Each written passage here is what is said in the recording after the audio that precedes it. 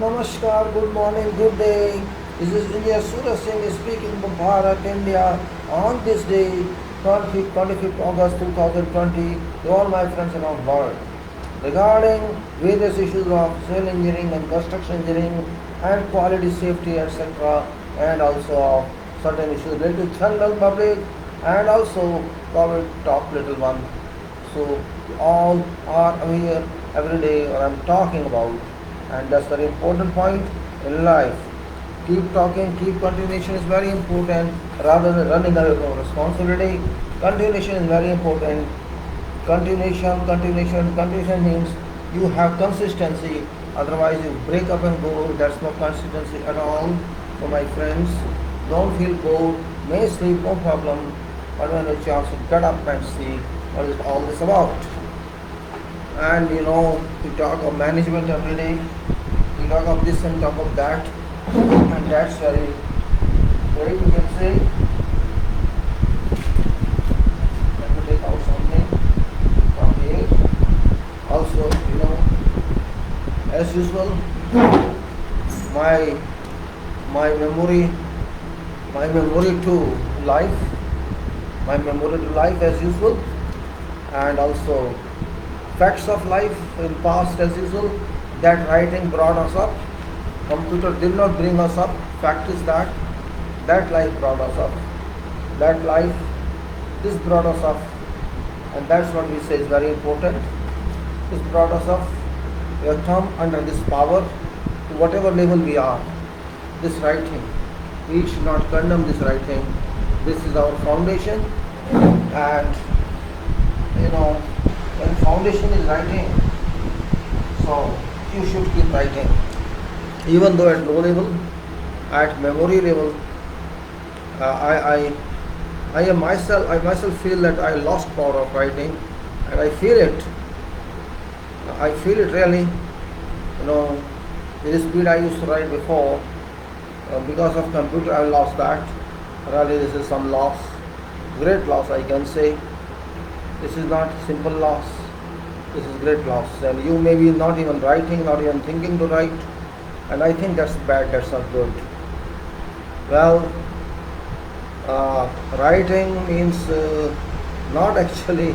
If you say I am writing using computer, that doesn't look a writing. It looks mechanical, something mechanical, and you are not contributing. You are not involved in that writing. That's what I say. Well, I speak something in beginning every day like that, because I'm thinking every moment. I think, and thinking is return. Thinking is your power. Thinking is your money. Thinking is your solution, and thinking is fighting with everybody. And if you don't think, then you cannot fight.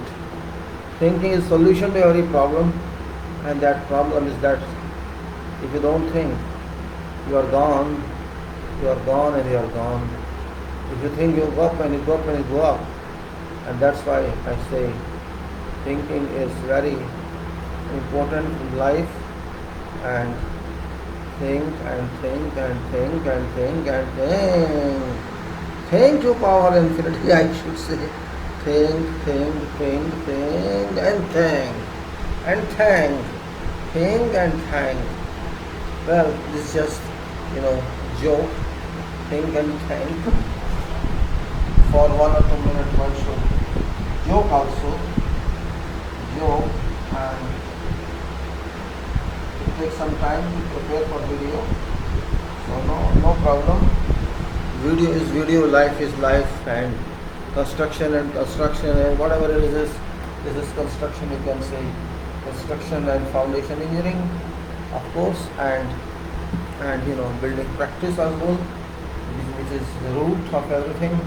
Practice and practice, practice and practice, practice and practice.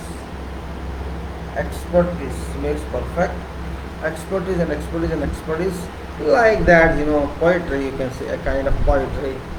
Well, dear friends, back to you.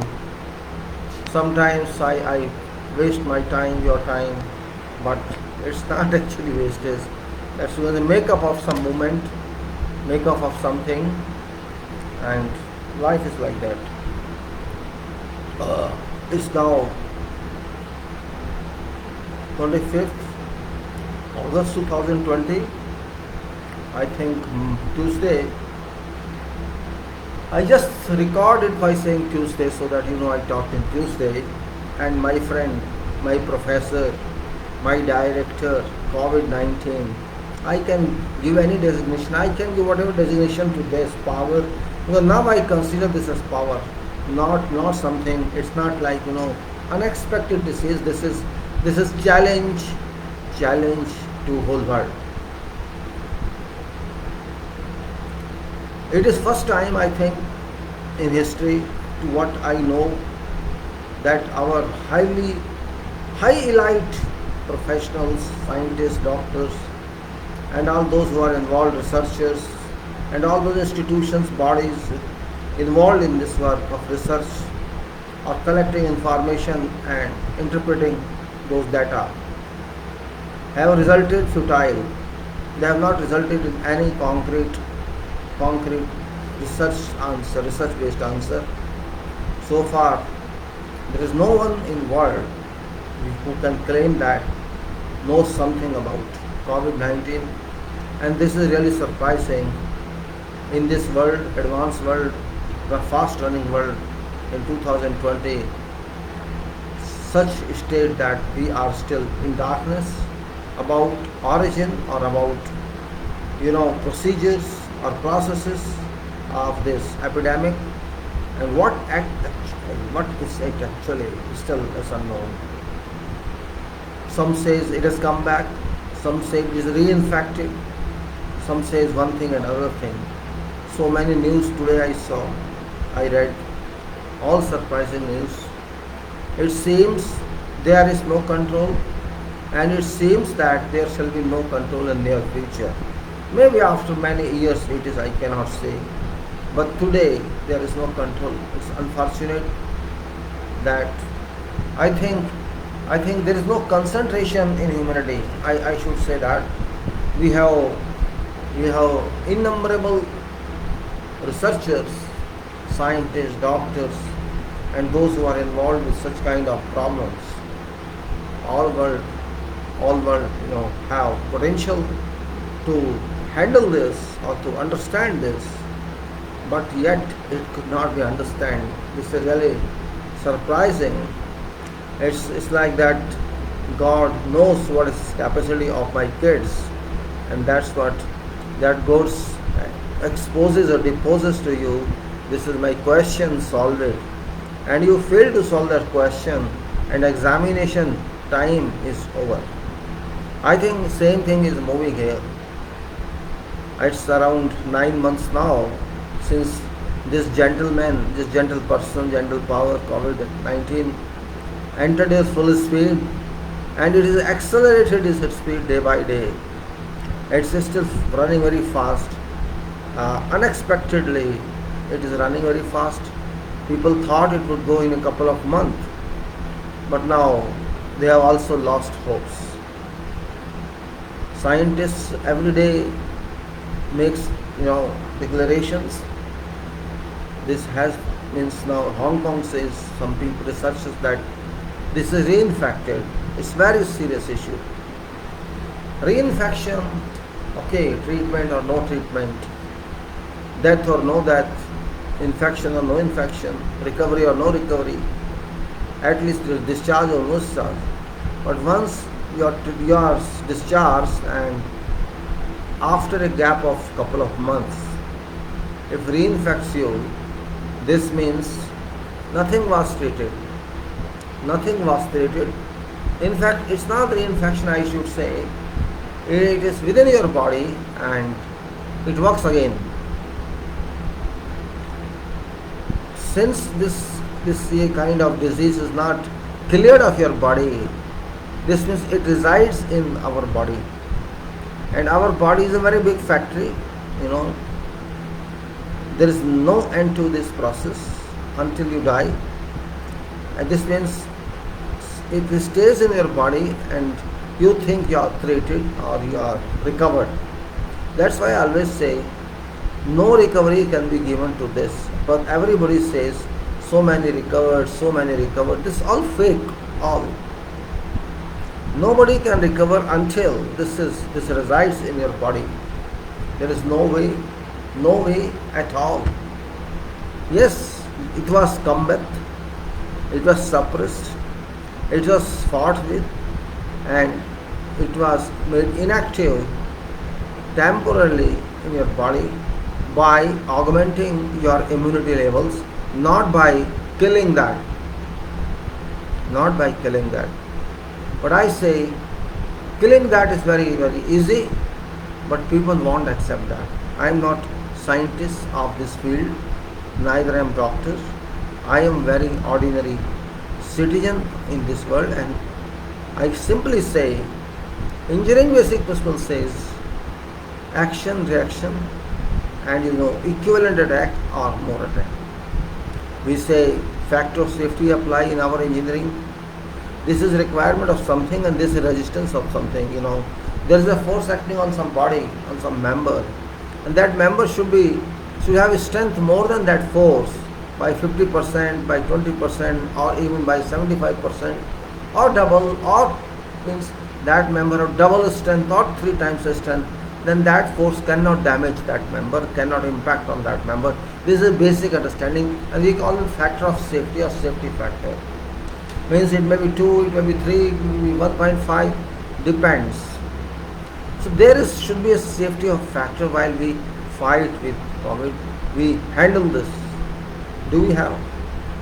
It is learned that one French scientist long back said that scientist conducted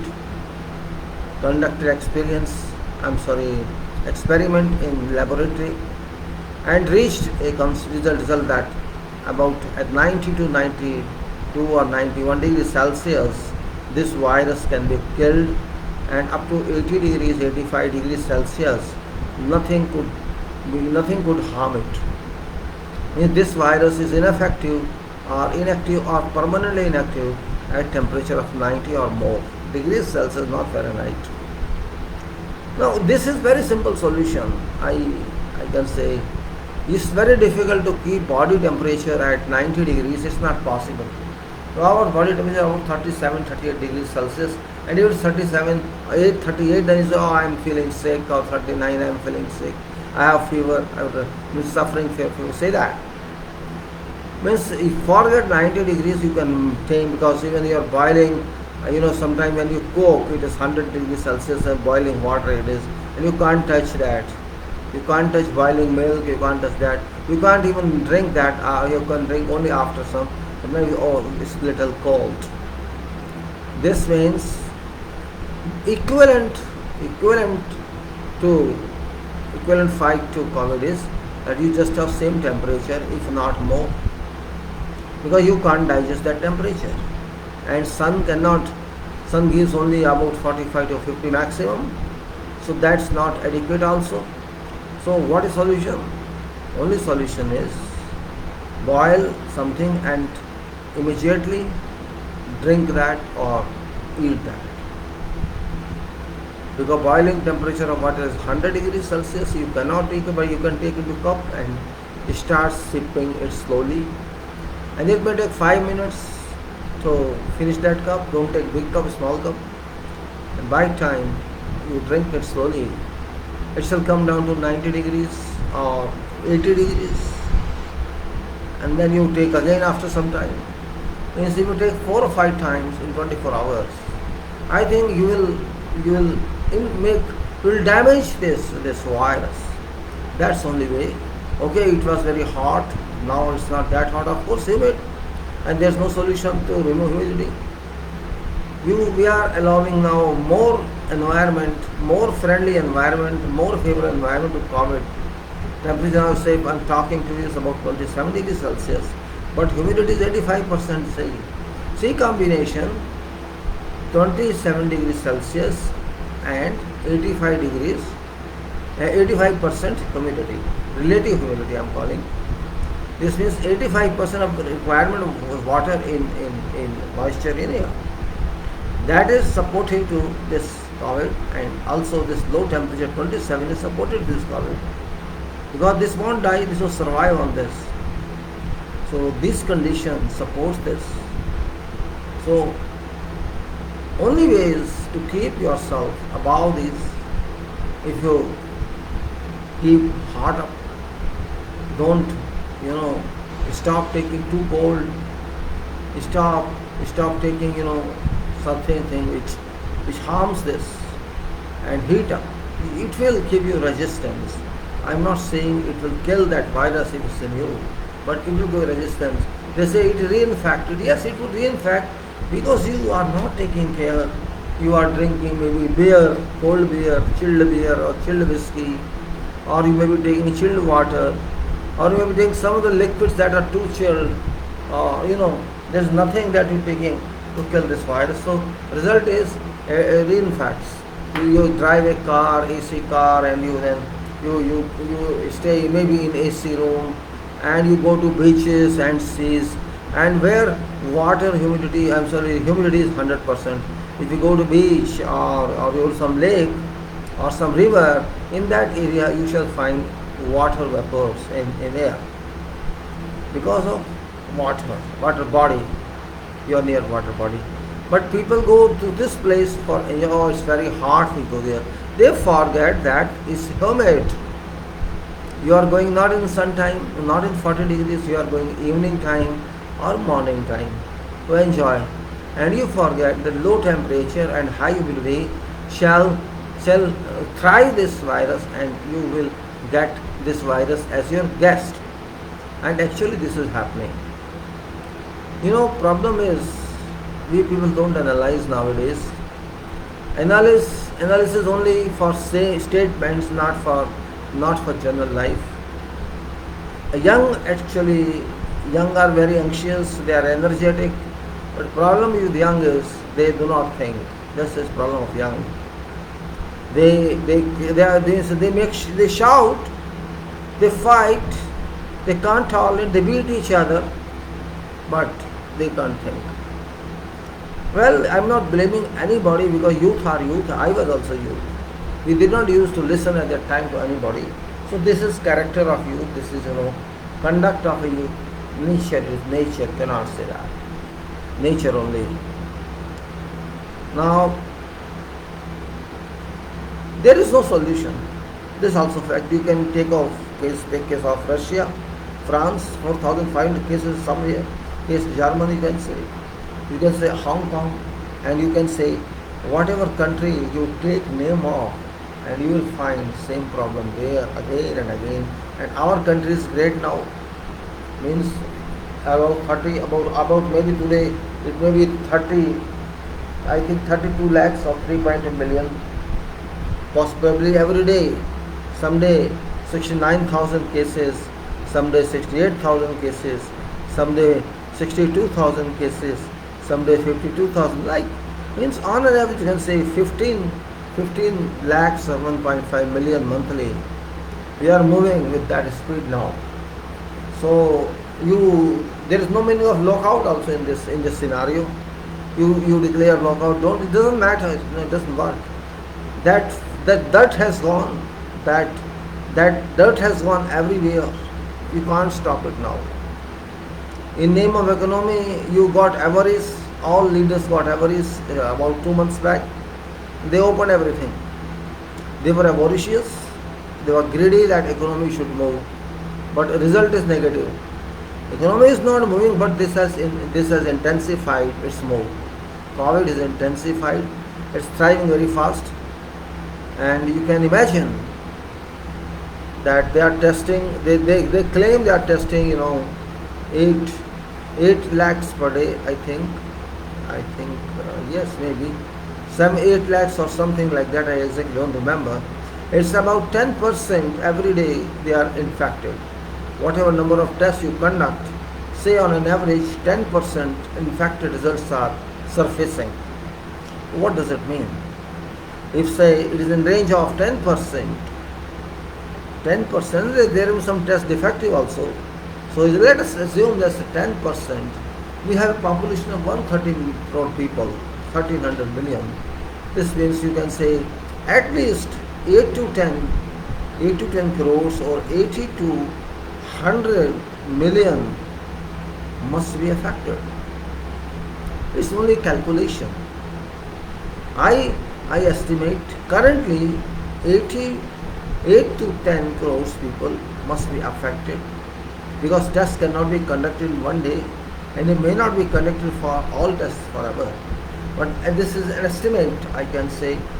We keep in mind that we are a big country, big nation, 130 crore public, 1300 million. So we can say that about 80 to 100 million members of this country, citizens of Bharat, India, must be affected. This is lowest figure I am telling you. If that is case, that is scenario. So they may say we have recovered, we have this. That's political statement, I should say. You cannot measure your progress in terms of recoveries, because actually nobody has recovered. Again, I am stressing, it's only assumption that those who have been discharged are recovered. Because we don't know anything about this, so we can't recover. Well, I'm not forecasting anything for this. I would simply say that it is very, very serious matter. Very serious matter. There is no question of politics in this. No politics must be played. And we should talk intelligently and with maturity. There is a problem all over the world. But politics should be off from this. It may be USA, it may be some other country. What politics has to do with this? I don't understand. And also it is true that this problem has intensified to such area, to such catchment, to such a fact that you can't solve it. There was a time it could be solved, but people were not interested in that time. Leaders, still they are not interested. For example, England Prime Minister says go to schools. This is sensible thing. I think that man, that person has lost his equilibrium of mind, because that was also affected by they were also infected, and was very serious, and he saved his life by blessings of God. Otherwise he won't be with us. And our past president also in same state, and nobody knows what. And there are so many high profile people having this. This means very serious problem. Here problem is we don't know solution. Other problem is we have no intention, no will to solve it. And when there is no will, there is no way, and there is will, there is a way. Either keep in mind solution or keep in mind politics. Don't mix up two. This is world problem. There is no question of politics in this. And there is no question of credit or debit in this. Because this is public problem, not government problem now. Government had dropped responsibility. I think all governments all over the world have dropped their responsibility, and our government is number one in that. It dropped complete responsibility. Testing, okay, testing is fine, but when there is a problem, people should be extended support of every kind. If had it been only medical problem, it would have. Now it has impacted economy as well. Economy was already down, and it has pulled down completely. That is the beauty of this guest. So I cannot answer that. But one thing I can tell you, economy is also an imagination. We have got raised, we have got up, and unfortunately those who are very good countries, they have developed a lot, they spend money a lot, they too are worried. This means we say one end we say we have progressed a lot, we are reliable people, we can self-survive all over the world, and on the other hand we can survive for 6 months without economy, even for a year without economical thinking. This means it's imagination. There is no economy. We are just imagining that there is economy. People are out of employment. Companies are closed down. No work somewhere. and there's anxiety among people. So all these conditions take us to some, you can say, equivalent graveyard, and we are standing on graveyard opening. That's why I say, no use. Only at this moment we can do is to have protection from this and nothing else. I don't trust now any political leader of world, because I think their standard is lowest standard. Politicians are very low standard people. This, but they should be very high standard. They are not. They are not interested in people. They are interested in something else. And I am not talking politics in this video. That's why I won't comment something on that. I would therefore leave it to public. Do not depend upon politicians. They play games. Now all politicians of the world are in the same category. They play games. Before there were some, good politicians. When now world is like, a home. Everybody knows what's happened last moment. What happens today, somewhere here. I think after half to 1 hour you'll find that news in America, that news in somewhere else. So movement of this information have brought people together, but also has broken them. COVID has broken society. Which society question is that? Some high profile person known to me wrote that COVID has broken society. But that person did not mention what society. I mentioned that. Fake society. I should say fake. It is fake because you are not concerned with your individual family. You are not concerned with your siblings, your parent while at home. You are not talking to, don't talk to them. You are busy on mobiles while in home, and you are chatting with those you do not know. Where is society? There is no society. That is just imagination.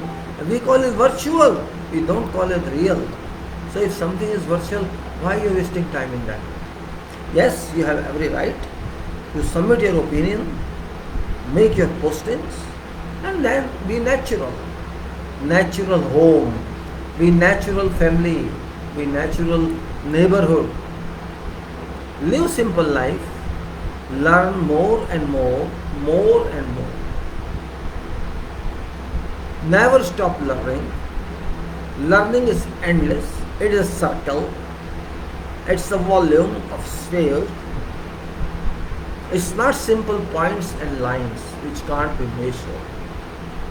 There is no measurement of learning, but power of learning. It can't be measured. It can be. This power can be used. Now what is status? We are very well educated people in world, but we don't understand world. We don't understand humanity. We classify humanity into religions, into caste, and into economical standards. Nothing else.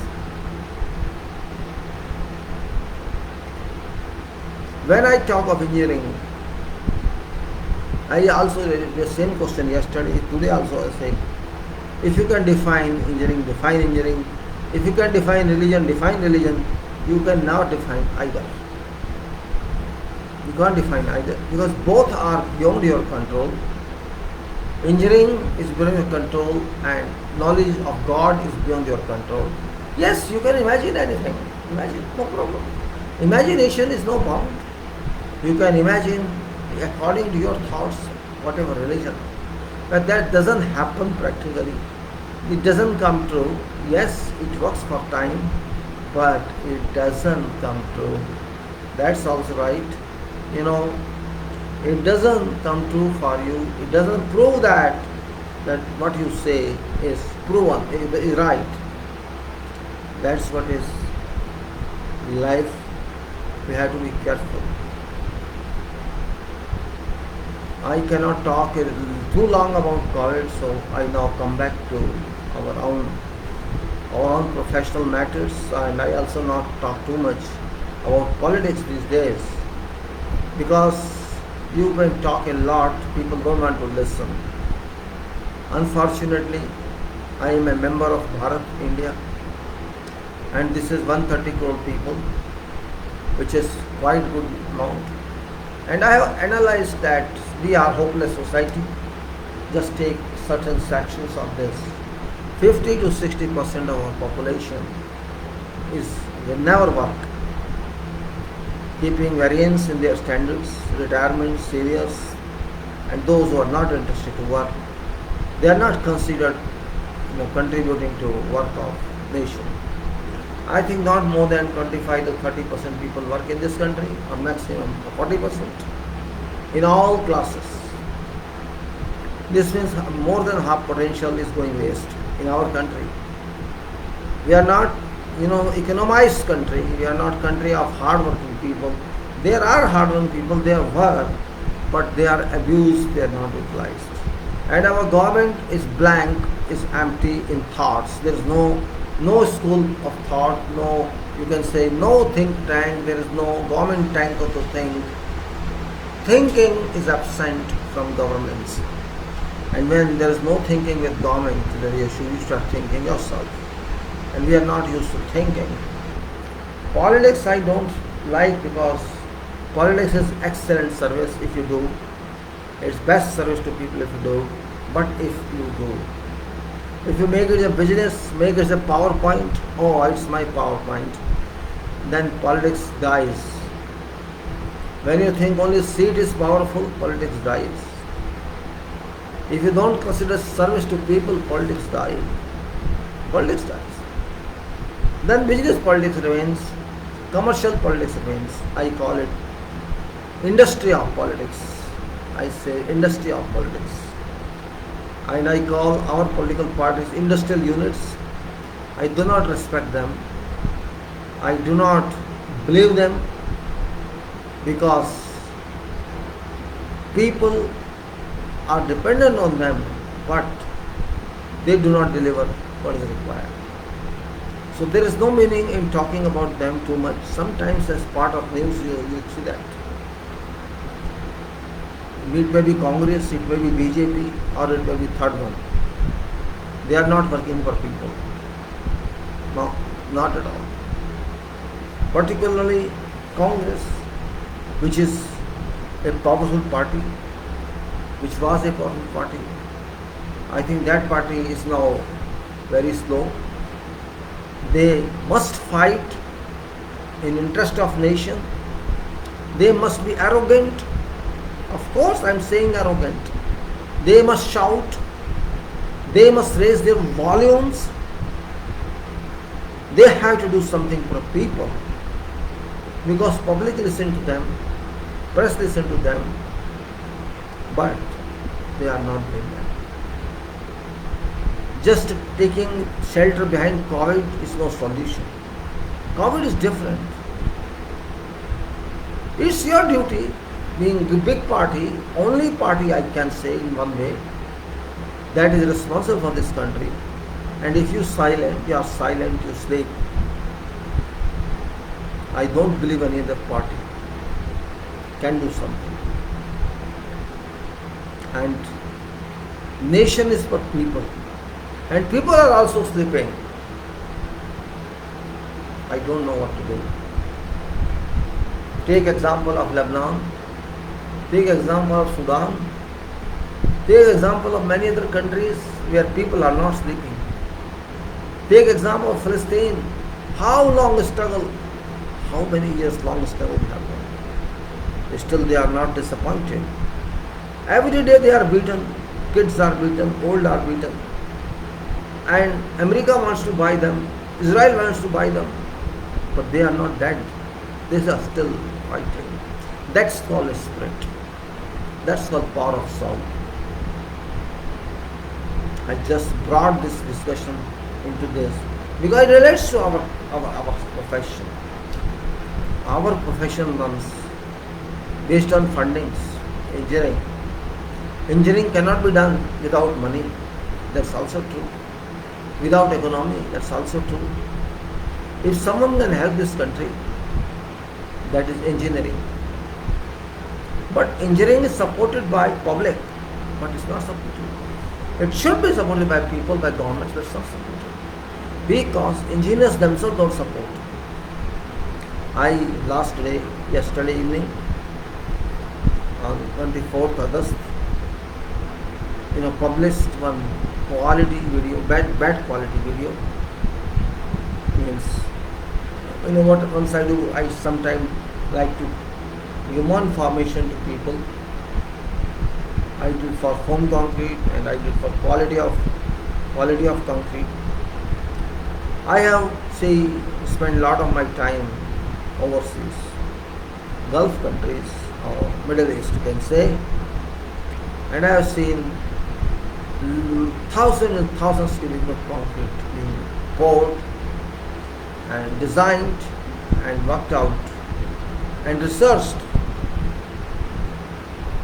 because in Arab world consciousness lives, not died. In our world there is no conscious. There is a difference, Difference is this: we are a society which never questions. Our people never question anything. Okay, fine, what you say is fine, what you say is fine. That stage is very, very bad. If you do not raise your voice, I'm not saying raise your voice to politicians. Politicians are scrapped, forget them. Raise your voice to those who are responsible for upliftment of nation, and they are engineers, they are doctors. These two are very powerful intellectuals in our country. Our money goes to them when they study, and they are wealth of this nation, they are assets of this nation. They and their crews are all responsible for this nation. If a doctor is responsible, a nurse is also responsible. If an engineer is responsible, foreman is also responsible, supervisor is also responsible. Of course, builders, promoters, and those industrial groups are responsible, but they are secondary in this way. In way of responsibility, they can only invest, but they also depend upon engineers and scientists or researchers. Similarly, health depends upon doctors and nurses, not upon politicians. So we have to classify our approach in different way. Development, economy on the other is job of engineers and their crews, and industries are secondary, while it happens that hospital owners are secondary and doctors and nurses are prime. Until we think like this, and until these professionals think like this, government plays with them and shall play with them. Engineers, which, as a community, engineers as a community in our country, I don't consider them practically they are doing something. Practically means in virtues they are doing something. They do, I don't say they don't know. They do, but they don't comply by, they don't abide by requirements. I can't say 100% they do. They do means they do only for sake of doing, but they don't keep a watch on two disciplines in world of engineering, and that is safety, health, environment, as well as engineering quality. Because quality, what I am using, it's very important here. Quality of working, professional quality, means quality has many ends, many faces. It has quality requirement, quality system, quality performance, and quality controls, and quality criterias for everything, and quality documents. You can say quality thinking, quality conduct, All that. It itself is something, rather than keeping it at testing, I say, it's at mind brilliance and quality approach. Everything should be called in terms of quality. But we don't say that, we don't accept that. Engineers are in every sector. They are government sector, private sector, corporate sector, freelancing sector. They are everywhere. Now gradually they are coming up, but only with limits. We forget that if community of engineers raise their voice, everybody will listen. Because people depend on them. Without engineering, as I said, nothing can happen, nothing. Engineers should understand this point. And I don't say they don't understand, they understand. But they ignore it. And if you ignore something, that is lost to yourself. Yes, ignorance by condoning something is different, means I could not note that, but it should happen one time or two times or every time. That's the point of concern. When I say engineering, my complete base is different. I do not measure myself to engineering education. No. Engineering education is a collection of practical work. Engineering education is not new. It's not even innovation. It's nothing that you imagine like poem. No, it's not imagination even. It's a collection of activities, collection of work in field to books. And we learn that.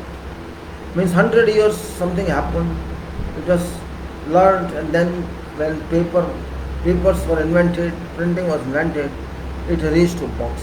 So it's pure experience thought, experience based thoughts, and that's engineering.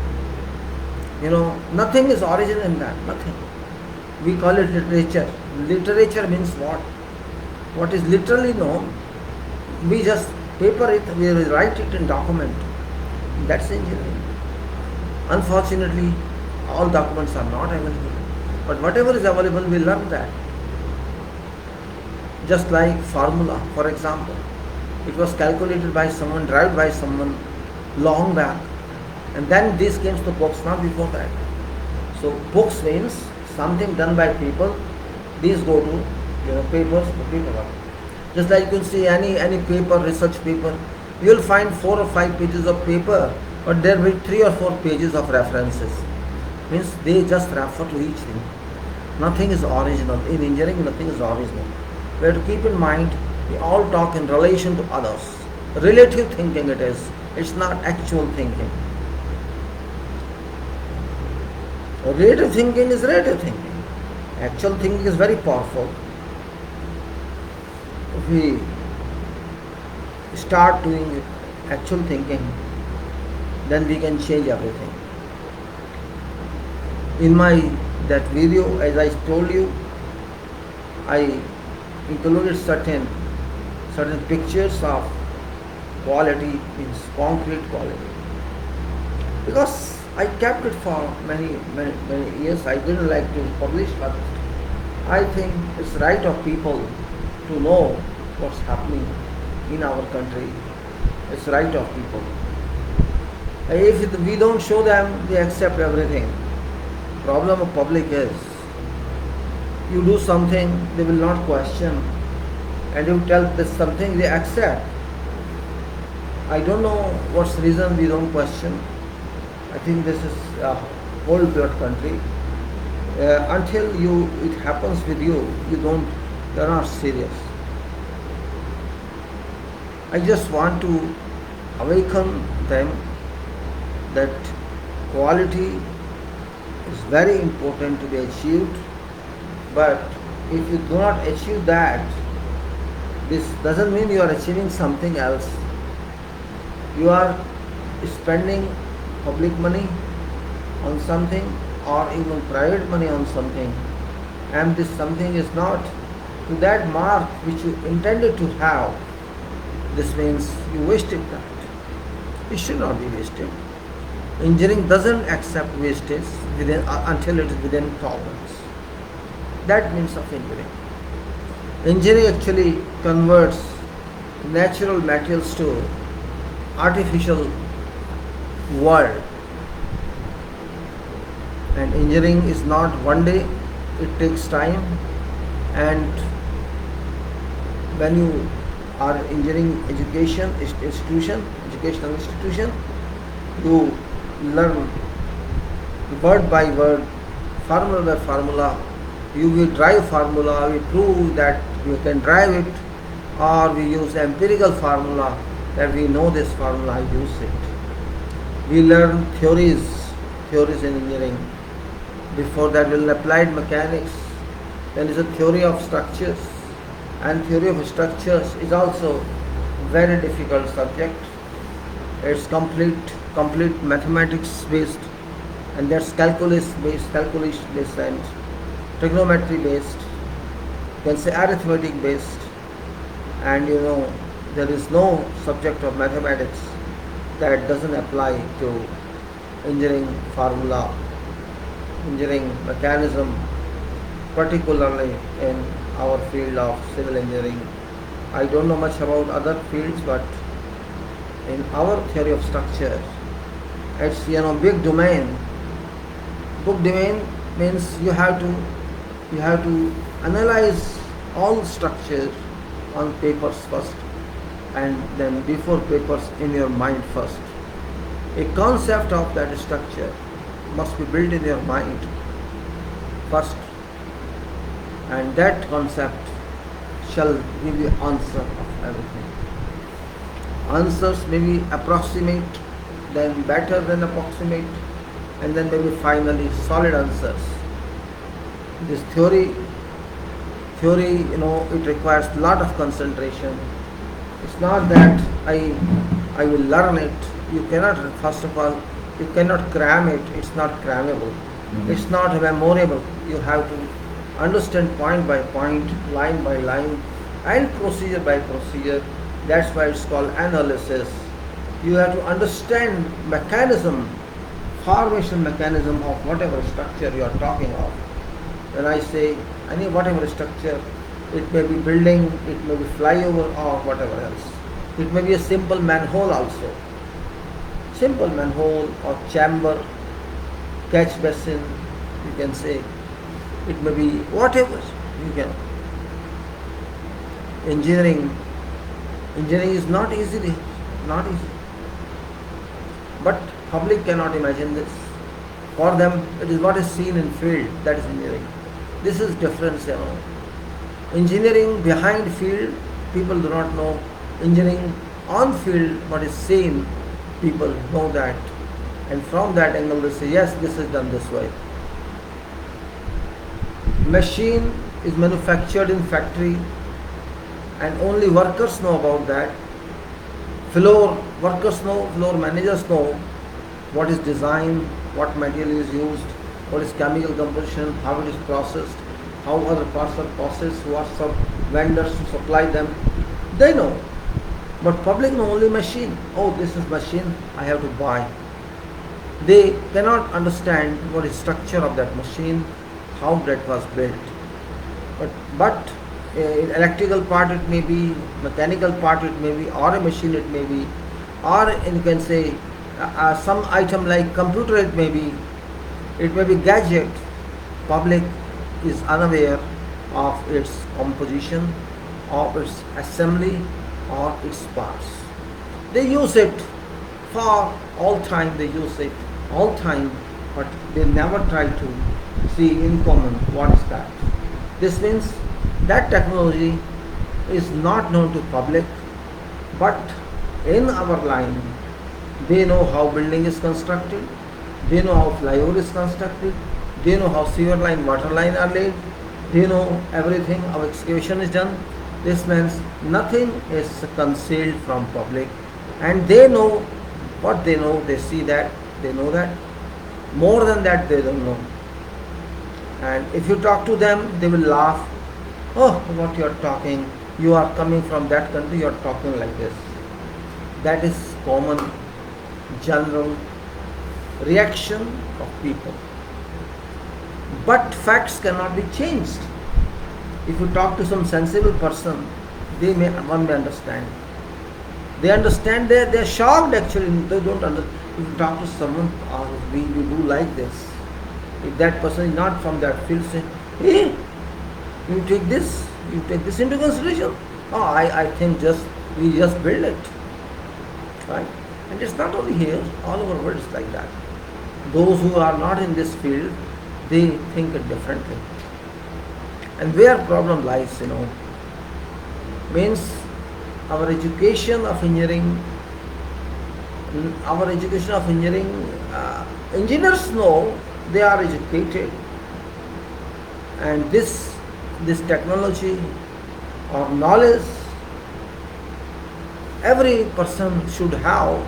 Practically it's not possible, but they should know something. When you say go to cinema to see film, they know there's a director, there's a producer, there's a script writer, there's dialogue writer, there is this and that, an artist which is a hero or artist. They are just frontline people, not designers of that film. I call all designers except those actors and actresses. They are not designers because they are just they are materials to be used.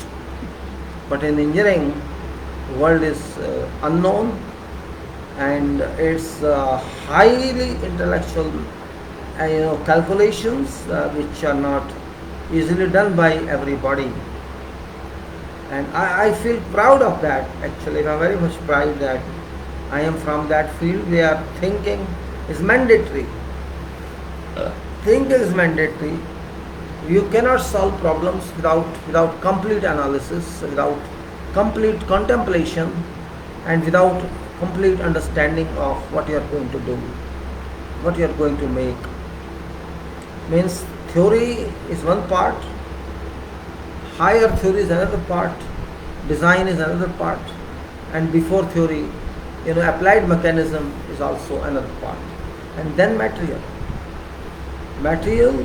understanding of materials, and then technology. You see, so many mathematics in theory, complete mathematics, and then understanding of materials, complete whatever materials, they are complete understanding the conduct of materials, and also then technology, which is multi-level.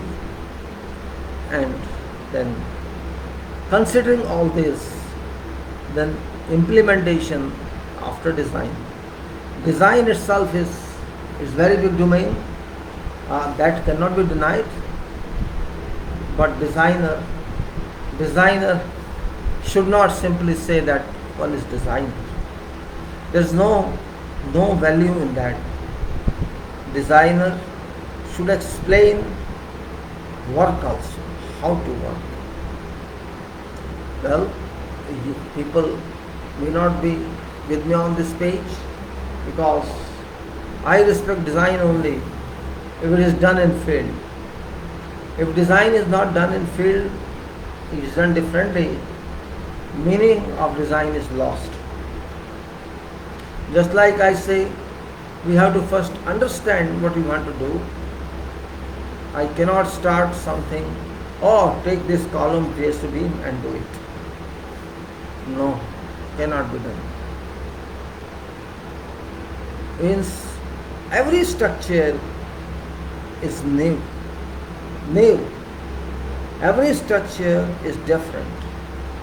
Every structure tells us what to do. The structure tells us actually.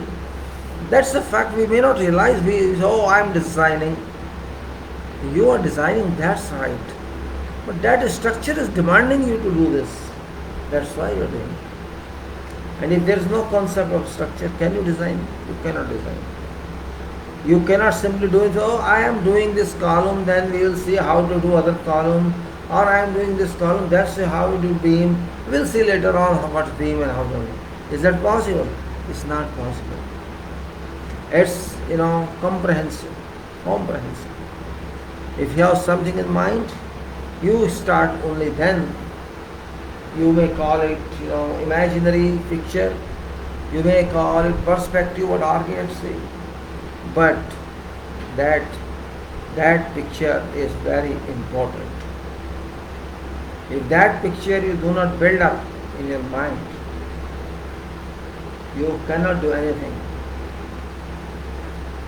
If you have no picture in your mind, no dream, I can say dream also, no calculated trade in your mind, you cannot do anything.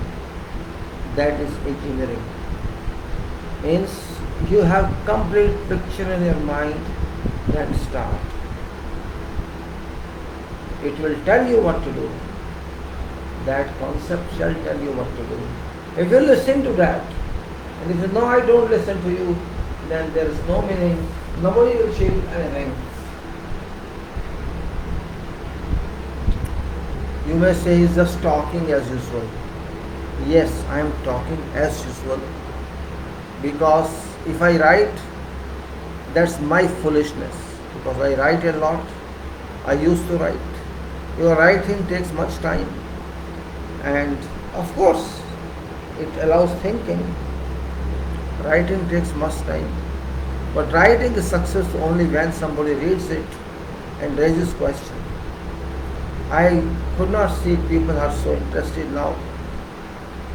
Problem is that usually I see this writing every time. I remember writing. Because people are not used to writing now. And particularly those people between age of 20 to 40, they are from different generation. Writing they do not know. Many of them do not know what is postal, what is post, what is chitti, what is post, card, envelope. They do not know anything. And now people also do not know that there is something called walking. Something called walking is also, people have forgot.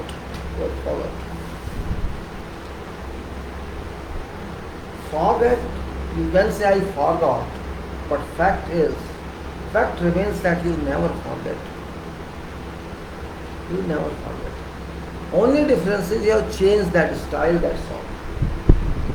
If I write for you, FOR, for, you may write 4 digit, and that's only change. You can write shortcuts, that's only change. But remember that life is not shortcut. Life is life. You have to accept that fact. And if you don't accept that fact, you will go to depression because you don't accept anything. And remember, until you use your mind, if you can use your mind from its origin, you can never have tension. Yes, if you use mind subjudice to someone else, if your mind works based on original thinking by someone else, then you won't feel happy. Because you are using mind to be followed, you are not using your mind. And those who use their mind, they lead a lot. They go to a lot of places. They take leads everywhere and they live comfortably. I'm not saying richly, because living is something else. What I understand that mind is wealth. Mind is wealth. Body is also wealth indeed, but mind is wealth number one, which amount cannot be measured. You cannot say this is my mind balance like bank balance. You cannot measure your potential of mind, but you can use it. You can use it. And those who use it, they love it. They love it. Once you use your mind, you feel very happy. You feel internally pleased. And once you start using your mind in full scale, It's tremendous. It's marvelous. Marvelous. No need of defining or claiming that it's marvelous. It is. Because once your mind starts thinking, it's chain thinking. Chain thinking. It never stops. Yes, you feel tired, of course, but physical fatigue is compensated by mental power. Mental power is very powerful.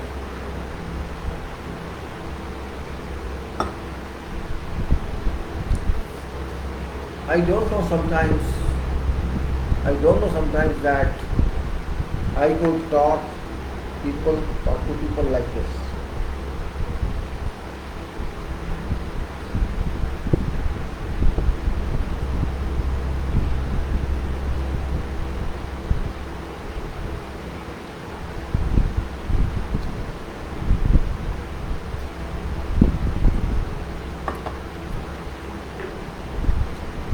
But I noticed I'm not a good talker.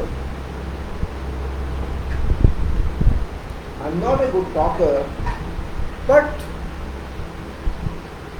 if you use mind and if you write, you can write a lot. If you use mind and if you talk, you can talk a lot. If you use mind provided. And if you do not use your mind and want to write or talk, then it's all dirt. All dirt. Intelligence or brilliance with everyone is different. Level of intelligence, level of brilliance. But even if you have small level of brilliance, a small level of intelligence, it can be grown very fast. Very fast. But you won't do that because you have priority in your life, and that priority is that you have to make money, you have to survive. And thinking doesn't give you money. Thinking gives you route how to make money. It can tell you what you should do. It won't give you money.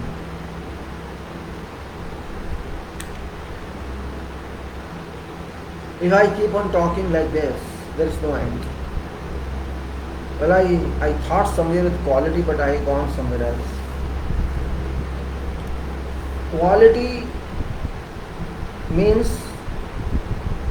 is, you can say, power of engineering. Quality is power of engineering. Power means potential of engineering. If quality built works, you can compare with those works which are qualityless works.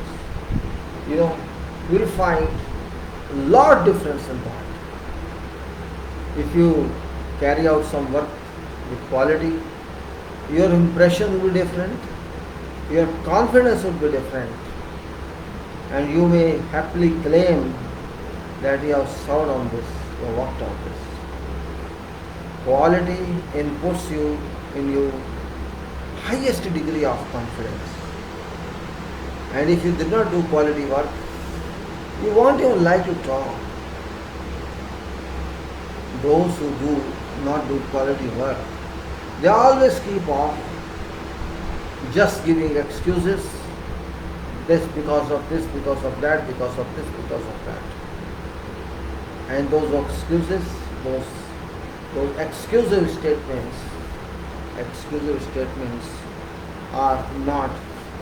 do not have any meaning.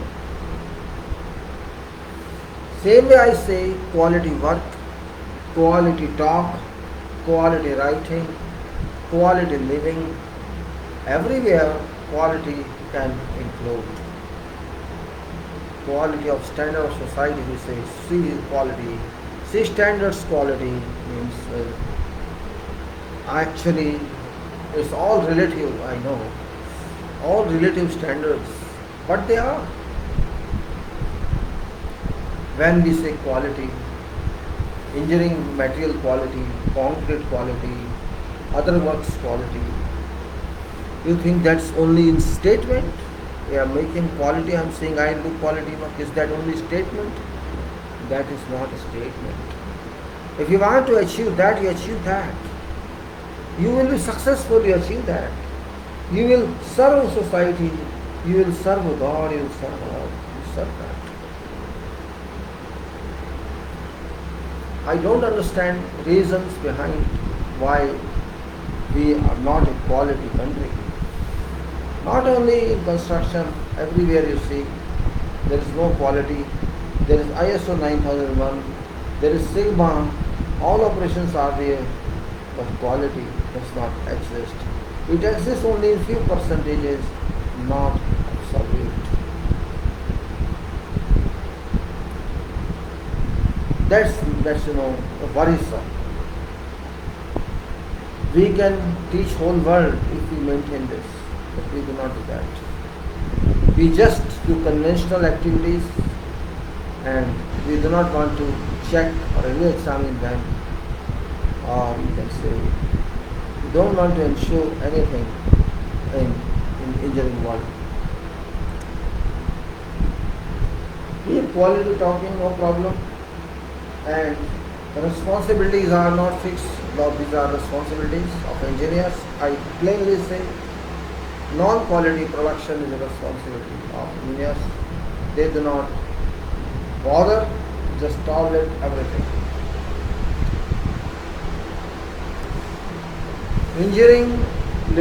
Civil engineering leads to designs, it leads to writings, it leads to specifications, and it leads to everything that she did.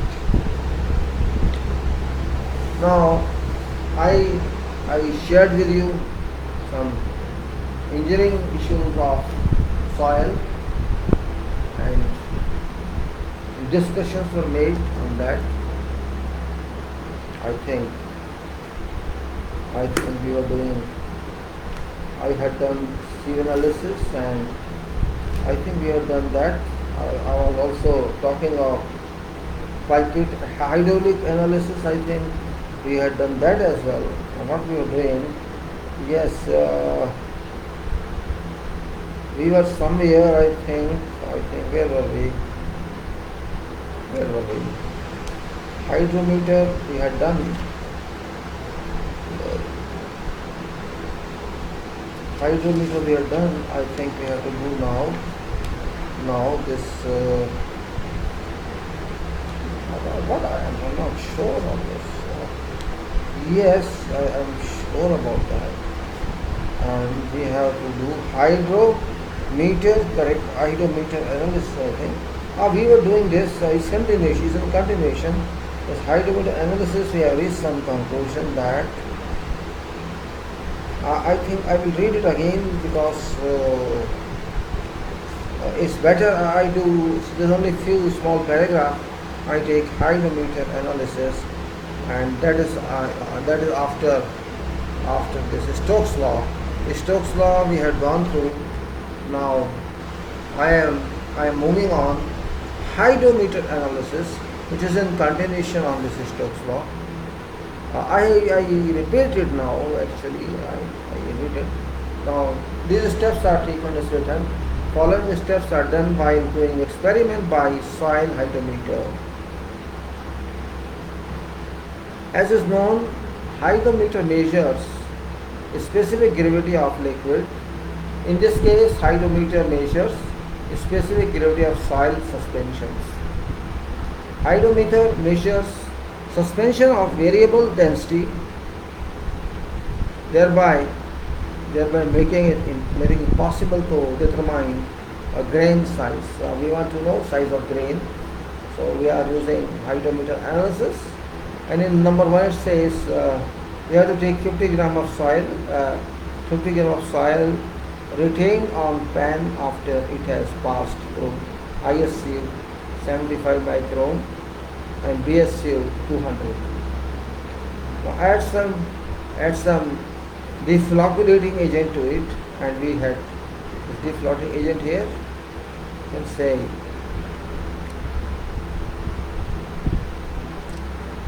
that is say about 1 gram, that is defloculating agent, and make a paste by adding distilled water to it. Transfer of whole paste to a high speed stirrer with a not less than 5000 revolutions per minute and fitted with wire baffles inside cup.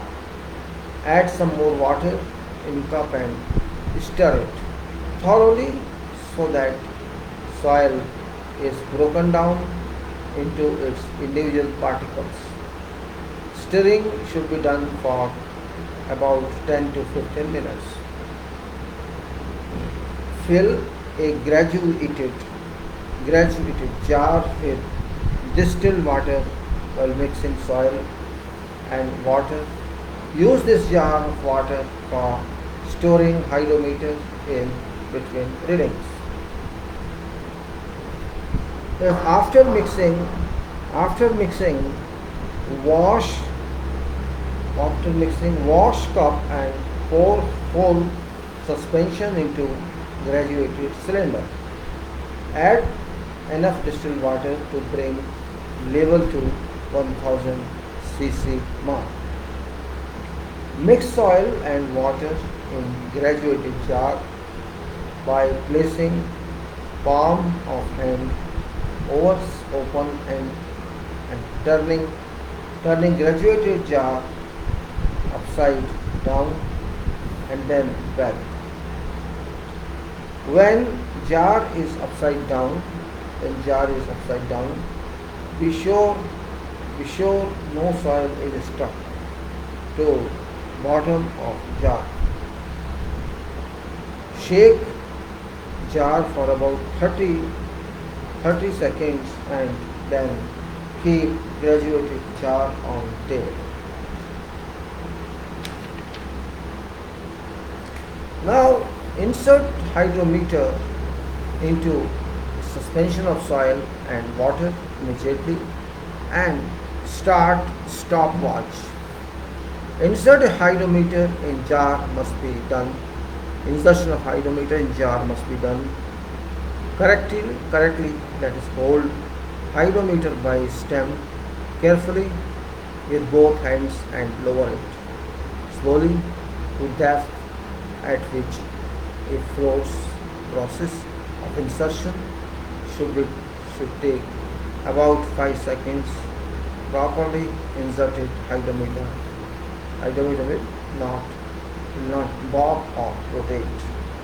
Take hydrometer reading at total elapsed time of 1/4, 1/2, 1, 2, 5, 10, 20, 40, 80 minutes, etc.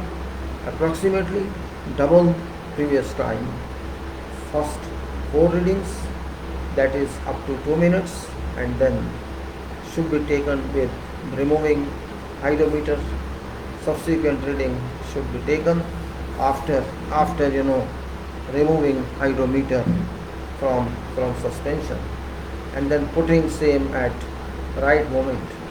Hydrometer must be kept in jar of distilled water each time after taking reading before each insertion of hydrometer dry and stem. Take temperature readings of off and on while performing experiment. Keep top of jar containing soil suspension covered to retard evaporation and to prevent falling of dust from atmosphere.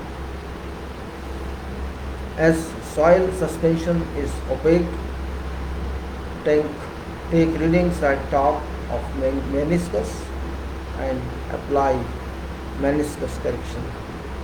Obtain height of meniscus, rise of pure distilled water on stem of hydrometer following meniscus correction.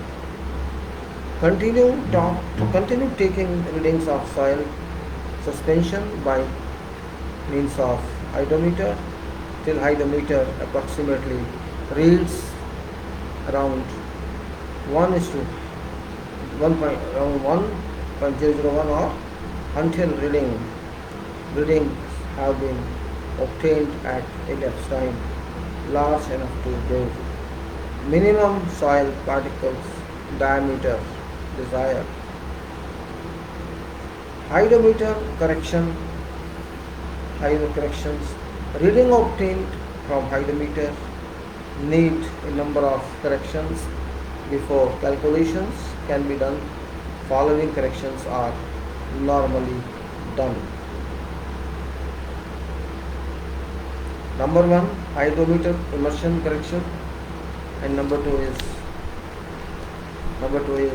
meniscus correction, and number 3 dispersing agent correction. Then temperature correction. So let us see how it can be. Hydrometer immersion correction. Let's start now.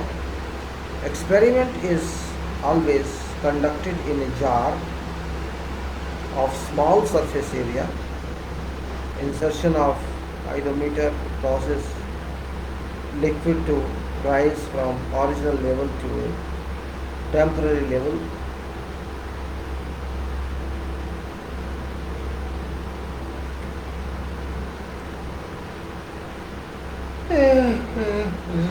Okay. Experiment is always conducted in a jar of small surface area. Insertion of hydrometer causes liquid to rise from original level to a temporary level. Hence, hydrometer must be calibrated for use in a vessel of known cross-sectional area.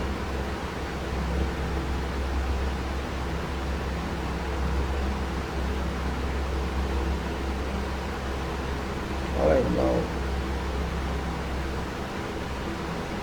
insertion of hydrometer causes liquid to rise from its original level to a temporary level.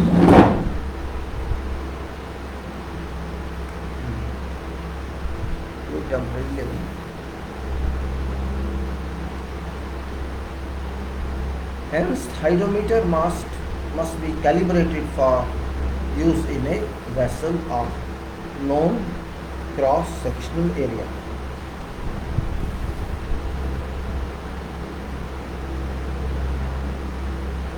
Cassegrain, name is Cassegrain, has above as shown hydrometer reads specific gravity at approximately depth in liquid, where center of column of hydrometer floats in a liquid of varying specific gravity.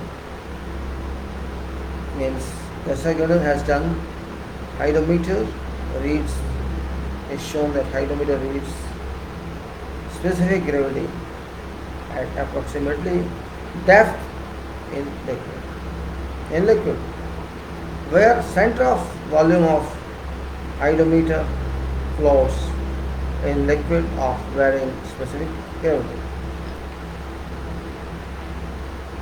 This depth should actually be used in calculations.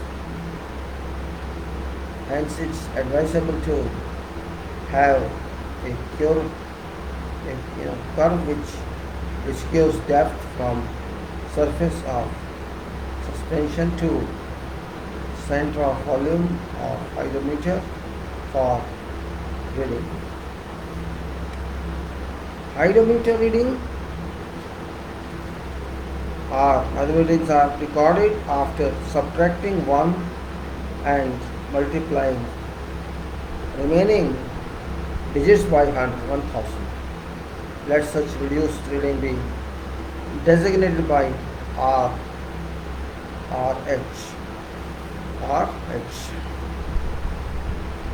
If reading at intersection of horizontal surface or soil suspension with stem is 1.015, then RH is equal to 15. Figure of a hydrometer is shown in this figure, and you can say it's obvious from figure that value of RH decreases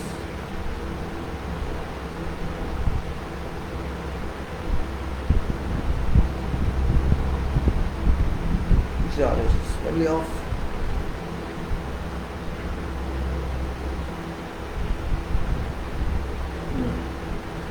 it's obvious from figure that value of RH decreases in downward direction towards bulk of hydrometer.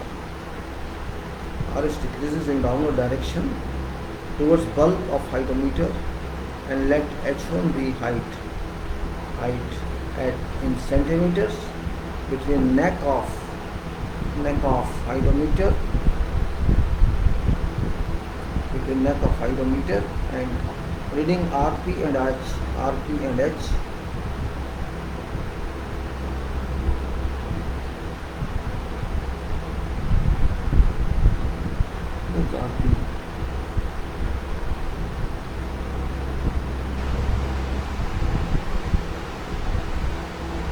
Height of bulb and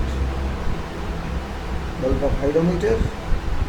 Before calibrating a hydrometer, mid length of bulb, which is very close to center of balloon, must be located, and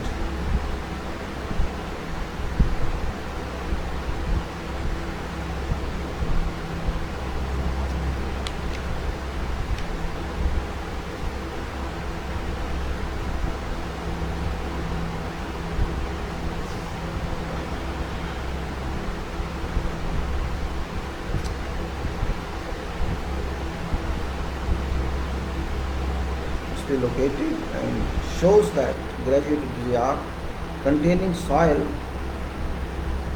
suspension, and shows hydrometer immersed in jar.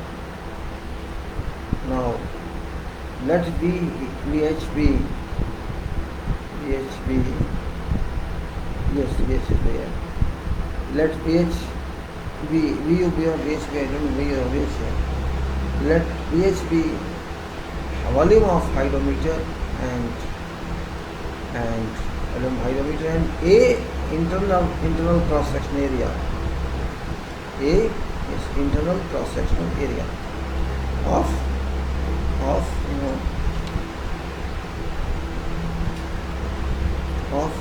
jar. Initially, water level in jar is at CA and AA and AB, A and BB, where BB is level situated at a depth H1.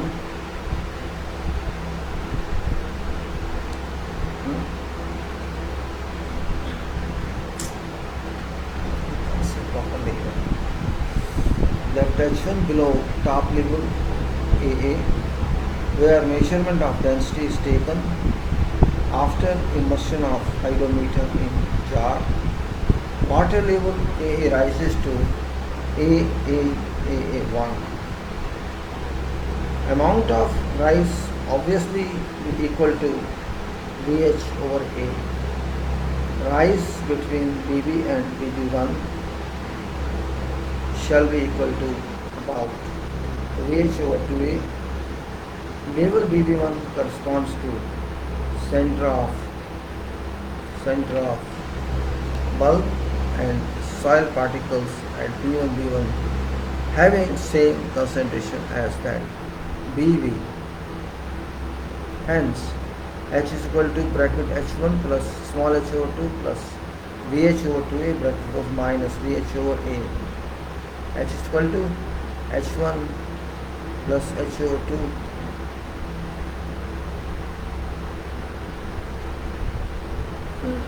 1 over 2 A VH minus VH over 2A, or H is equal to H1 plus this one. Depth H1 depends upon hydrometer reading RH by selecting various readings of RH. At least 3 readings must be chosen. Because graph is a straight line, depth h1 can be measured.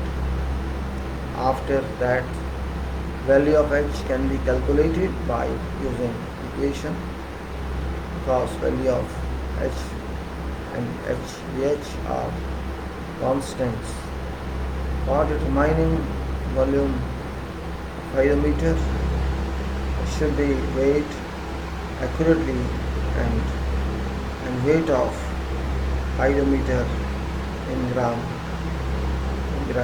given volume of hydrometer in milliliter. So 30.5 shows typical graph. It's a straight line. Now let's do the again. It's a little very difficult to read, so let us do again hydrometer correction. Hydrometer correction.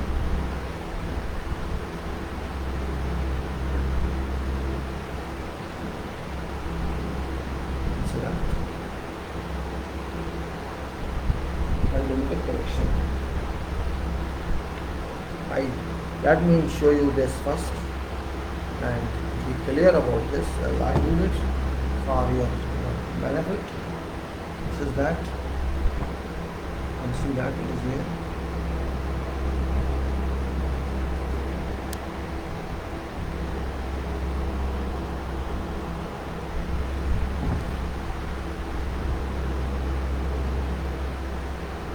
Alright, let us see this. I will read it again for something good.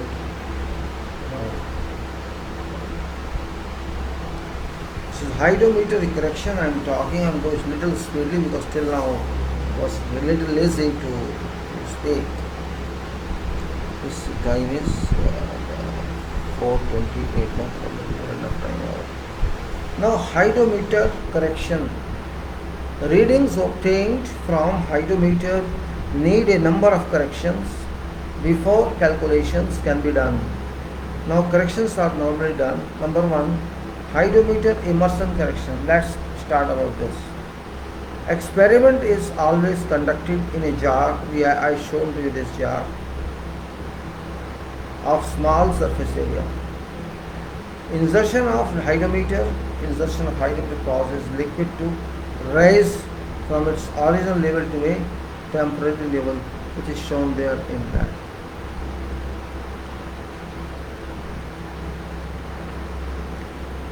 Hence hydrometer must be calibrated or used in a vessel of non-cross-sectional area. This is a requirement. Basic reality shows that hydrometer reads specific gravity at approximately depth in liquid, specific gravity, where center of volume of hydrometer flows in liquid. Center of volume of hydrometer flows in liquid of varying specific gravity. This depth should actually be used in calculation. Hence, it's advisable to have a curve which gives depth from surface of suspension to center of volume of hydrometer from any reading. Hydrometer readings are recorded after substituting.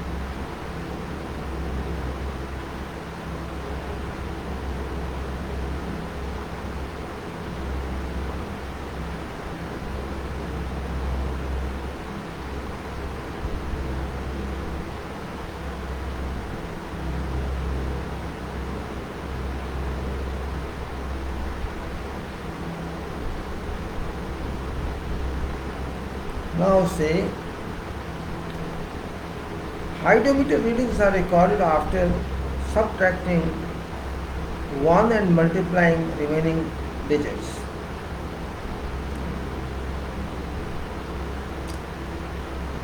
Hydrometer readings are recorded after subtracting 1 and multiplying remaining digits by 1000. Let such reduced reading be designated by RH. RH. RH, alright.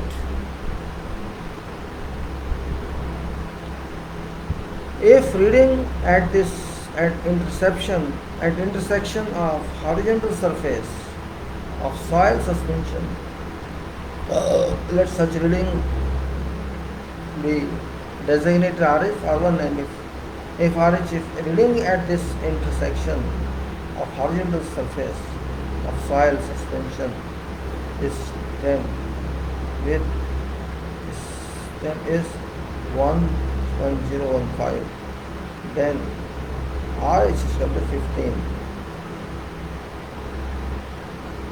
Stem is 1.05.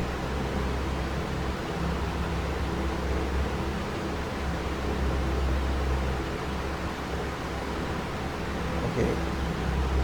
Let such reduced reading be designated by RH if reading at intersection of horizontal surface of soil suspension with stem is 1.015, then RH is equal to 15, because we have to deduct 1, and that's 1 minus 0.15, 0.015 multiplied by 1000, so this is 15,000. 15,000 is 15. It's 15. Figure of a hydrometer has been shown. I show that figure. It's obvious from figure.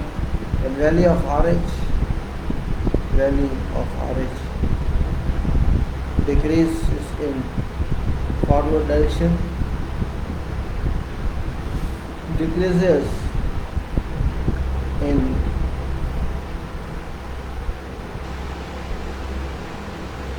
it's obvious from figure that value of RH decreases in downward direction towards bulk of hydrometer. H1 be height in centimeter.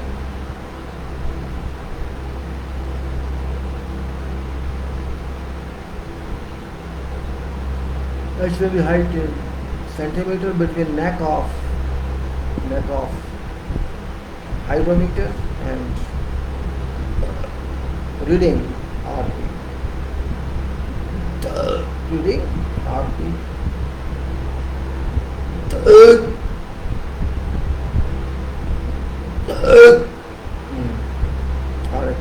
RH and H the height of bulb of hydrometer. Now before calibrating a hydrometer, mid-length of bulb which is very close to center of volume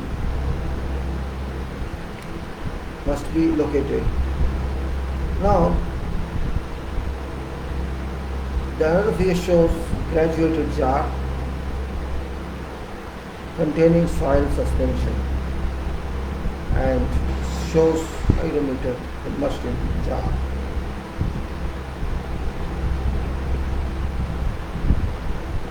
Let VH be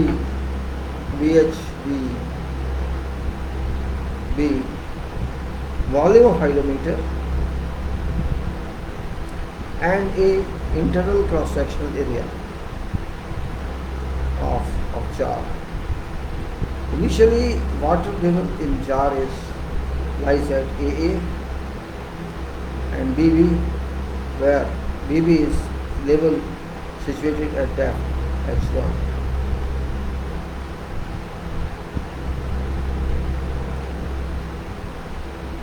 Below top level of top level of where measurement of density is taken. See that view HP volume of hydrometer and A internal cross section area of volume of hydrometer and A internal cross section area of jar. Initially water level in jar is at AA and BB, A and BB, and where BB is level situated at depth H1 below top level AA, where measurement of density is taken. Another after immersion of hydrometer in jar, water level AA rises to A1.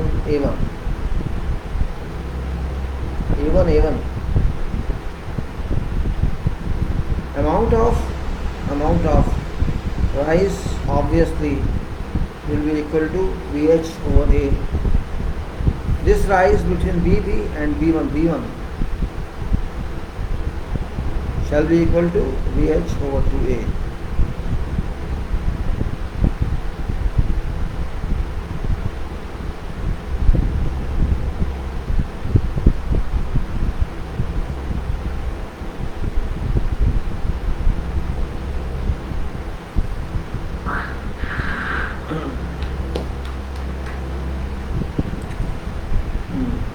BB is level situated at depth H1H below top level of where measurement of density is taken. After immersion of hydrometer, water level rises to A1 from AA. Amount of rise obviously be equal to VH over A. Rise between BB and B1 shall be equal to up to VH over 2A. Now level B1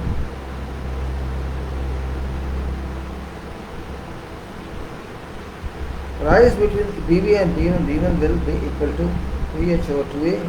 Level of B1 corresponds to center of bulk and soil particles at B1 having same concentration that of bulk, and H is equal to H1 over H1 over 2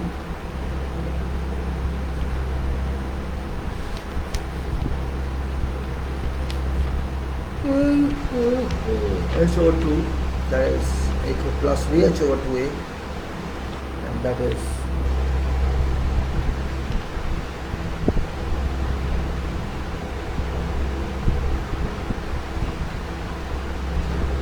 minus VB over A, and H is equal to H1 plus 1 over 2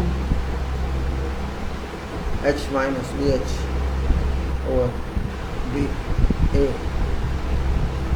Now depth H1, I'll show you again, but you can read this first.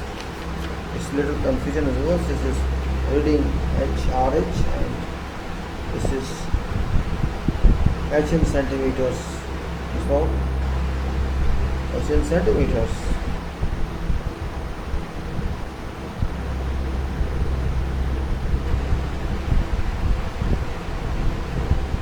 We are reading RH.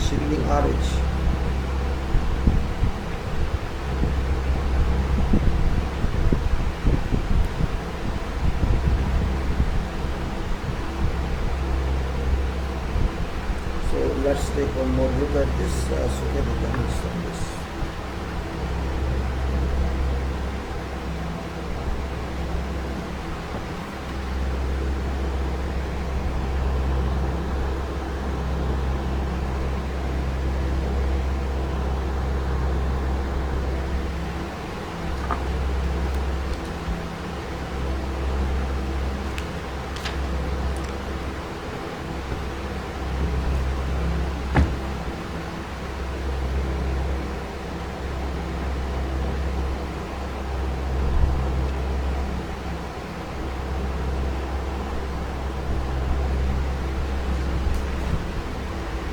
Now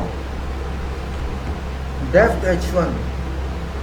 Depth H1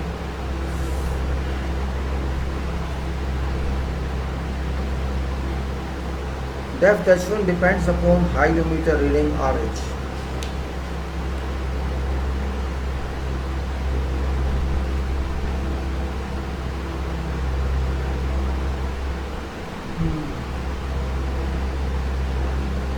Depth H1 depends upon hydrometer reading RH. By selecting various readings of RH, at least 3 readings must be chosen. Because graph is a straight line, depth H1 can be measured. After that, value of H can be calculated by using equation. Because value of H and dH are constants.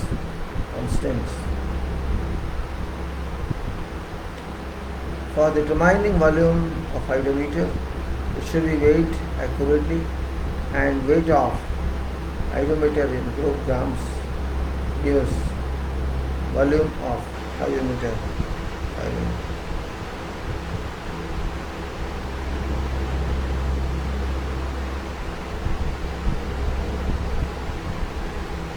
For determining volume of hydrometer, it should be weighed accurately, and weight of hydrometer in grams gives volume of hydrometer in milliliter.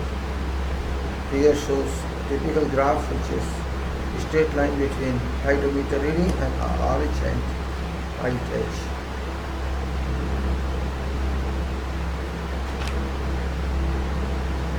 Meniscus correction.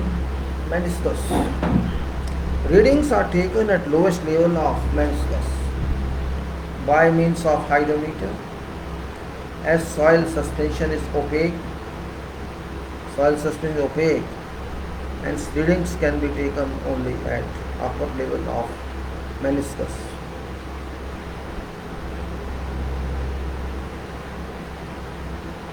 Reading can be taken only at upper level of meniscus.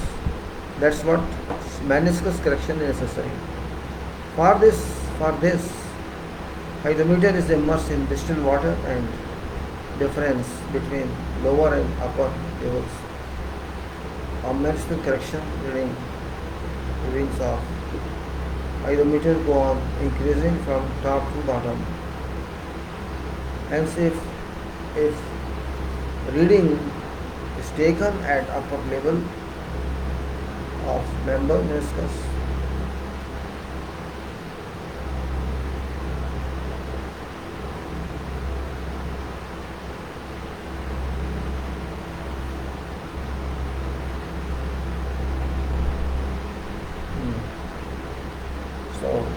readings are taken at lower level of meniscus by means of hydrometer. As soil suspension is opaque, and readings can be taken only at upper level of meniscus, and that's why meniscus correction is necessary. For this hydrometer is immersed in distilled water, and difference between lower and upper level of meniscus is noted.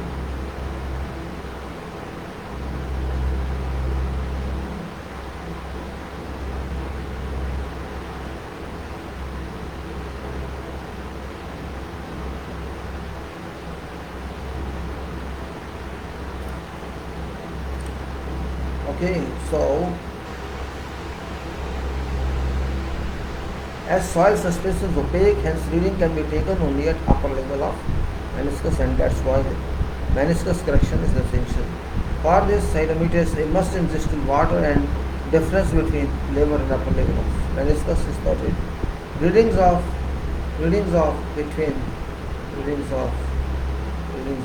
hydrometer go on increasing from bottom to top.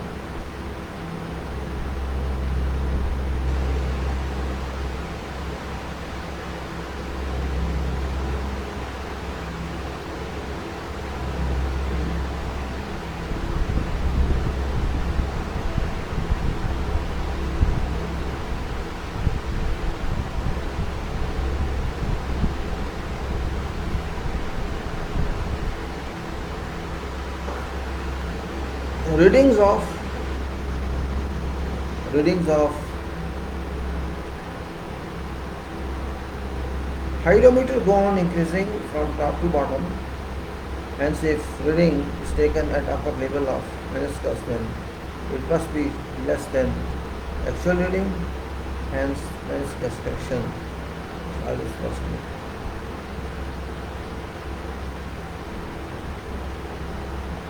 Dispersing agent correction.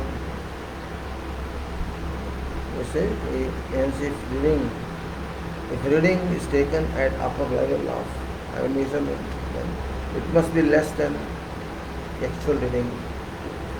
Hence, meniscus correction is always positive. Now, dispersing agent correction. Dispersing agent correction.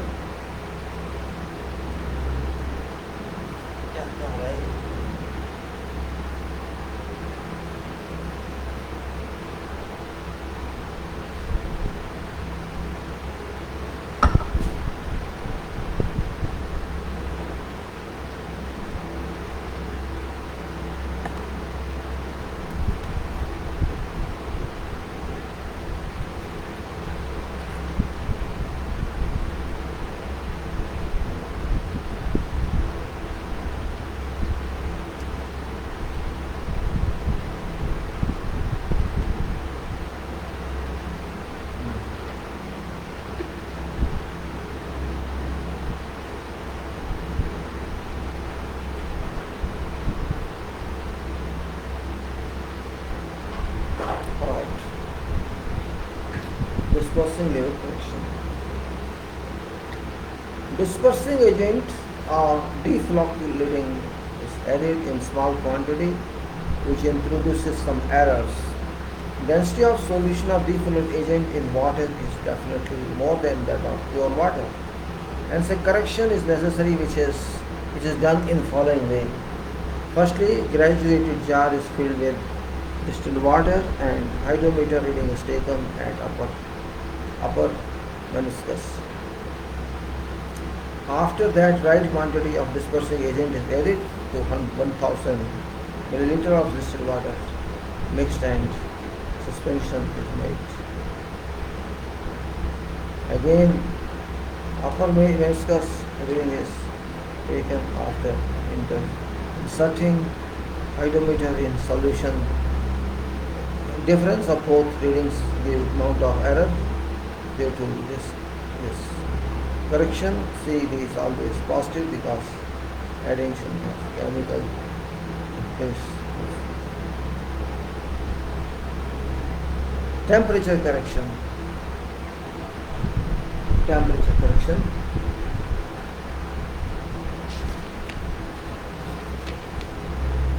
Hydrometer are calibrated at some temperature, say 20 or 27 degrees Celsius.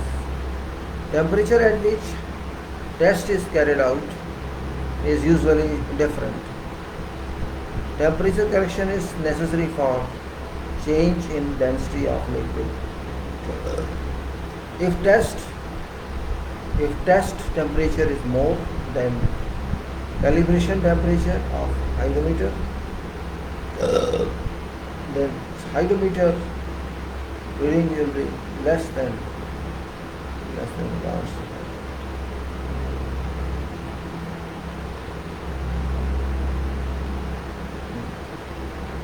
If temperature is more than calibration temperature of hydrometer, then hydrometer reading shall be less than what it should be.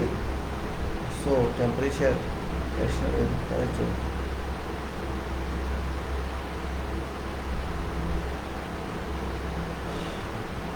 Firstly, if temperature is less than calibration temperature, then temperature shall withdraw the linear.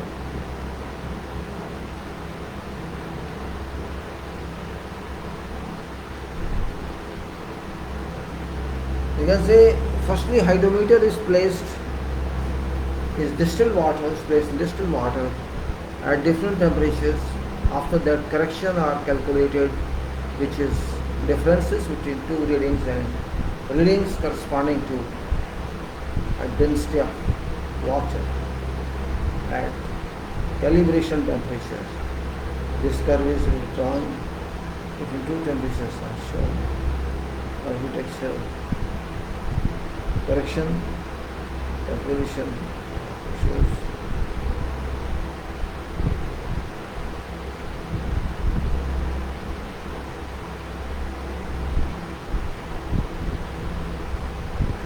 So you can say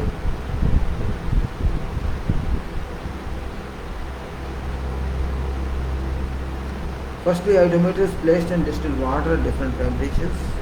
Then after that correction are calculated which is difference between these readings and reading corresponding to density of water at calibration temperature. Curve is drawn between temperature and temperature corrections. Temperature corrections.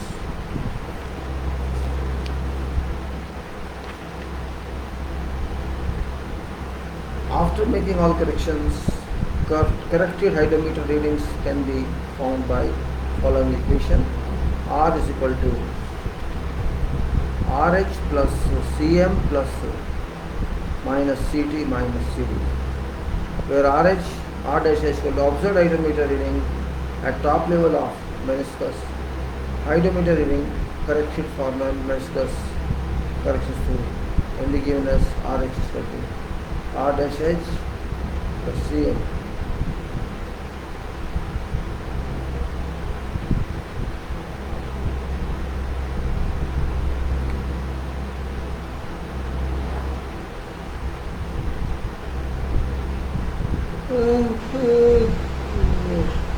So R is equal to R dash H plus Cm plus minus Cd minus Cm,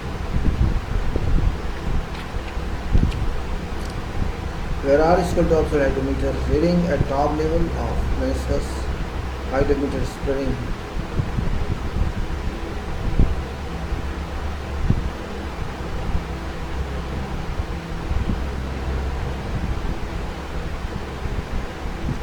after making this correction. So this is that RH plus Cm plus minus Cd minus Cd, where RH is observed iodometer reading top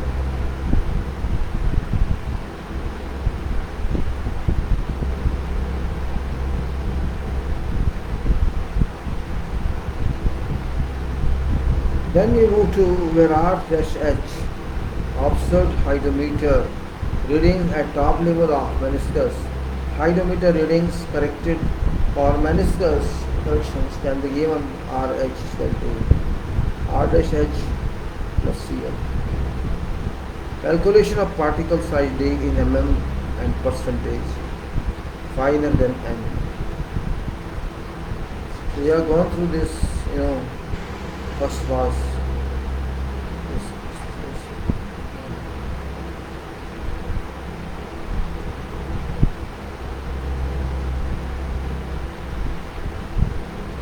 so we can say now, let us hope that you get this answer. And calculate particle size D in mm and press percentages. Let me just do my job of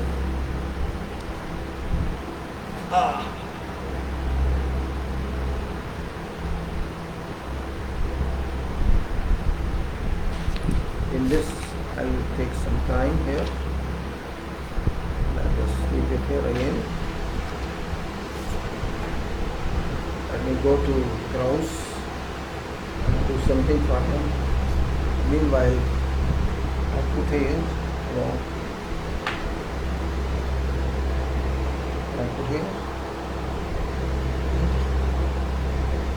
I can keep it here. I don't want to keep it there. I can click here, shall it work? Let us see. I keep here. Let me see how it works. Let's see, I'll dark. I will not.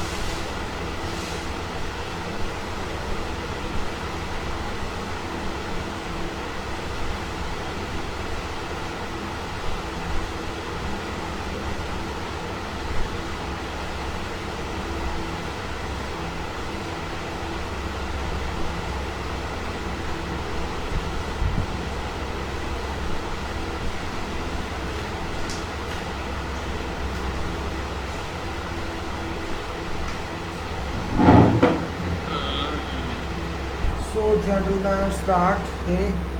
Now back to you, and here, you know, what I was saying,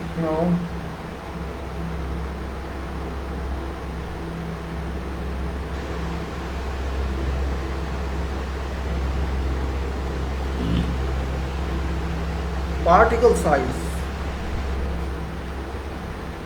Particle size, we are talking of now. How to calculate? So we have talked of all these corrections. These are hydrometric immersion correction, and then we have meniscus correction, that is dispersion agent correction, temperature correction, and now we are on move to calculation of particle size d in mm and percentage finer than finer.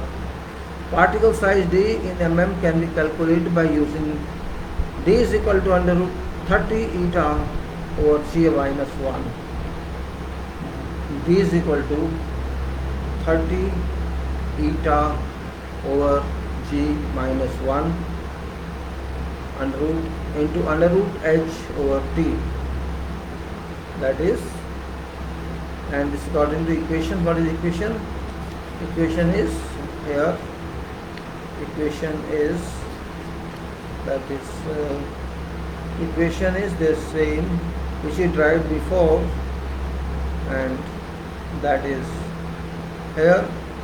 You can say that in this what's the value of g is equal to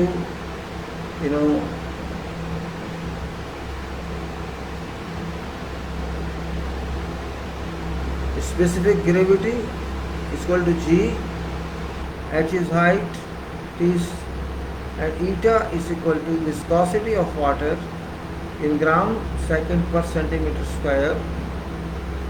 That is what it is. And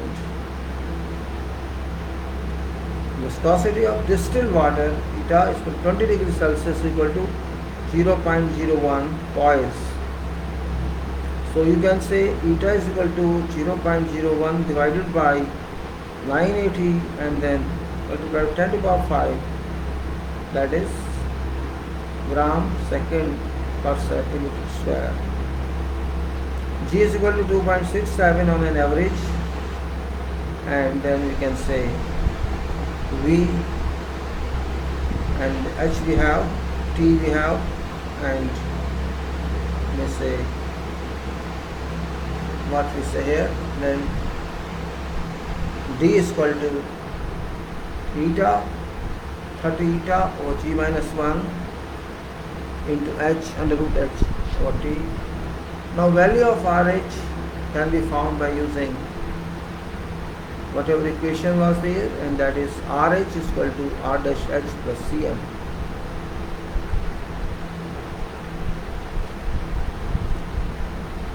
Corresponding value of H can be found from curve, that is curve 13.5 that was, and that curve is 13.5, and that corresponding value of H can be found from curve, and which is reading RH, and there is H in centimeter. So depending upon what is value of H in centimeter, we can find H can be found from that. So reading RH is whatsoever. After substituting values of H in centimeter and time in minutes, and that is equation D is equal to under root 30 eta over G minus 10 under root H over T. Diameter of particle size D in millimeter can be found. Now weight WD per milliliter of suspension as effective depth H should first be calculated. Hydrometer readings are recorded by subtracting 1 from density readings and multiplying by 1000. So R is equal to density minus 1 under root 1000, or density is equal to 1 plus R over 1000.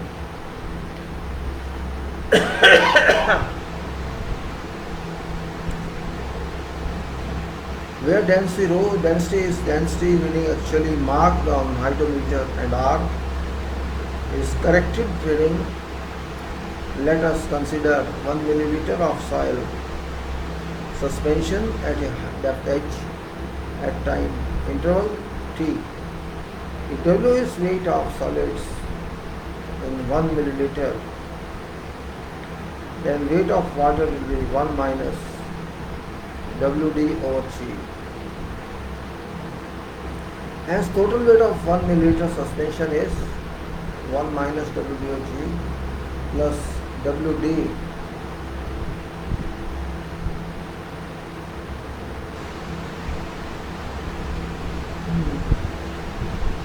density of suspension is, that is rho is equal to 1 minus WD over G, and that is WD over G. Equation 13.2. Oh, we get 1 plus R over 1000 equal to 1 minus WD over G plus WD. WD is equal to R over 1000 into G over G minus 1, where G is specific gravity of soil. If at time interval, that is T, Wg is weight of millimeter of all particles smaller than smaller than diameter d, still in suspension at depth h, then percentage finer than d can be given by following equation. N equal to WD over V into 100, V into volume of suspension. Substituting value of WD in equation, we can find out value of N, that is equation. This N is equal to WD over WV into 100, N is equal to R over 1000 into G over G minus 1, or WD over V in 1000. So W is equal to 1000 milliliter, and dash is equal to 100 C. N is equal to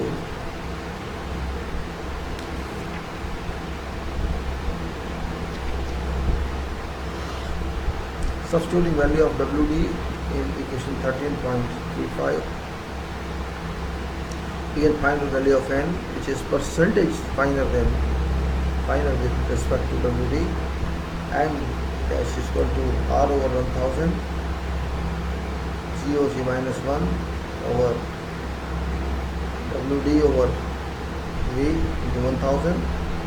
V is 1000 and dash equal to 100 G.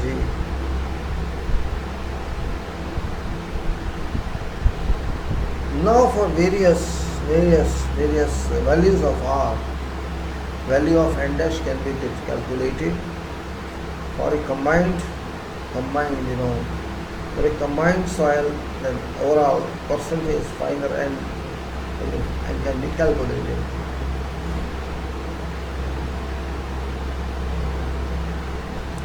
Normally results are tabulated in following form, and the form is elapsed time in minutes, then hydrometer reading R dash H, and RH is equal to R dash H plus Cm, effective depth H, and particle size D in mm, value of R, percentage finer and dash based on WD.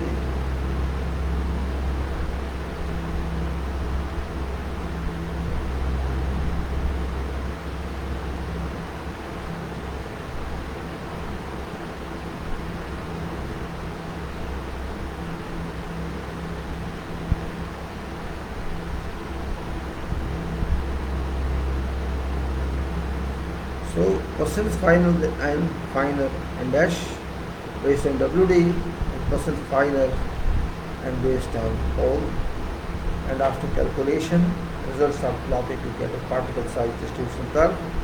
Table curve is shown. So let's first of all understand this. Very slow motion understanding of this, because It is numerical work. Can you see this like this? Or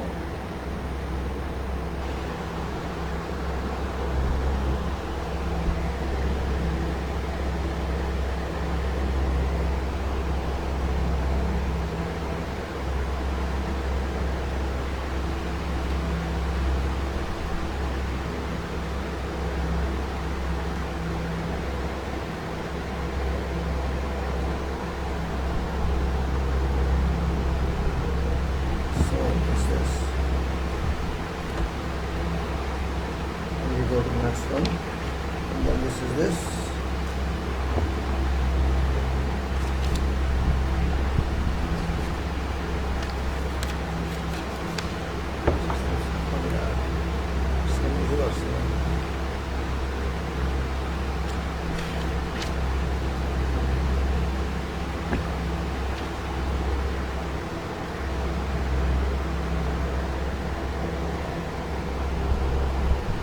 Let's go to the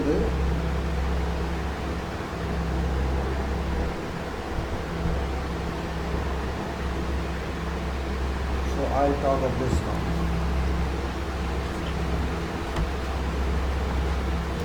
Now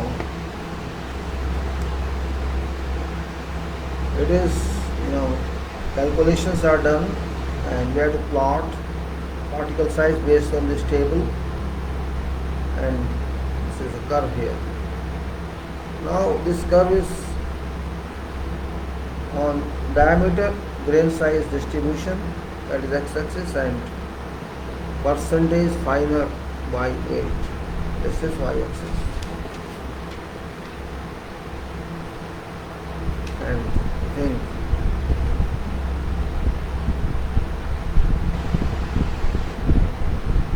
the curve has been here, and there are, is shed in this curve. X-axis is diameter, grain size distribution, and this is, 0, 10, 0, 10, then 0.01, then 0.001, then 0.0001, then 0.00001. This is millimeter, and here percent finer by weight with 0, 10, 20, 30, 40, 50, and up to 100.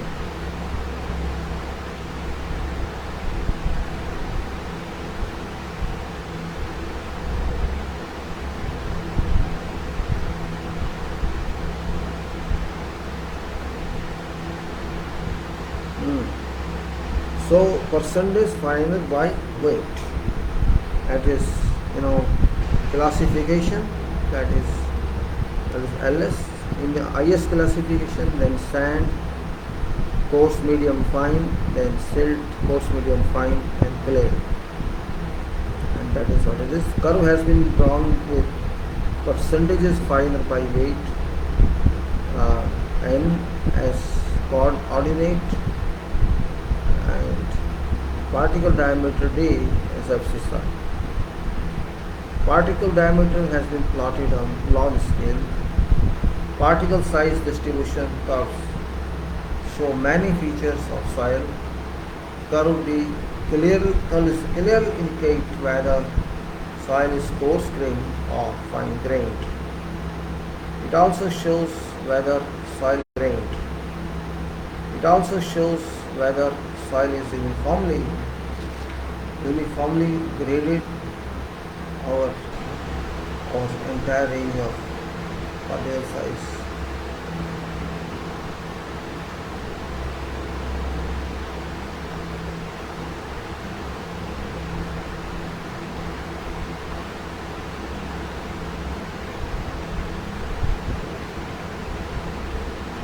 Oil curve has been drawn with percentage finer by weight, N as ordinate, and particle size, particle distribution D in as abscissa.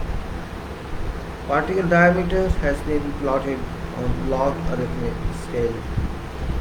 Particle size distribution curves show many features of soil. clearly indicate whether soil is coarse-grained or fine-grained. It also shows whether soil is uniformly graded over surface in the region.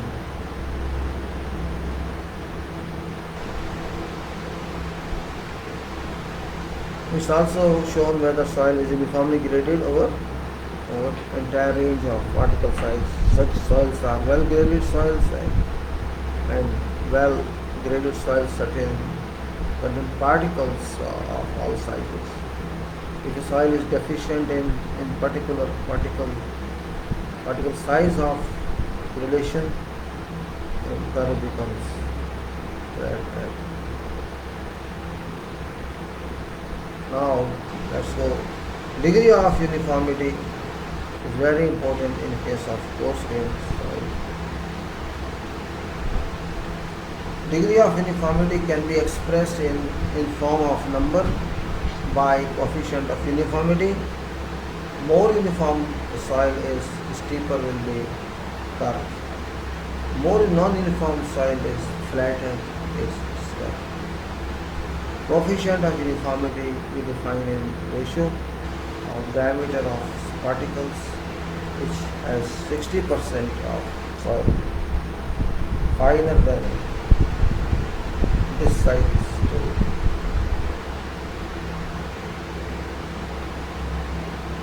diameter of soil or particle, each which has 10% of soil finer than this soil.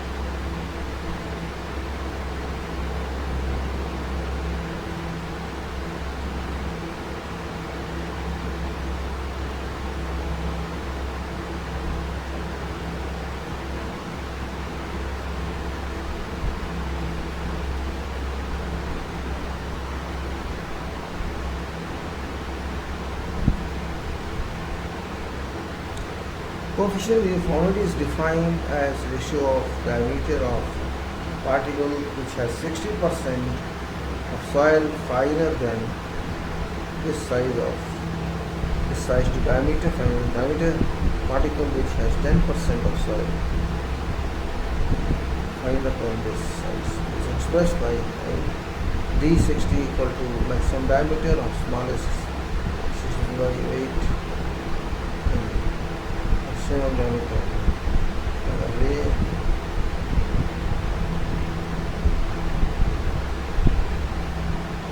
Then you can say the uniformity coefficient is equal to the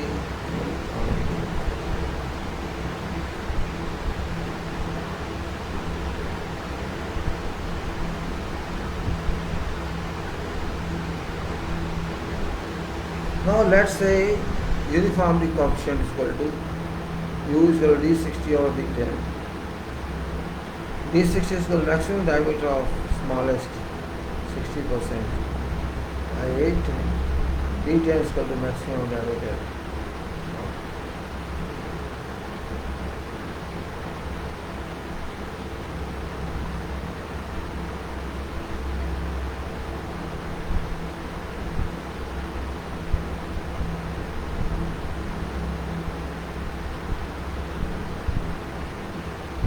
Now we say that coefficient of uniformity is defined as the ratio of diameter of particles which has 60% of soil then the size to diameter of particles.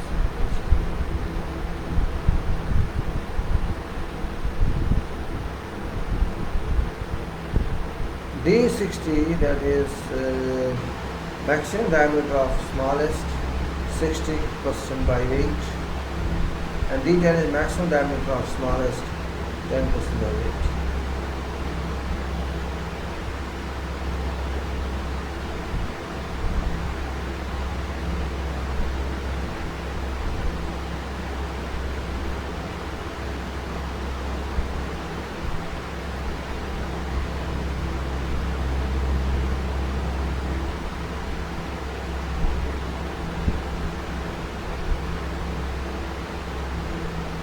Alright, then you can say D10 is sometimes also called effective size or effective diameter of soil sample. So in this case we say, if we say here, we can say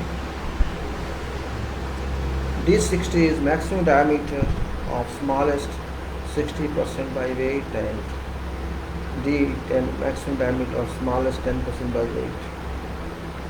D10 is sometimes called effective diameter, effective size of effective diameter of soil. For a uniformly graded soil, volume of U is unity. When soil is very uniform, then U is less than 5. But if it's medium uniform, then U lies between 5 and 15. When soil is very uniform, non-uniform, if U is 15, U is greater than 15. Now it's pivot analysis, pipette analysis, then pipette analysis.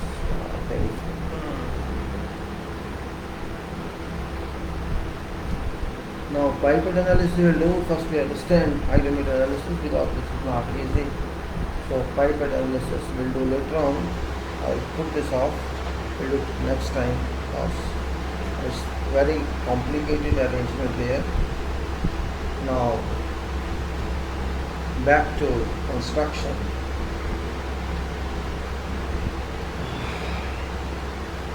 Back to construction.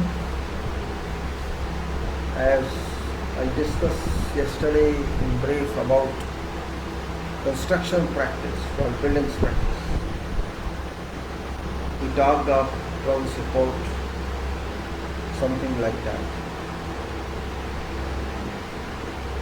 Right? We talked about that. And we can't hold on something that we talk of.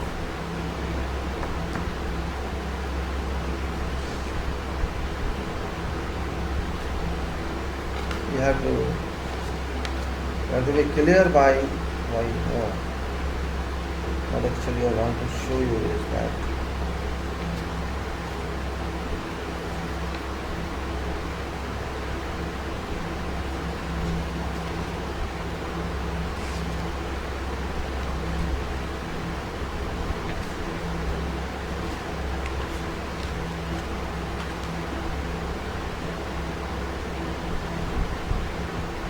yes, now I would like to talk to you some general activities in buildings, some general activities which are, how we should do field work, and that's very important point here because ultimately final destination lies in a field. Field is finally done. If you do not do field, means you have failed somewhere, you have not done our job. Field work is important, as you know. We cannot say that it's not important. Field work is important, very important.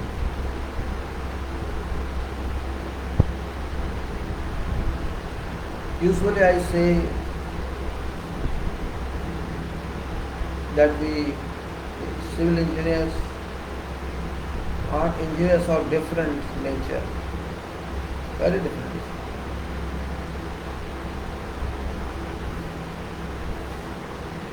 There is a civil engineer who is educated one, qualified one. They are qualified civil engineers and they do know everything about their acts. And also there is another level of engineering people, engineering personnel I can say, those do not have formal qualification, but they can move on socially accepted.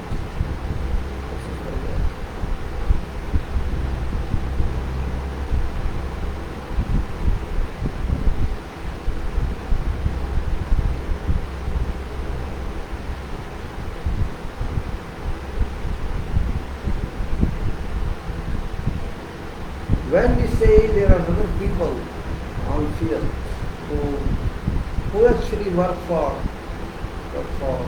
construction and instructed by engineering personnel, these people also got a role. Right? And then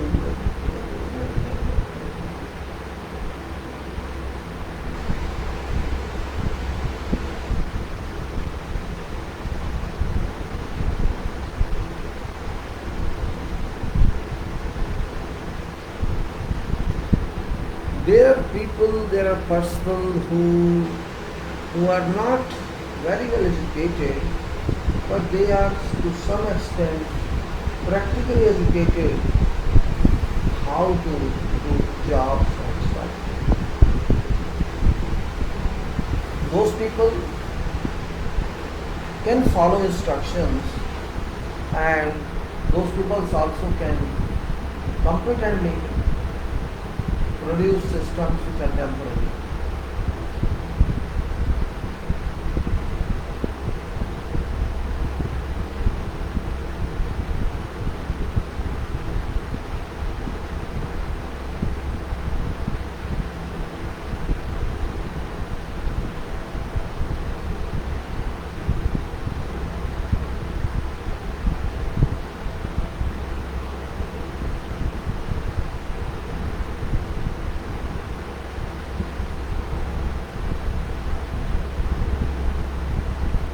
Engineer when doesn't fail. Engineer when doesn't fail, I mean to say engineering person, not contextual engineer I'm talking engineering person who has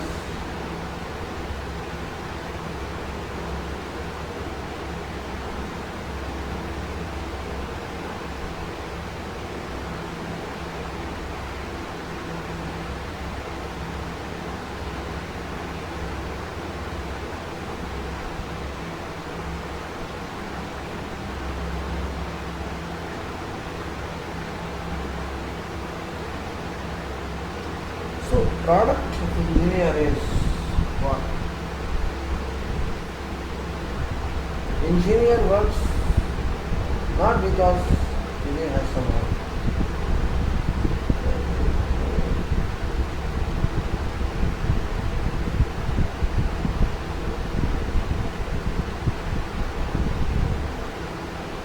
Now, activities on buildings are varying in nature.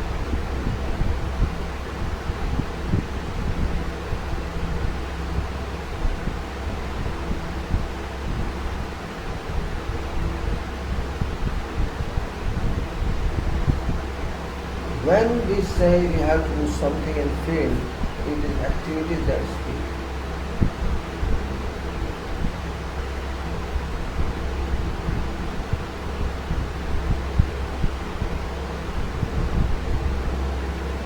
I would like to share with you some information.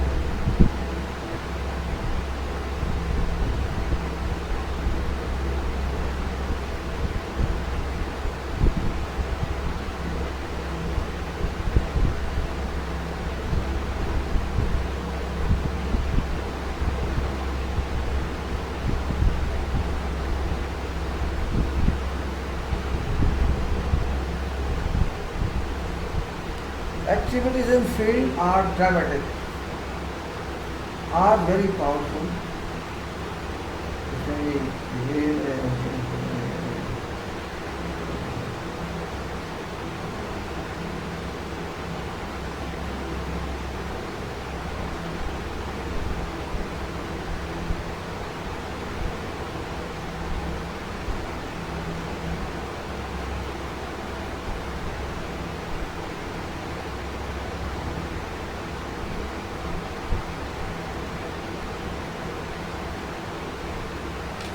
These activities which I am interested to share with you are raw side from grain field, grain projects.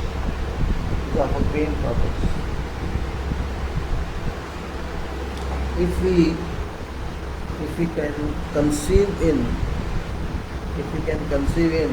we can do a lot. That's what it says. Now what I'll go and read this is what actually it says that there is a swimming pool, but not going to swimming pool today. I'm going to read this general activities in buildings. And it says here that we have some input for this work, and that input is like this. Input means we are given some information, we have to use that information for physical activities outside.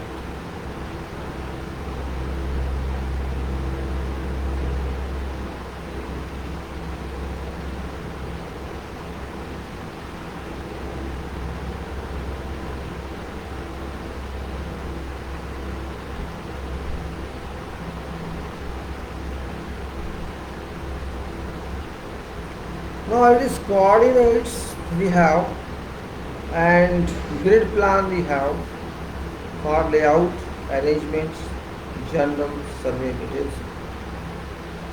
Cellar floor, ground floor, first floor, second floor, additional floors, roof layouts.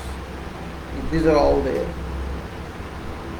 Details of architectural engineering constructions and details of structural engineering.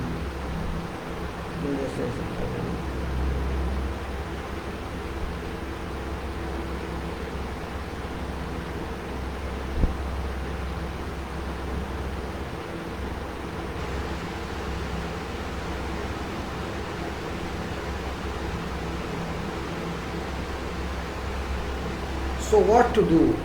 How to move? We have details of architectural engineering, construction, architecture construction, and we have structural engineering, bar bendings, reinforcement.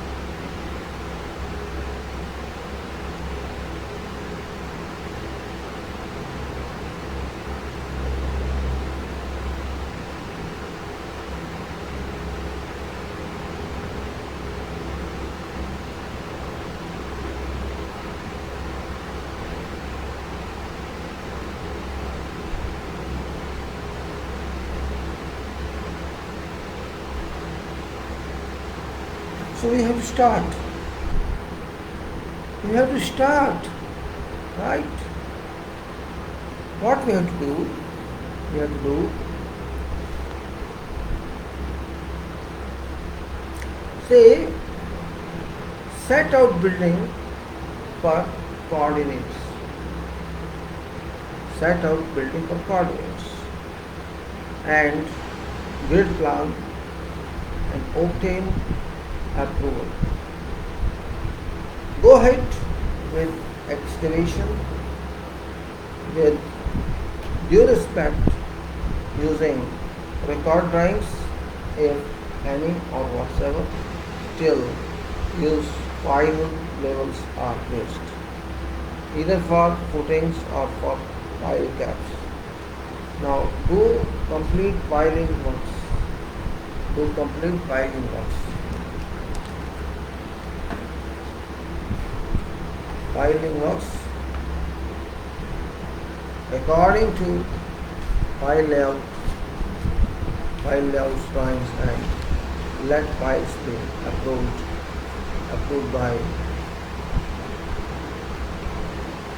after test and finish of piling. Operations per detailed codes and project specifications. Sorry.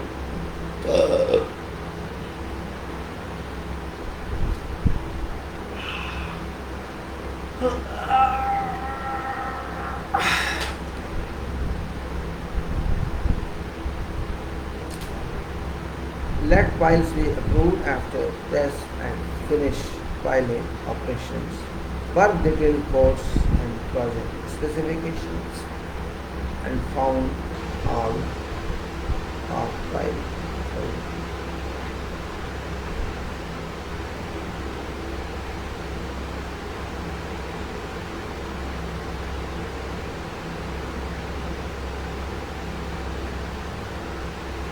So we have to think on this. We have got this, what is file, what is testing, means according to the course specifications and found all file gaps in this. And if filing is needed, what to do? Let us now talk of this. First, let us talk of without reading all of today. What we have to do? हमें करना क्या है?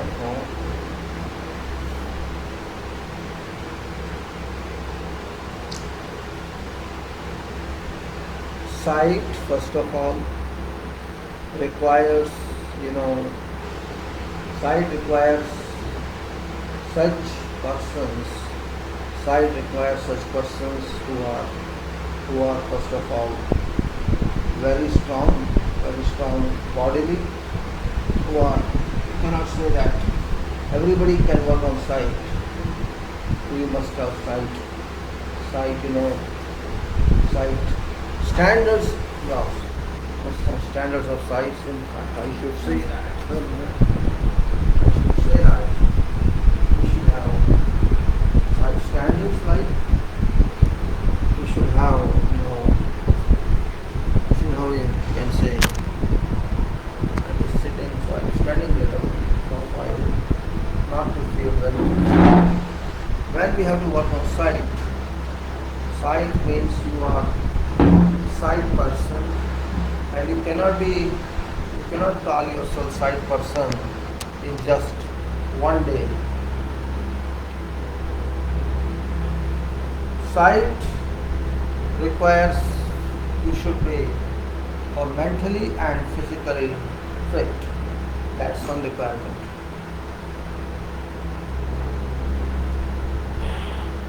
Just for example, do you know this sketch, this building? How many buildings are here? Many buildings, say 5 buildings, and many more. And I'll show you something else also if it's possible here. Because just talking is not enough.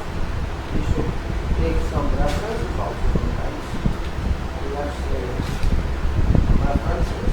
I will show also, but let's say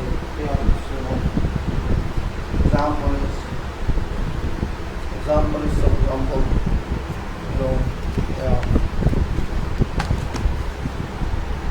consider that's there are many drawings I'll show you here. One by one is possible. I can show you here. You see this here?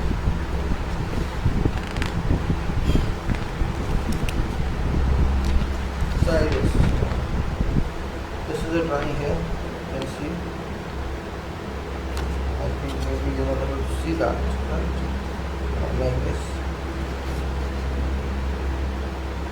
Now this is a drawing here. I don't think you can see here. Now this is a sketch. This is another sketch.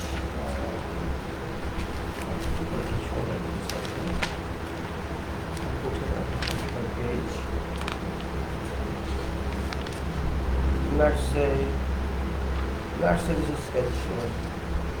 You know how many columns and how much area is there? You can see this is handled on. This is a big one, big building, not small building. This is a big building here. Similarly, this was a big building. This was a big building. These people don't accept. Why they are sending messages? Really, I feel very upset with these people. And this is another big building. You may see here, it's a big building. And likewise, if I go and show you many sketches, you have sides are big, and you can see, for example, this is some elevation of structure, structural elevation. and you have to construct like that just for reference, not disable that. That also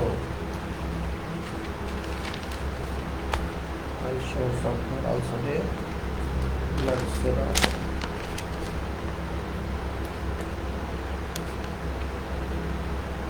say you have to construct like this,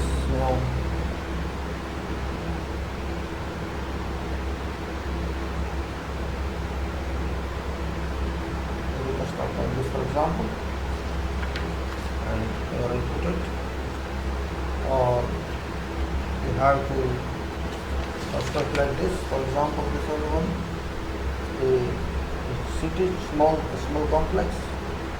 You have to process the buildings. Hence, I will try to show. These are maybe high rise, or this may be just low rise. Likewise, you have to do this, and also you have to do this, like that, one building or complex of one building. There may be many areas within this.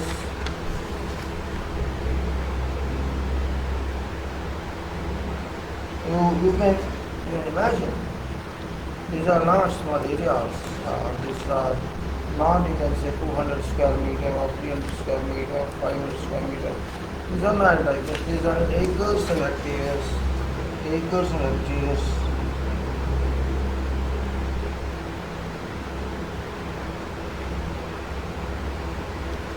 Acres and hectares.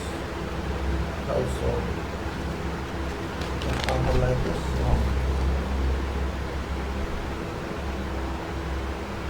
This.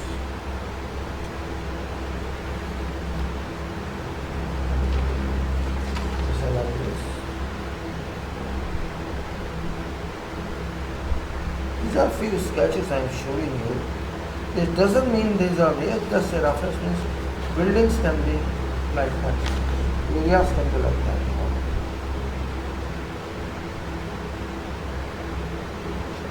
Big areas, a few here. I would like to show.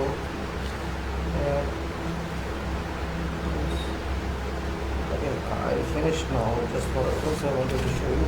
Later on, I shall show you this. Let me show you from some book itself.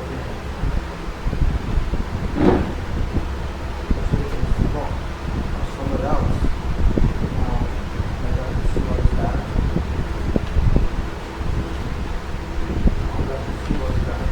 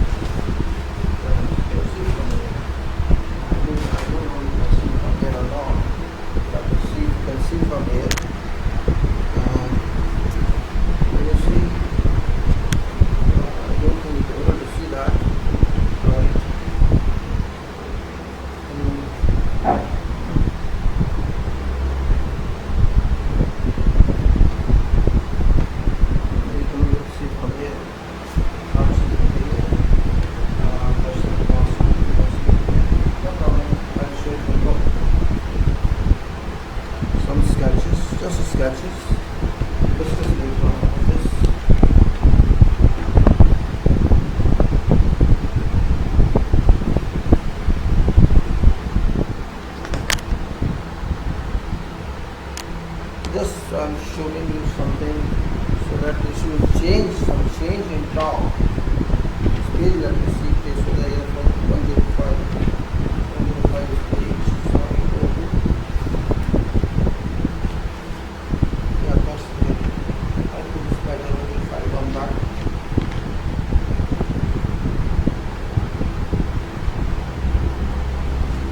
That's okay. Now I'll show this. See this? Can you see this? What's that? I'll get a close look at this. Let's get a closer look at this.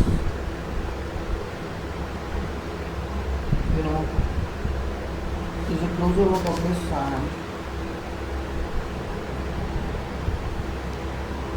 You see, This is a building.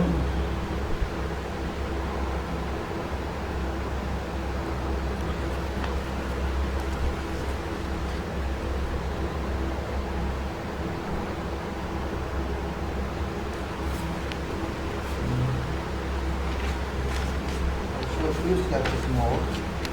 Maybe you'll be good with that.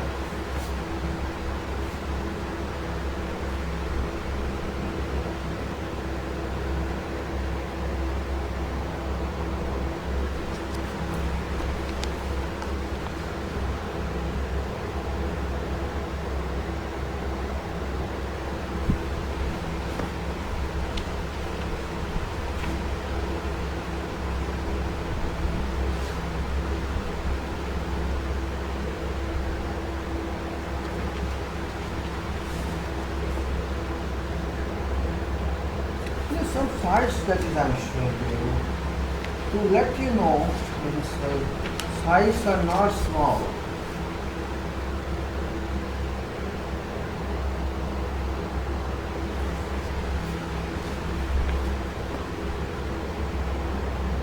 Size are not small. You may have big gem with you, and you may have complicated work as well. Not only is it complicated, you may have, complicated means complicated sense of structural arrangements. You can see.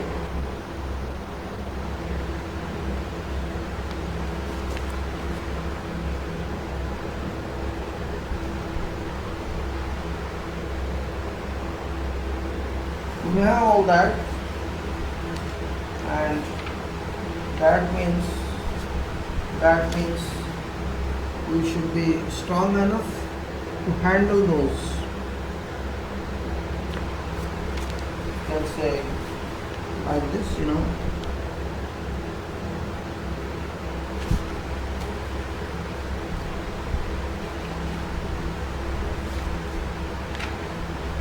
Many are there. I need not show all that. I'm just trying to show you your nature of job. For example, this is a shuttering arrangement of this is a shuttering arrangement of some member. You can say this. This is a column type. You can see this.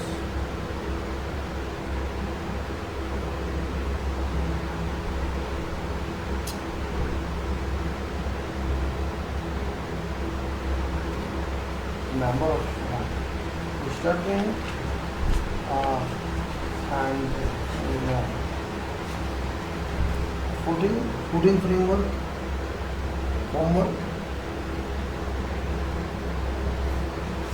Like that, there are many with me, and I can show you a lot in that.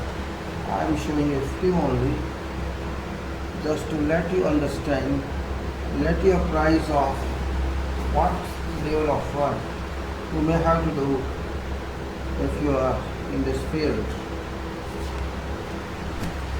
I think it's enough. I'll show you maybe something else. Let us say this one. With all my collections from whatever source, no need to have source. It's all collections. Now, why I'm telling you all this? All this because we have to,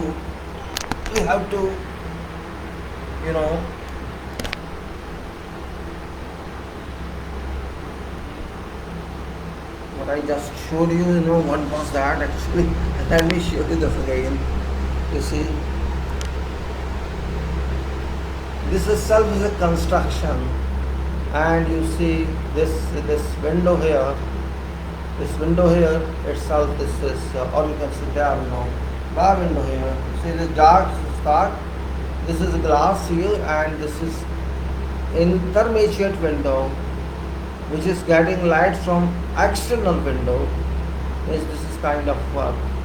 I just trying to show by chance. I'm showing that. And also that this paint on this wall, which I'm seeing behind all this paint, this is just ordinary paint with lime paint, and there is no chemical paint or different kind of chemical paint, or you may say that harms in body. Now I'm going back to that page which I was talking of. That page I was talking of before, 105, 105 page. Yes, back to that one now. I was talking of how to work on site. Why I show you that, all this? Because I just want to apprise you. I just wanted to apprise my few people who are young, whose on whose shoulders lie responsibility of working in life, responsibility of working in life, and that's not simply that I just keep it here. Then you cannot take construction or civil engineering for granted. It's hard work and intelligent work. You may say hard and intelligent work. It's completely smart, not only smart. I can say they say these days smart this and smart that, smart this and smart that. I say construction is exclusively smart. It's not smart, we have to define. It is smart. It's smart in a sense that it is strong, this is mindful, this is meritorious, this is academical, this is architectural, this advancement, and this is, registrative, this is remembering, and this is technology, this is truth, SMAR. So many attributes to that. I don't want to feel happy because I'm telling you is a fact. People even don't know how many drawings are required for a building.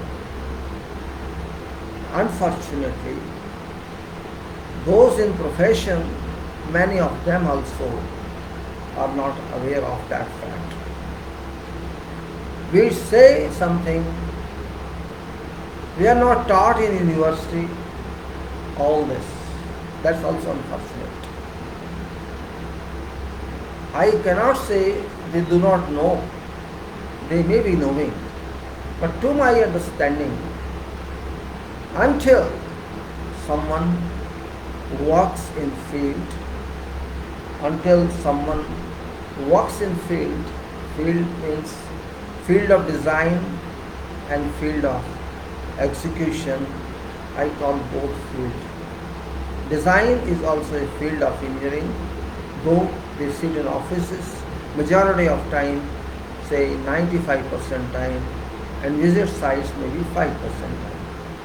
While those people who work in execution, they work 95 to 98% time in sites and maybe 2 to 5% time in offices.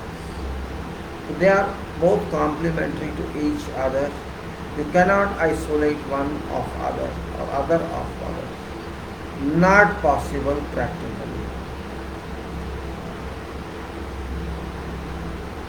If I think, or if a designer thinks that I give a set of drawings to someone, this is drawing architecture and structure, is going to do it.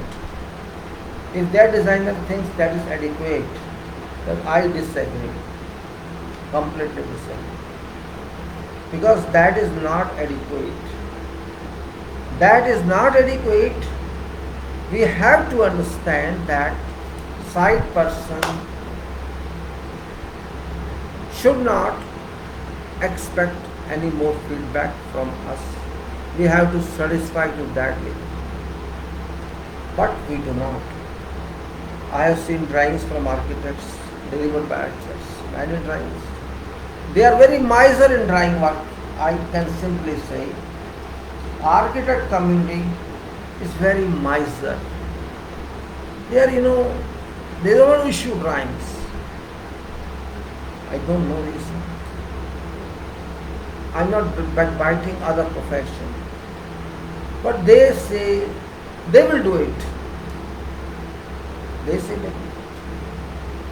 I was in job for many years somewhere in one company. Though this was not my job for designing or architectural drawing or structural. I was in engineering, doing office engineering there, technological engineering. Many of my colleagues, they knew that I am civil engineer, I can do this. And even some civil engineers used to come because I am good at drawing, I know. I can think because I have diploma as well as degree. I am not only degree, there is a difference of qualification. Try to understand. One is direct degree and one is first you pass diploma and degree. Both are complex. Direct degree is different while indirect degree has many additions in that. First is practical. Till you pass your degree, after you do diploma first and pass. Work means a couple of years of experience you get by the time you get experience under your degree certificate. But if you go directly to university or institution for 4 or 5 years syllabus after passing the schooling, you can say that you are only having that. There is a difference of experience and also a difference of standard. Quantification, example is quantification, power of drawings, designs. At those who have both level qualification, those who have diploma first, they are good in quantification and they are also good in drawing work. If you have good drawing knowledge, if you can think yourself in design, it's advantage in engineering. Advantage means you do not expect that somebody should draw for you. You draw yourself. It's now computer world. Drawing is same means yes, you can use computer rather than drawing directly on using drawing board and T or set square. Maybe many of you do not know what is T and what is set square. Possibly you do not know. But I know that. There is a T and there is a drawing board and also there is set squares, pencils, rubbers, tracing papers. These were used in those days. Drawing takes time, but it was necessary to learn. So when you're drawing in that study and then further go to higher studies, you have to do same again and again. But at a higher level, you have to design first, then convert to design should be given in a shape of where it goes to municipality for approval or other body, or it goes to some client for a structural design. It should then go to electrical, mechanical, and vendors. That type of activity is very important. Design part is, I know that's one part, but architectural design is also very important. And it's not necessary architect should do that. Engineer also can do that. When there is structural orientation in design, means design can be done by whosoever. We think structurally and then design. We are not going to think culturally only, that we are not going to use RCC and design. When RCC element is input, we have many options and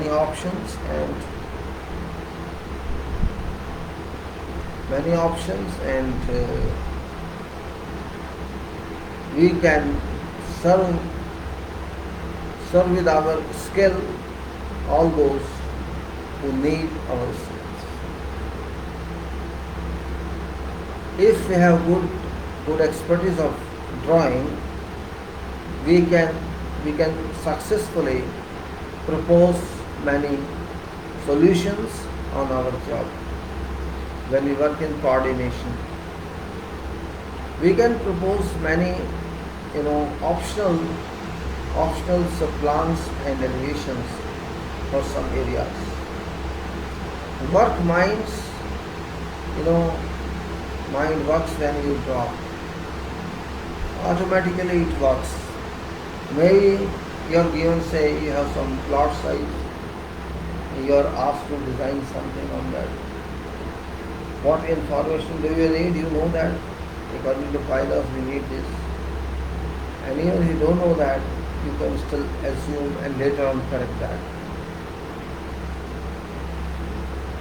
When you talk of designs, architectural designs and structural designs for civil engineer or common engineer, this is not difficult problem. Yes, there can be some difficulty, you can say, when you come into field of acoustics, what I need to say, and that, yes, there can be some difficulty, you can say, when you come into field of acoustics, what I need to say, and that field which is customized one, which is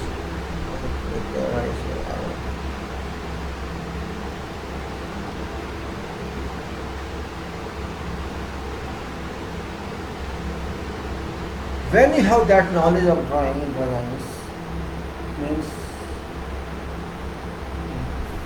in beginning you may be not so good in designing, but once you move up and you see hundreds of drawings of others, you will acquire knowledge from that. Why window provided here, why window provided here, why except over there, all those.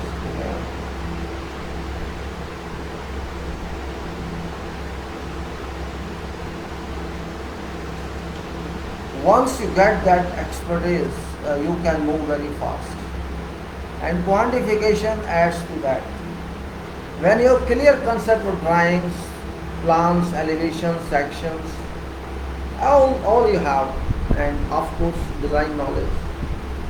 Quantification, which is big work, big intelligent work, concentrated work, means you need lot of concentration while quantifying on something. That concentration is very much essential for everything.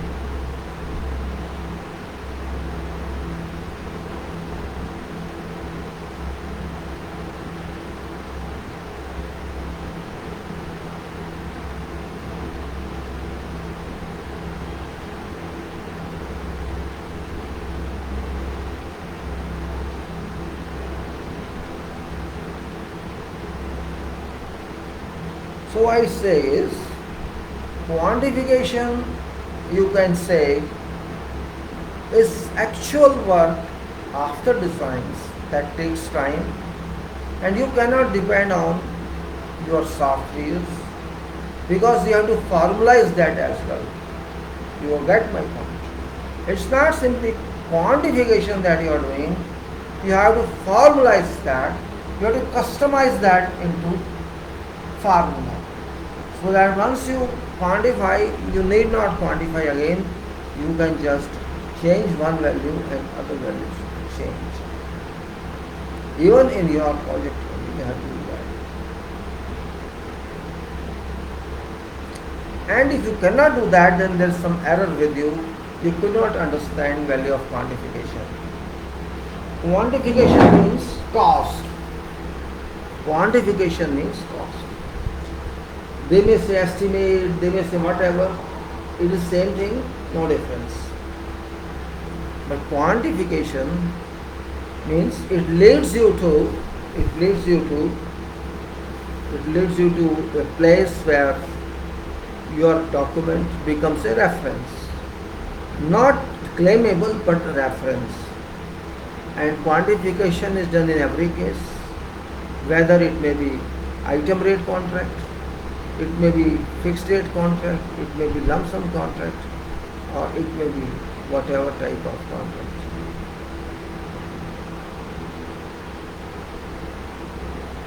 Itemization is a must, and quantification is a must.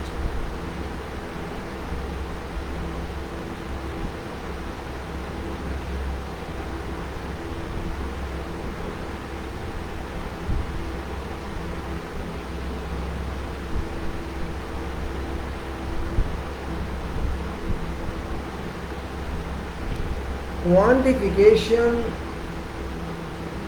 is not simply length into breadth into height, no, not simply that. If you think it's a length, that's your clerical talk. It's a clerical talk. Quantification is something else. Let me meanwhile put off my light so that light should not be wasted. I should use the light also.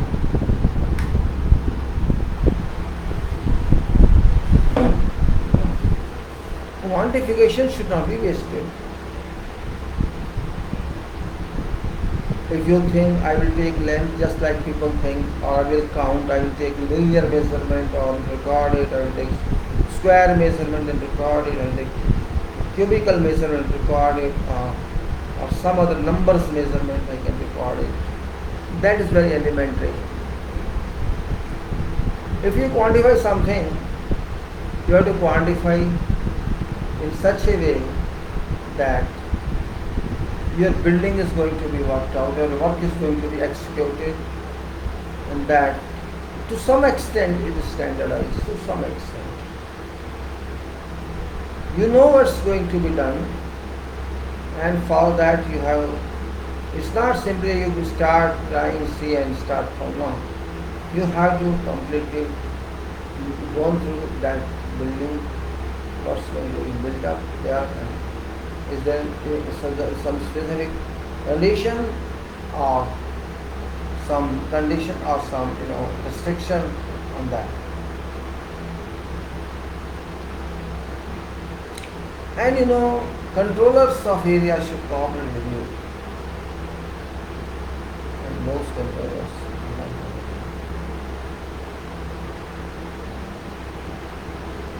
Once you start doing something, don't do without formula. Because first of all, it will save your time. And second,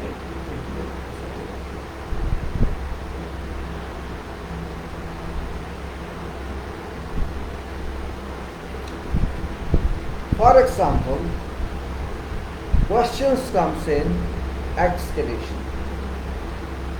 You think it is excavation, you take any quantity. Yes, you can take length into breadth to height. But how much do you know? How much do you know? You must have experience in that.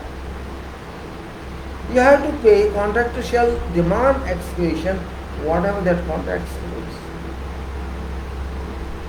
Important point is this.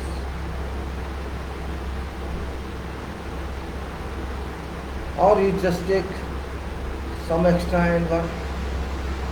Both this.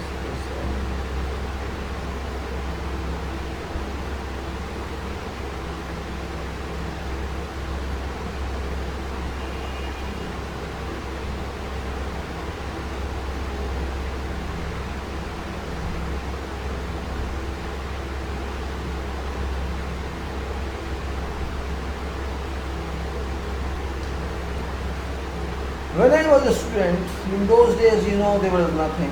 So we used to take out every measurement from drawing, and actually it's very patient, but our teacher was also patient. During tutorial time, during practical work time, we had to be careful. As I said, excavation, suppose there is a rock, or there is no rock, there is soft soil. What is permissible value, or what is your value, which area you have to excavate, that is to be defined. In some cases there will be item that you include all in this, and we will pay to actual dimension of drawings and not more than that. There are certain methods of measurement, is called method of measurement. You must understand that. Quantification is related to methods of measurements, and that's very important document, important formula you have to understand. If you don't understand method of measurement, then you miss something. I can say you miss something there. Method of measurement is very important. You may be surprised what I am talking about. Yes, you may be surprised and must be surprised. Because measurement is not simply what you think is measurement. Measurement is simply what way you pay to someone.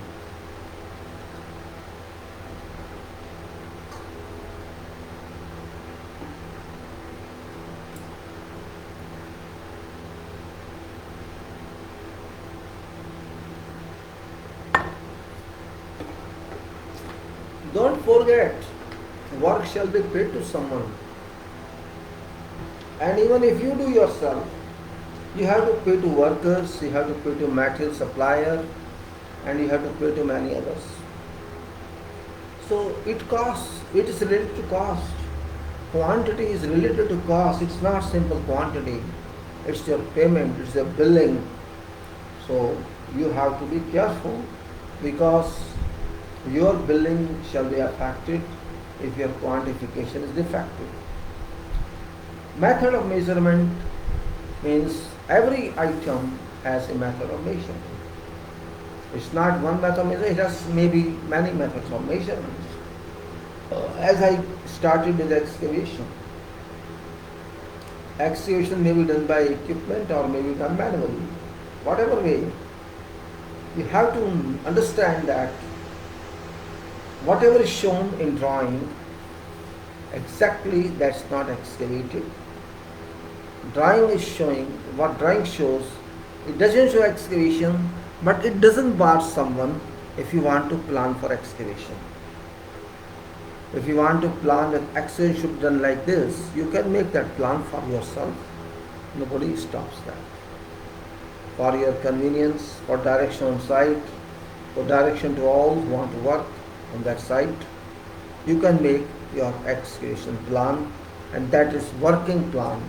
Means that is plan that would advise you, that suggest you how to work successfully. But as far as payment is concerned,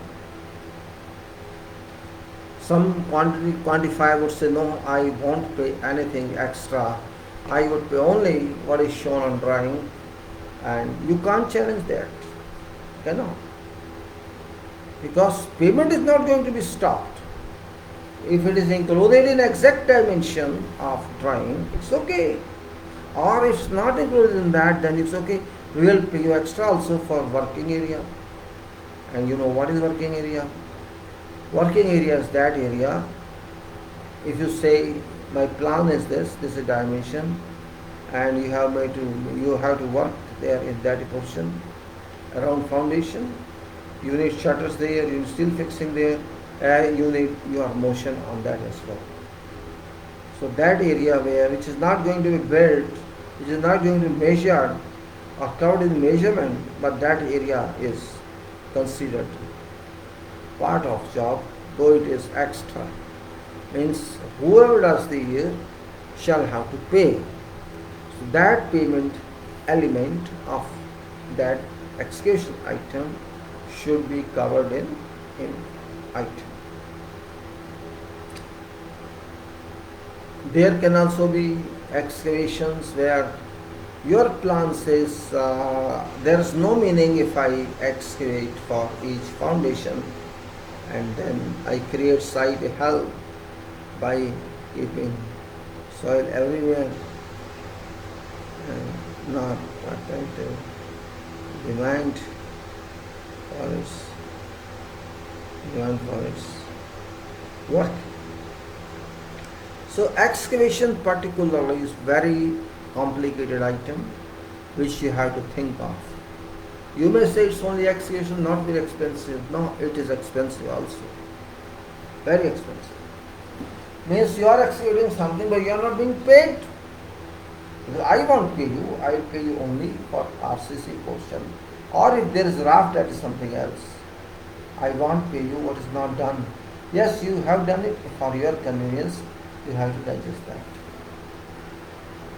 You have to, there shortage of people, shortage of transport. You cannot find that. Here point comes then. Means then we have to go piggyback it or accept it.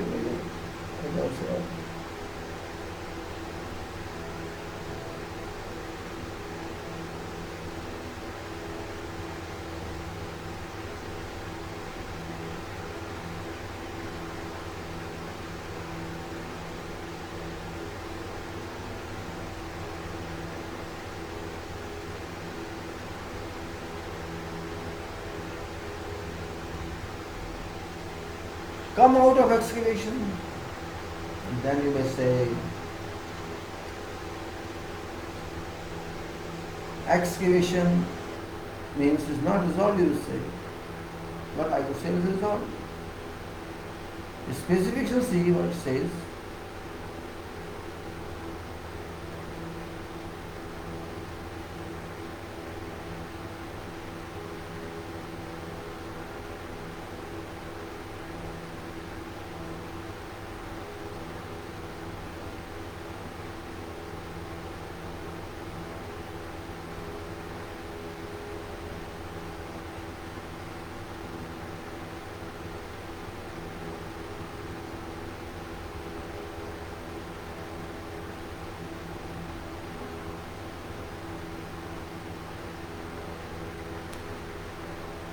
If you think there is a complicated arrangement of foundations in that area, and if you excavate, footing by footing, it shall make your site a hell. Your circulation will be affected, transportation of material will be affected, and working on site shall be affected.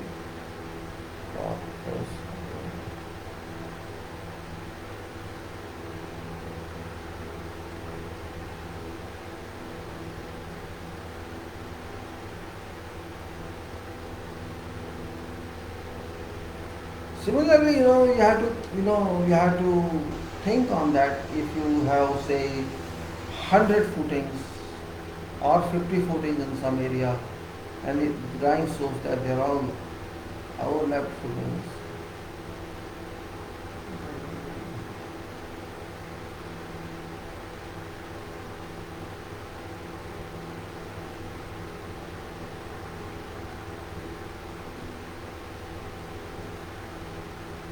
Then question is about after excavation coefficient you have taken, that I will take measurement of quantity of that which is extra work or working area work, and also extra work that you are doing raft, or if not raft, for your convenience, those payments won't be made to you. You will be paid only for exact requirement, or you write in method statement when you agree in contract, method make a measurement that this will be our measurement. So that becomes validated in that case. So you will be paid whatever you do. It should be clear, but as a quantifier, you have to analyze that. This happens everywhere. And then excavation, by chance you don't find bearing capacity at formation level, you excavate it. You did not find that. But that is a requirement. Say this with 10 tons per square meter bearing capacity at this depth, and you are not finding that there. What does it mean? Shall we do all this? That's the question. If there's any problems,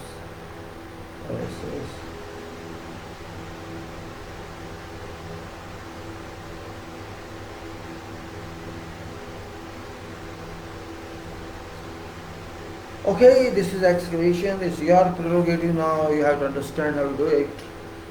You have to take into your formula area, you have to take in the formula your area, actual area, and you have to use that, or you have to take a formula. In that same formula, extra area, working area for your reference, so that you may analyze it properly, what is actual area and what is total area that you are going to excavate.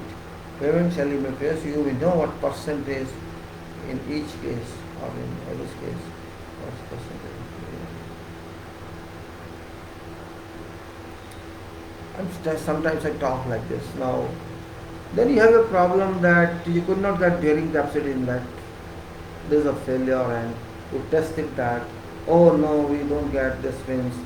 There's a difference in bearing capacity. For example, you want the 10 tons there should be, and it's now 8 tons. You cannot take tons, and 8 tons are very big. Bigger of 20% difference. So this portion, this formation level is not good for this. Or you have to excavate more and see, and that costs you. So why is then? Okay, I permit you if you tell me what ground below. If you know below that level of formation.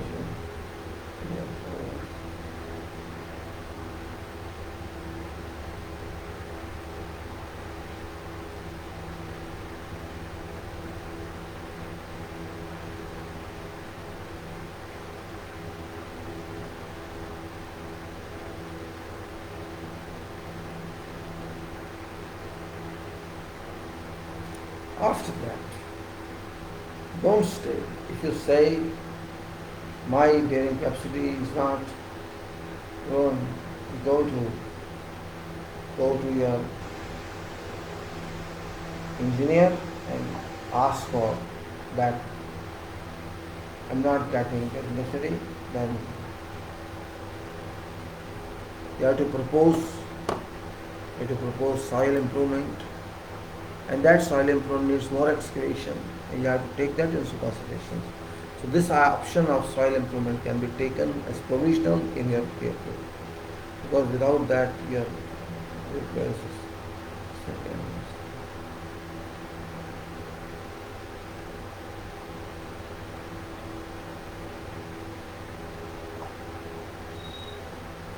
now अभी लोग मानेंगे नहीं, बदतमीजी से ये लोग नहीं मानने वाले ना, हटा देंगे, किस कर रहे हैं किसी यही काम है, एक लोग कहाँ से आदत करेंगे, देश का करेंगे बड़ा करके.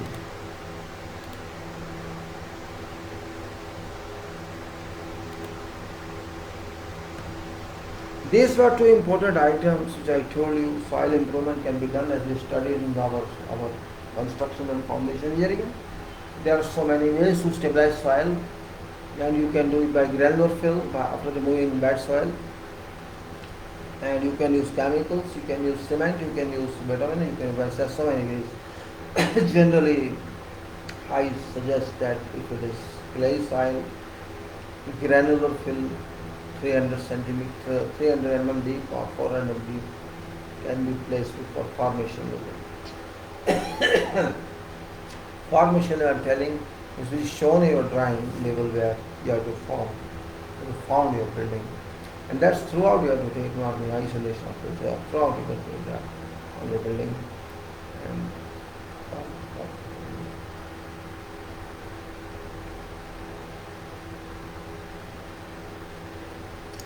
And then you can say that's number item of soil improvement, and soil improvement is done, it's very good, effective, good.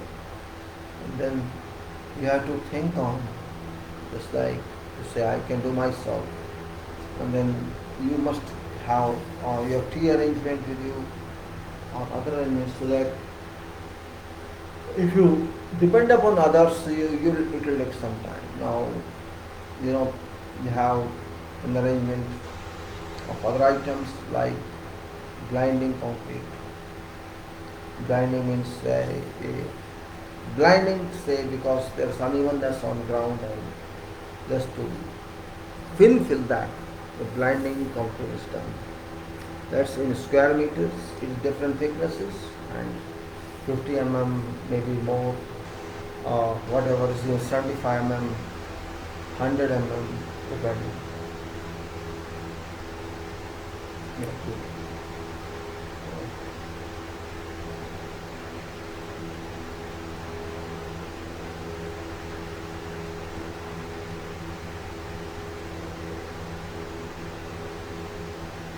Then let's go to other items. I mean, you have to study first of all your documents. You have to study architectural, structural, services, and whatever as documents, because you are going to start quantification of project. You cannot say that I will quantify only my was.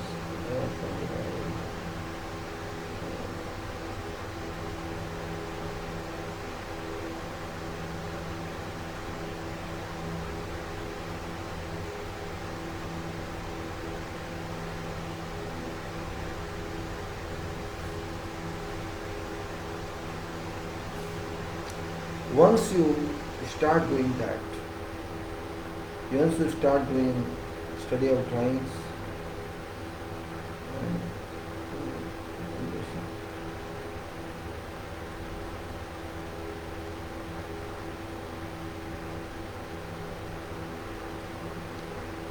there you have another point also to keep in mind, and that is as a quantifier. If you are not doing according to drawing excavation, then backfill quantity shall also increase. That's very important point. Backfill which is, if you do not do correct backfill, your ground may sink, or there may be loose grip on foundations, because backfill also provides grips on foundation, though we do not consider that into designs, but practically it is done. So you have to backfill also, because you have excavated more. You have to backfill after foundations are done. That's also one point. But you have to calculate backfill also. You cannot calculate if you say no, they'll pay exactly. So you won't be paid for that. These three items are very important, which you must keep analysis in your mind.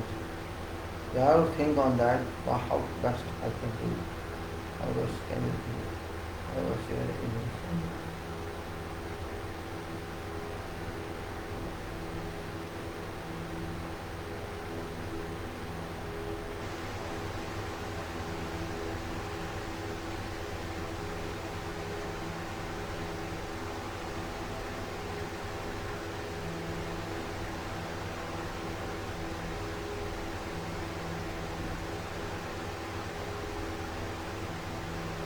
Now, so up to ground you are there. You have also to know that even if it's not given in a drawing, you have to consider soil protection. Protection of concrete from impact of soil. You try to understand what I'm saying.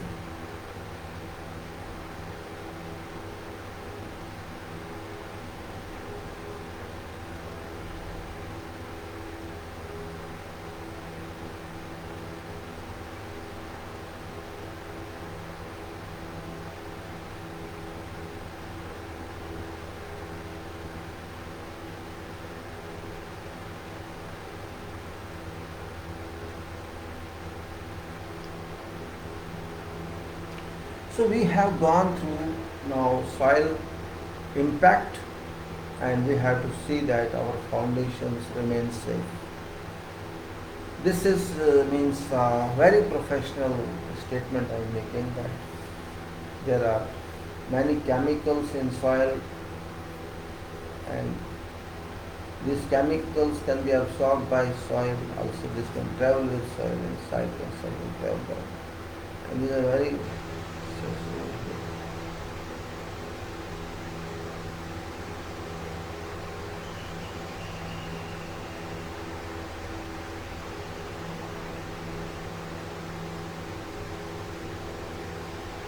this portion of horizontal or vertical, whatever, above blinding and between foundation surface, and all foundations, vertical, horizontal, and up to plinth level, or level say 450 mm above finished ground level, which you want to make finished level of common, or whatever height you want to keep of that. I say 50 mm, 7 mm, you say 5 mm.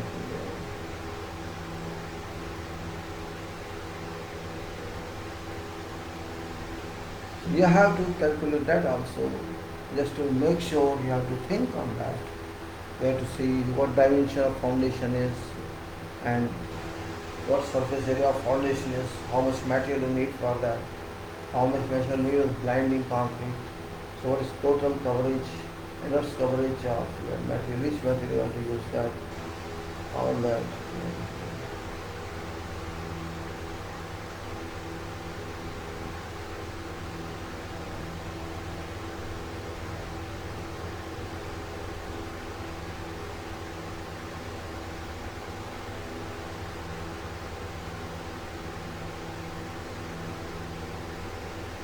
So one by one we are moving on.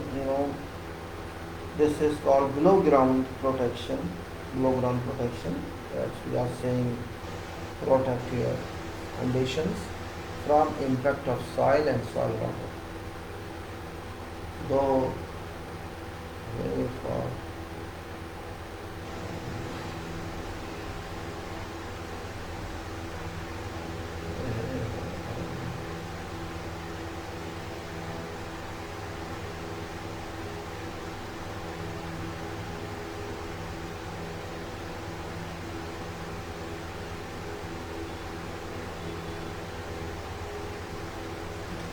Below ground protection is very much professional, and of course the above ground protection is, which we will discuss. And meanwhile we have to take into consideration all these items which I showed to you. Not only that application of membrane that I'm talking of, you have to protect also that one. And what material you use, you have to decide that one. It may be some board, or it may be something else, or it may be some if there's no space to hold that.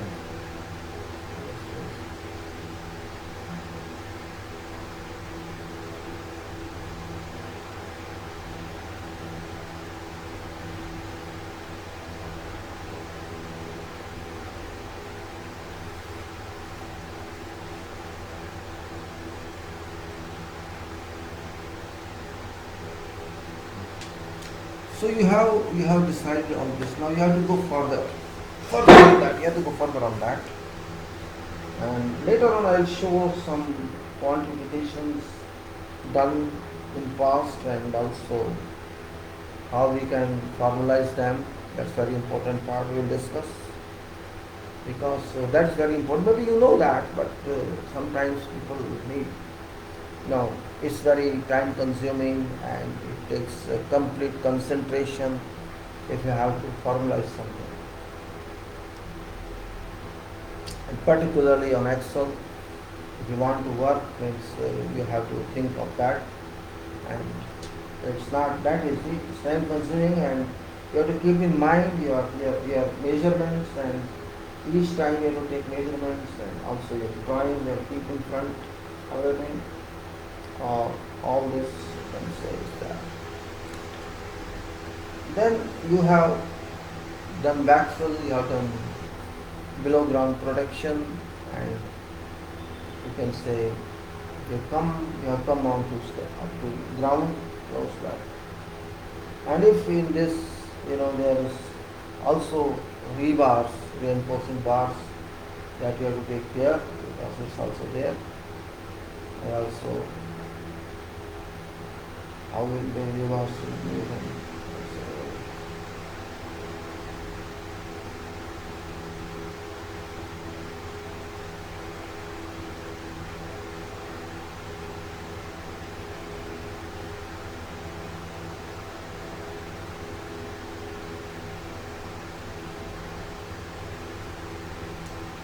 Then we come out of that, and reinforcement bars means how shall you take.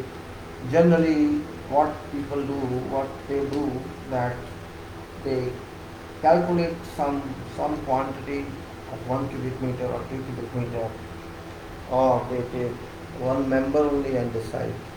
That's wrong. I don't trust that.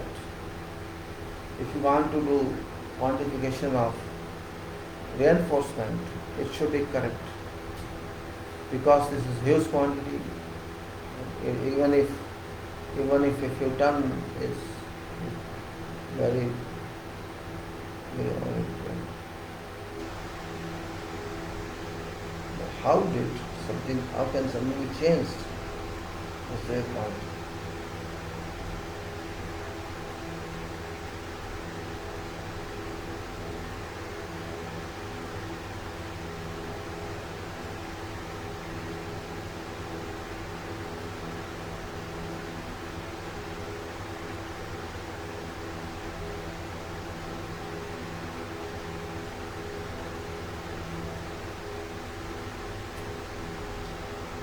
Hmm.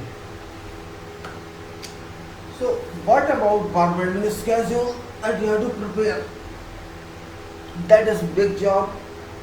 If you have structural reinforcing drawings in a professional manner, then you have to prepare that.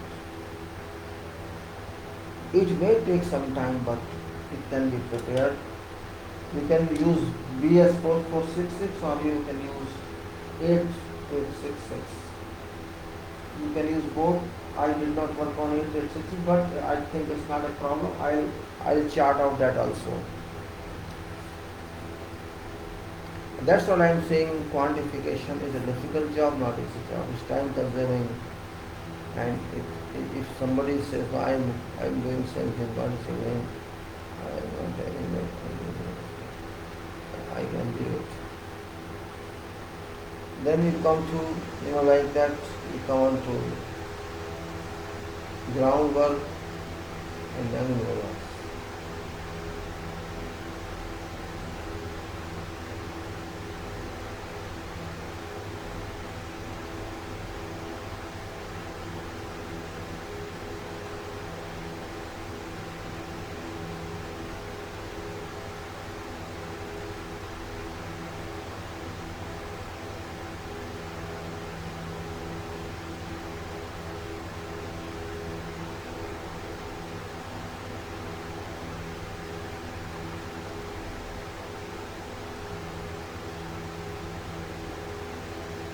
Okay.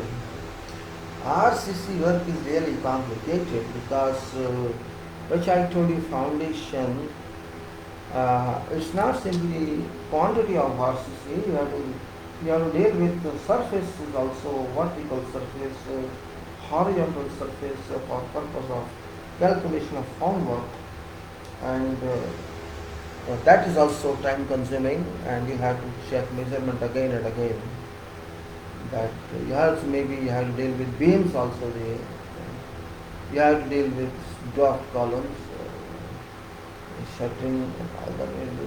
It's a kind of general software. You can use that. If every brain says, I have to do, I don't know now. Let me give, you have to tell, let me know how to do this. You have to find area of formwork on vertical basis, or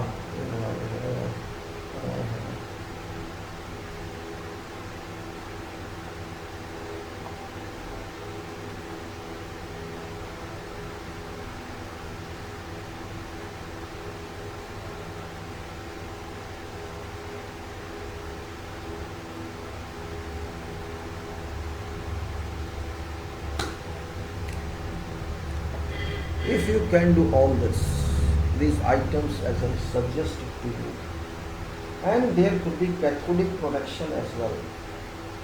There could be epoxy coated balls as well. Depends, and there can be something else also. There can be piling also. These all items you have to put in formula one by one.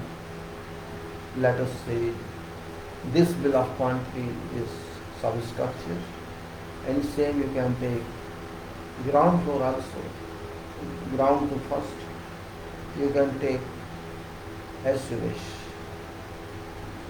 but quantification is very important, very, very important from every viewpoint. Some people want to run away from that because it's very time consuming and hard work, and some people prefer it because it gives an opportunity to sit in office and to a good comfortable room, avoid sun and avoid bad weather conditions. Yes,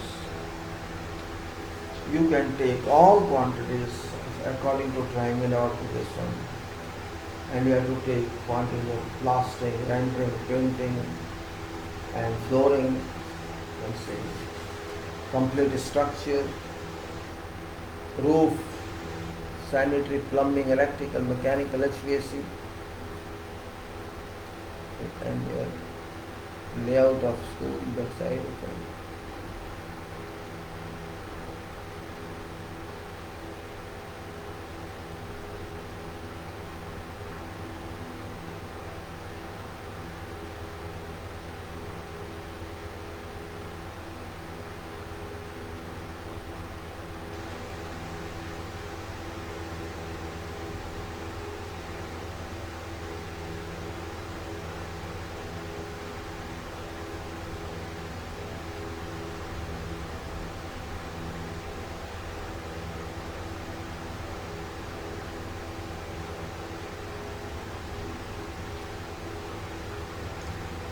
You have to link all this. You have to link all these items.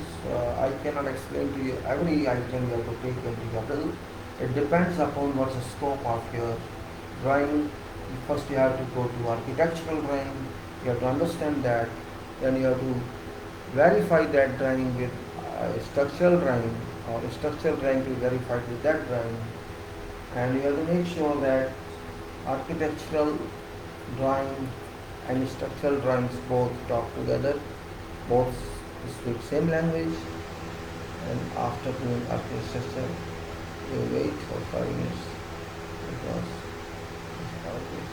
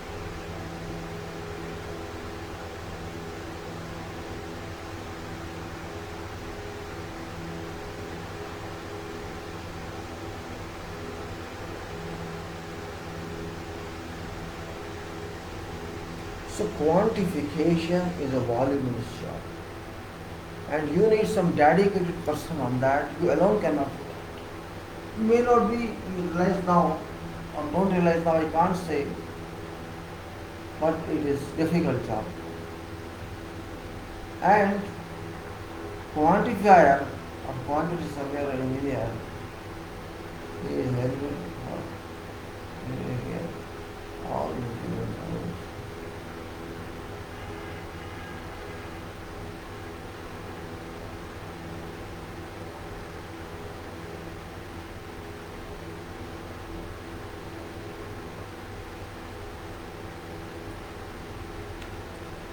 will find all entries here from this and from that. And once you do quantification in all respect, doors, windows, flooring, sanitary, electrical, HVAC, or you can say gas, roofing, cladding, whatsoever, you think is required. You can make BOQ of that, bill of quantity we call it. It's not only for you, it's for everybody. And each item should be included separately, and each bill should be separate. Don't mix up bills. Suppose there are 4 buildings in a project, never include all. And also floor wise, don't say I have taken complete quantity of all buildings. No, that's not professional. Take floor wise. That is best policy, because first floor, second floor. That is way means it will save your time, because suppose Suppose something is being deleted, you can out that quantity, and you can some changes there in dimensions before doing job. You can directly change or anything.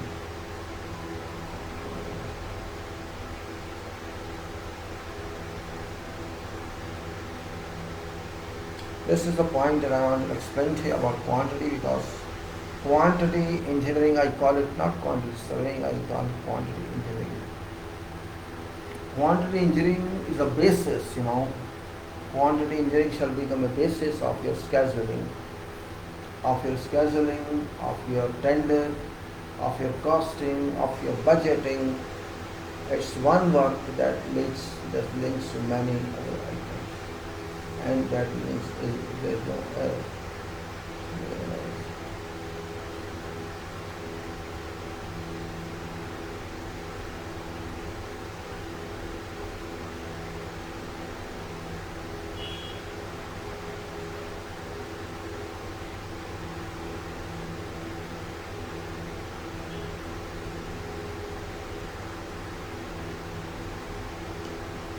I think you understand what I'm saying. I have seen quantity quantity makes project, means you know what you have to do. In coming time, when you work on schedule, you shall know that this is quantity. Every year, this is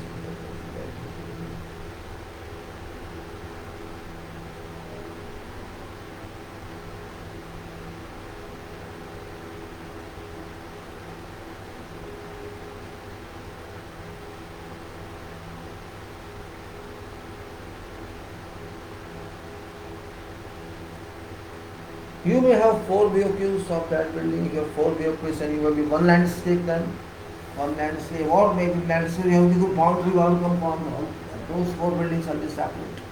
Why separate we need, and why separate levels we need, that's a explanation for that. That explanation is very simple. So you are taking whole price.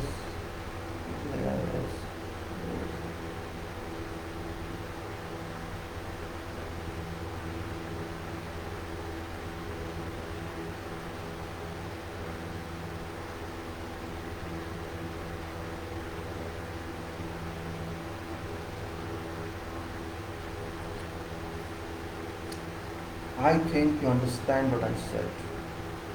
It's very important topic I'm discussing with you, because when planner works on quantity on your chart, this is period, then that planner knows what is blinding concrete, what is excavation, real excavation.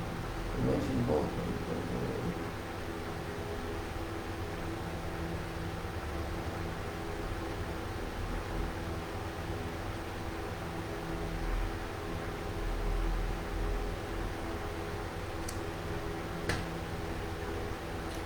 Quantity, if correct, your project will be costly.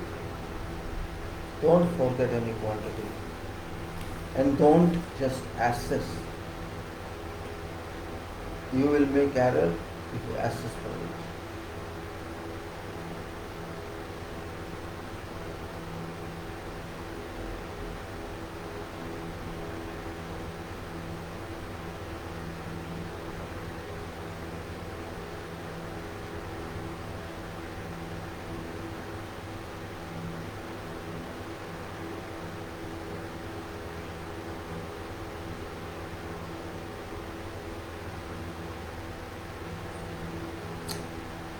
Well, you have sequence of quantities now, sequence of bills of quantities, and that sequence should be permanent.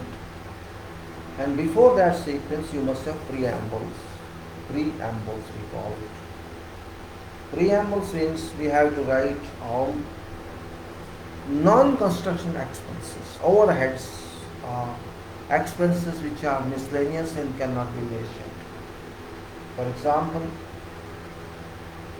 how shall you establish your site? You will mobilize your site. What is cost of mobilization? That will be, and maintenance of that mobilization, that property of site till construction is over. How will you measure that? Then Then miscellaneous expenses that you have to mention. Then protection of material, protection of person, protection of a thing, you have to write it down.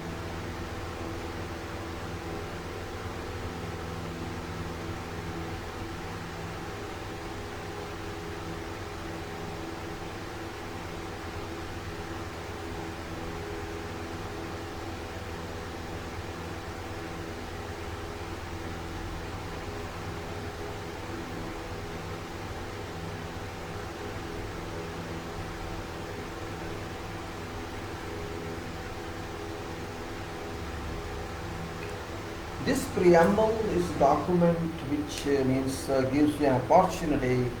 If something you missed in somewhere, you can take it here. And also, we have to be very sure that this BOQ that we prepare, it should be according to specifications, not otherwise. Specifications mean project specifications. Either you devise as a quantifier, you write that, you are competent if you are senior quantity, sorry, you know what is that, or maybe you have past projects, you clearly define in that those items which don't have standard and they are there, you have to authorize.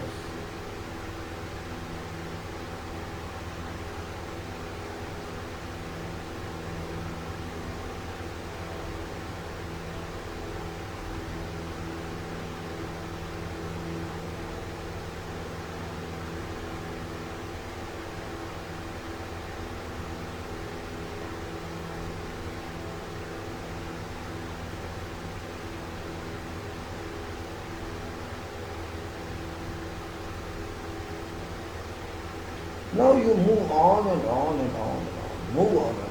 Don't worry. A specification is important. If a specification is not correctly adopted, it shall cause a problem. And specifications for RCC, specifications for block work, specifications for brick work, specifications for blinding, specifications for plaster rendering, specifications for roofing, specifications for finishes, all are required. Structural steel. There are, you can say, hundreds of items in such cases. And accuracy also you have to check, you know, there will be changes which you can adopt because you have formalized this. Once you do it, means the edit, there's no need of edit, just change values and you do it. This part of quantification particularly I wanted to discuss. So this is not complete yet, it's just indicative I told you, and this is very important part from every point of view that we know. Though it looks I know it looks annoying to engineers that you have to do quantification. But engineers, your annoying doesn't mean anything. You annoy yourself or don't annoy yourself, it's work. And if there is no quantity, there can be no bid. Remember, the success of bid depends upon successful quantity. And if you are not able to do that, first of all, you will keep yourself in problem. Contractor shall decide himself, don't worry about that. If you provide is fine, if you don't provide, that will prepare, but problem is yours, you know. You can't give correct budget. If suppose your client asks you what's quantity of concrete, what's quantity of RCC, what's quantity of plaster, what's quantity of this and that, you have what answer to it? You have no answer. Quantity, your employer has the right to ask you because that was paid. You know, I'm getting some quantity survey on hire we take and that boy will do it. No, that's not correct. Even if that boy does it, that person does it, it's your duty. Your duty to God. Well, I just tried to explain to you how BOQs are constituted. BOQ means bills of quantities, and these bills of quantities also direct us what quantity of materials we need. Means if you want to just know quantity of material, which is a must because you have to tell actual expected expenses or estimated expenses. You have to project that so that whatever budget is going, is it within control or not? This is called cost control, and also risk factor involved as well. If you can do that, you'll feel happy.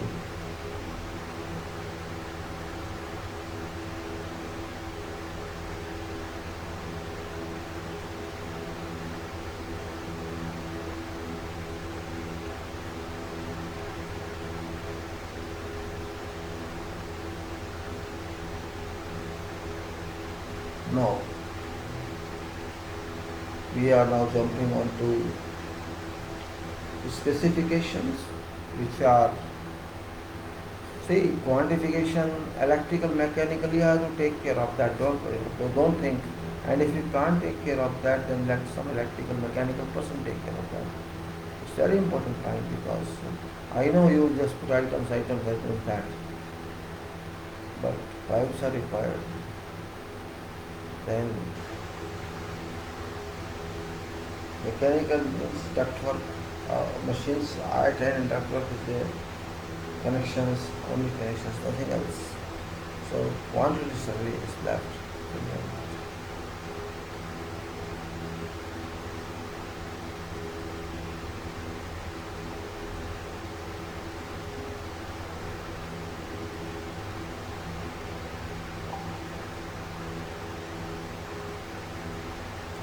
Now next point is if you are strong in this you have to take care of some contextual matters as well as a quantity surveyor, quantity engineer. If you are senior, then you have to take care of your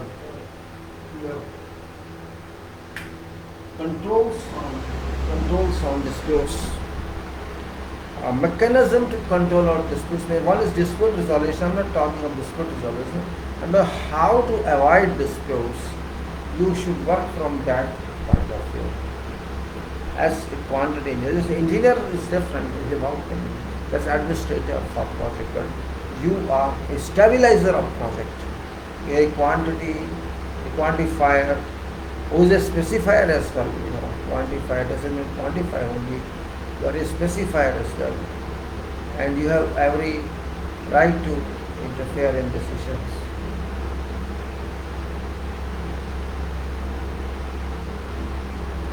Because on such projects which are not measurable, the items are not paid in form of measurements, they are very those failures are there.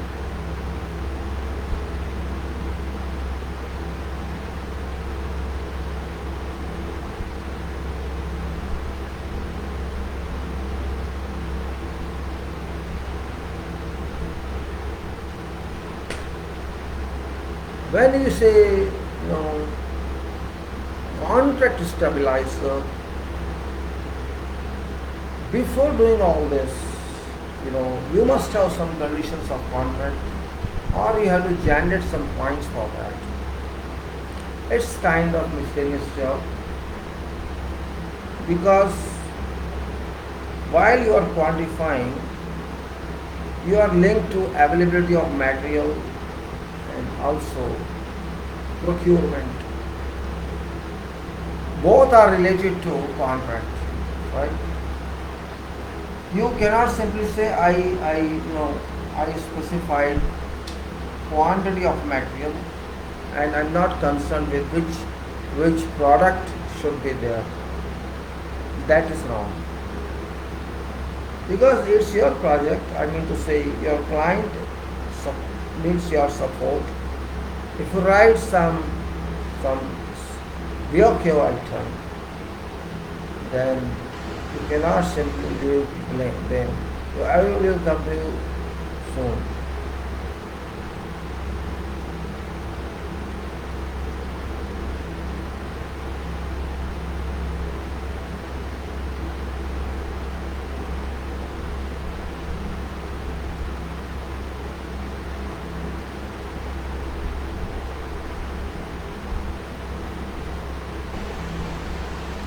You have to provide in many items, certain specifications like, for example, I need this item, this glass mirror in toilet, which brand I need. I require aluminum framing or aluminum doors and windows. Which manufacturer of extrusion there should be, number 1, number 2, number 3. You have to project this either in item or in list of approvable materials. Similarly, you want steel reinforcement, which manufacturer you want or which grade you prefer. You may say something in that we want raw material, we want supplied and fabricated on site, or you may add some other conditions. I want aggregate from that quarry or this quality, like that. Imported soil for backfill, which grading do you want, or leave it to contractor, means all that. And also units, say sanitary units, plumbing pipes and furnitures, or woodwork, or kitchen units, or you can say when you say some granels, or you can say anything.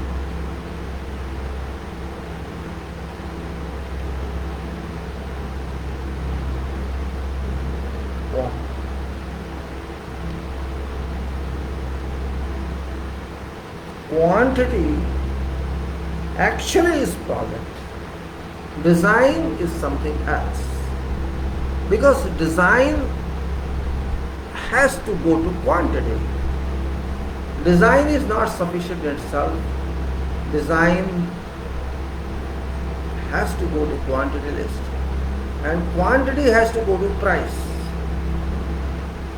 So if we know quantity from beginning, we can plan procurement. Everybody can plan. And if your quantity standard is high, say while you are preparing bid documents, your quantity standards are high, and someone has trust that your quantities can be relied upon, I think you are a professional in that case. You are a good professional. If your quantity is given that respect, and maybe contractors say, okay, use this quantity, don't worry about that, we'll see. They will use your quantity. But you should be genuine. Otherwise, contractor prepares its own BOQ. It takes time. It's not easy. So if you have done something good, why not that be used? Because it's a part of tender bid.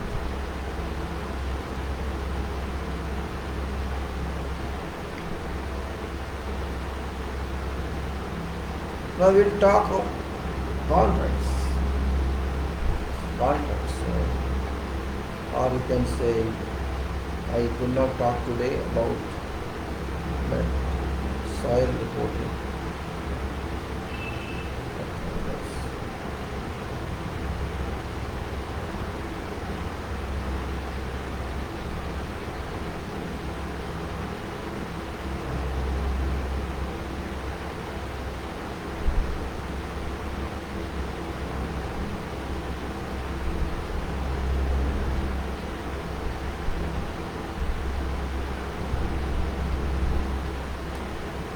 Contracts, as I said, contracts means power of game is contract. This power of game is contract, and that contracts makes us really very difficult one. Now, as I said in this, that we have to establish setup points, layout points, and this is where we have to start with. So what it says further, let us read slowly and understand what contract has to say, because this is all part of contract. Execution is part of contract, not necessarily what's written is part of contract. It is all part of contract, let us see. Now what it says then, as we discuss, what are we discussing here? In case piling is not needed, as I said, foundation is done. In case piling is not needed, prepare excavated surface of footings for formation levels and do compaction in complete area of footings. And step plinth beams. Get resident engineer's approval and blind compacted surface to level as defined in drawings. Top of building.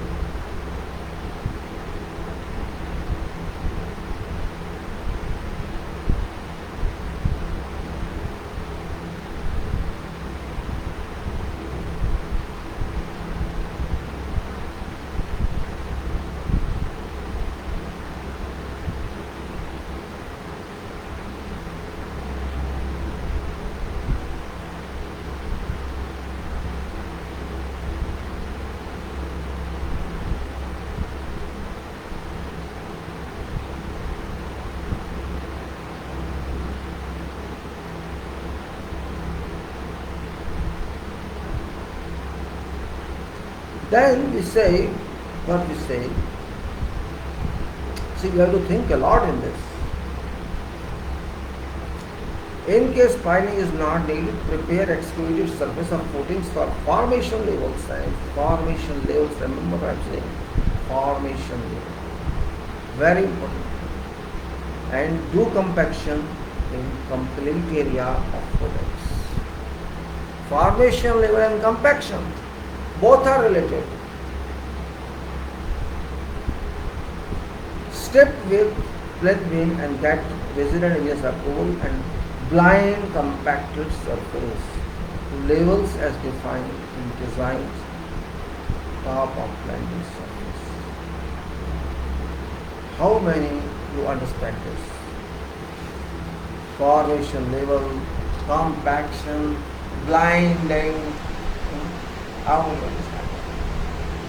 These are three terms in foundation only. At one place, not isolated one. Not isolated one.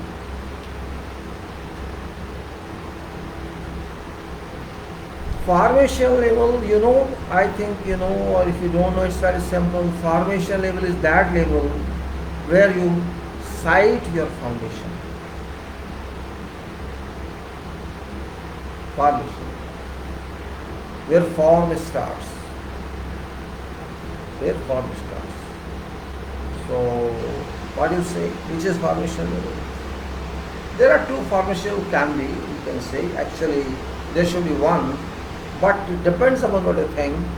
One formation level is what, up to what level you excavate. That is excavation level. That's excavation level. Exact it should be, but it's never exact. You have to excavate up to that level according to draft. That may be called secondary formation level actually, or you can say, because that requires first of all improvement, or it depends if it is clay or silt or weak soil, you cannot use it for your building foundation. If it is good one, if bearing capacity is good or is granular, then you should not give blow until they soil level. And they don't even go to your boundary.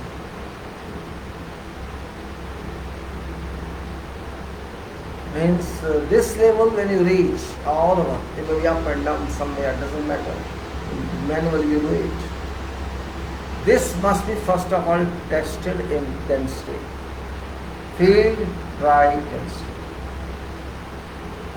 field dry density, which is 98%, but which one? 98% for which one? 98% laboratory tested one.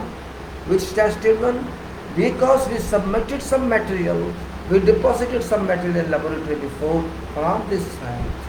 That is tested, that is reference. That is, let's say, comparative one. We have to compare our field with that one. And 98% of that proctor it should be. So that first point, you can say that is excavated level on which blinding is to come, and that's formation level. This is foundation level, formation level, and blinding level. Because shape is different, but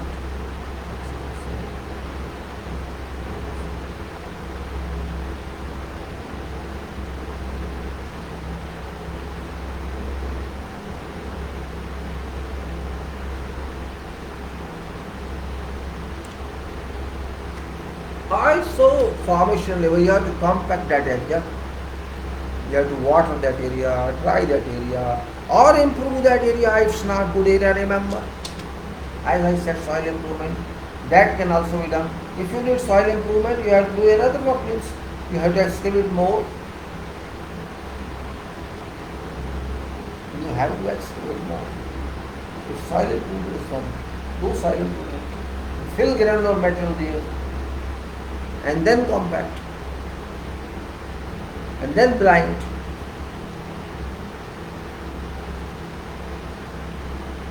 If you can do this,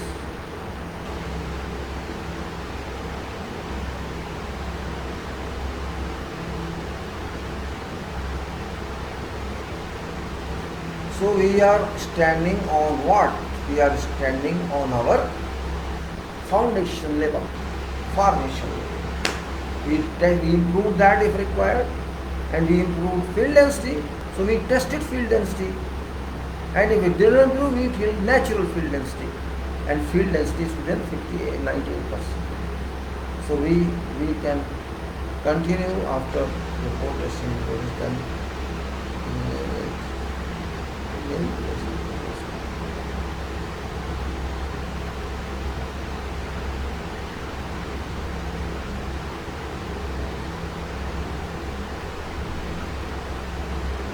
So where are we now? We compacted, or we improved, we compacted, and now after compaction, if required, what you have to do? There could be some chemical treatment maybe in the specification. You have to apply that treatment. Apply it.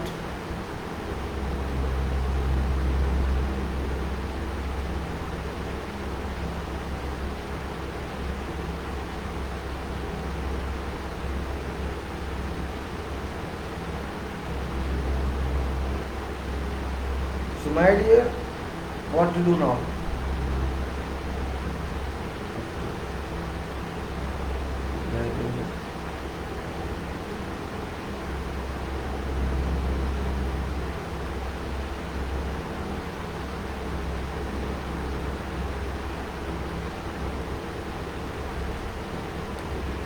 Blinding is ready for work. Work is ready for blinding, I can say that otherwise. And blinding, what blinding is actually? You should know blinding first. Why do we call it blinding? What is purpose? We say this is blind, okay, this is blind. Why I am calling that blinding concrete? Reason? Actually, this is technical term, practical term. In our country we don't use it, but it should be used. You know, whatever formation level you prepared, this is not first of all in one line, one level, somewhere high, somewhere low, somewhere there's a valley. I should know.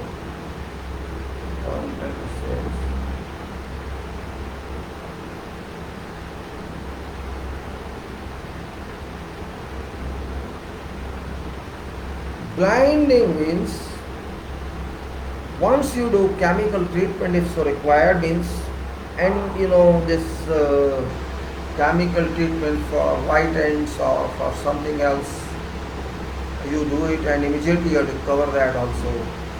So blinding you have to do just to hide unevenness of soil, unevenness of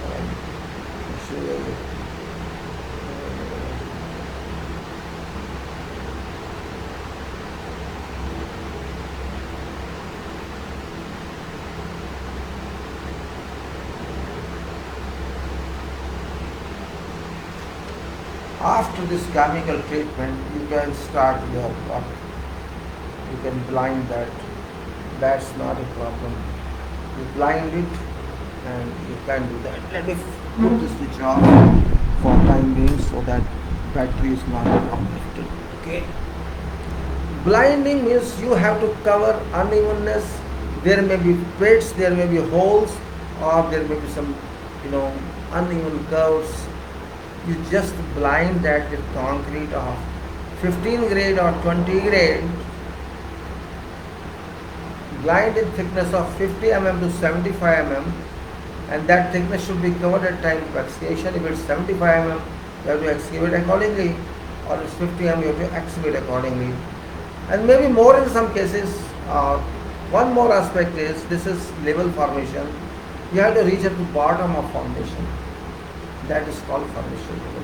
And say by chance you have excavated more due to error or due to excavator problem, or you could not understand levels at that time, then extra whatever it is, in local or everywhere, 5 centimeter extra you are excavated or 10 centimeter extra excavated.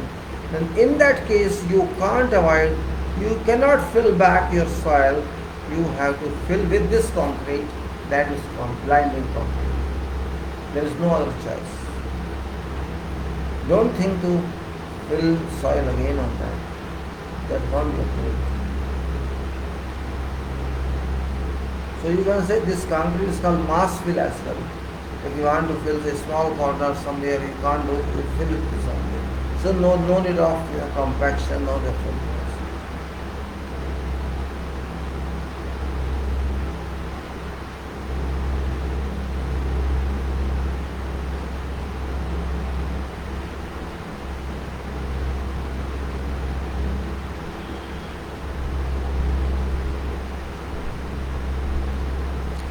So blinding is done up to level of foundation bottom. That you have done. All no problem, just cure it. It should be properly leveled and finished. Don't leave it rough. Now your base is ready for your work. Now you have to apply waterproofing membrane on that. You apply waterproofing membrane on that, and that membrane should be protected. What to do with that? How to apply protection? You apply waterproofing, but once you work on this, now there are two types of such membranes. Because you are going to work on this membrane, one membrane is weak type, that can be damaged when you walk on that or work on that, and one is duty type, heavy duty type. If you walk on that and work on that, it does not damage. Both types of membranes, it's up to you which one to do. If you want to say no, I want to use cheap one, then you have to protect that membrane by covering with some cement mortar. Cement, you have to cover with this grade. For that you have to take extra excavation. That's one way.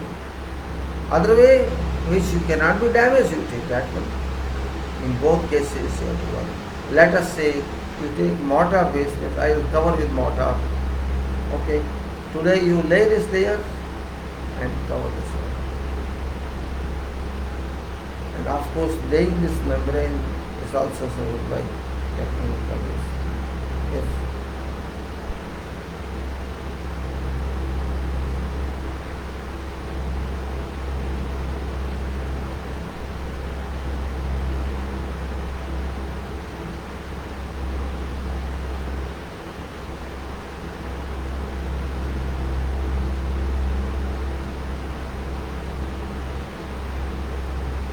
Now, when I say, if you are using cover up label, you cover that, and that also you start layout of your building, because you have to lay foundation. You have to start layout, setting out, I mean to say, setting out by theodolite or setting out by whatever means you have. Your land surveyor is there, or you want to do yourself, it's up to you. Level is one now, area is ready. You have to establish your center line from area you have taken outside. You have set up, then you have to apply this access line on that area where you have to start foundation. You have to flow those axes on this line, then make your sizes of foundations, etc., etc., etc. Whatever you are ready with, and you must have already form of sides ready. This is part of planning. You must have reinforcement ready to be fixed in, and you must have concrete cover or spaces ready, so you can after lines are set up, you start erecting those and fix them accordingly.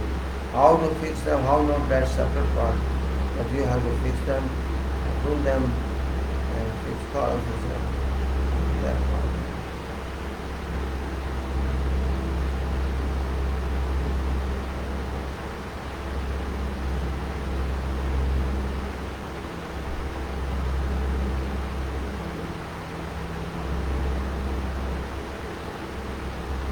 So your work of foundation is ready now. Now let's go further. Now what to do with that?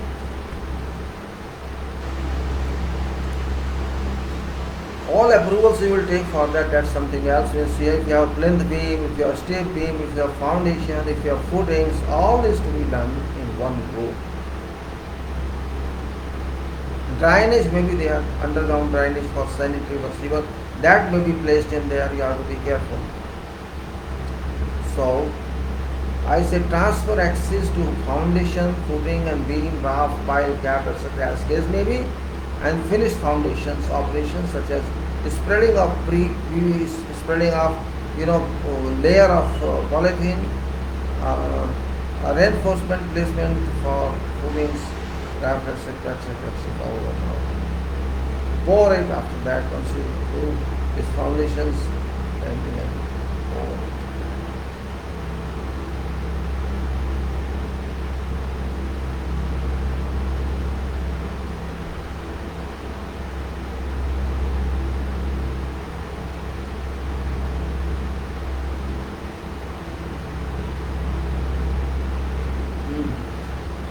So we are moving forward now. We have, let us say we have done foundation, concrete, we have done up to ground level or up to plinth level. We have done foundations, we have done related columns up to that level. Let us say we have done that. Now, what to say? Apply waterproofing treatment accordingly. Just like I said, horizontal portion and vertical portion and small columns in that all are required to be covered by membrane. Whatever procedure you are having, whatever is specified, and whatever you have to specify, that way you have to provide protection to concrete on vertical and horizontal surfaces up to level.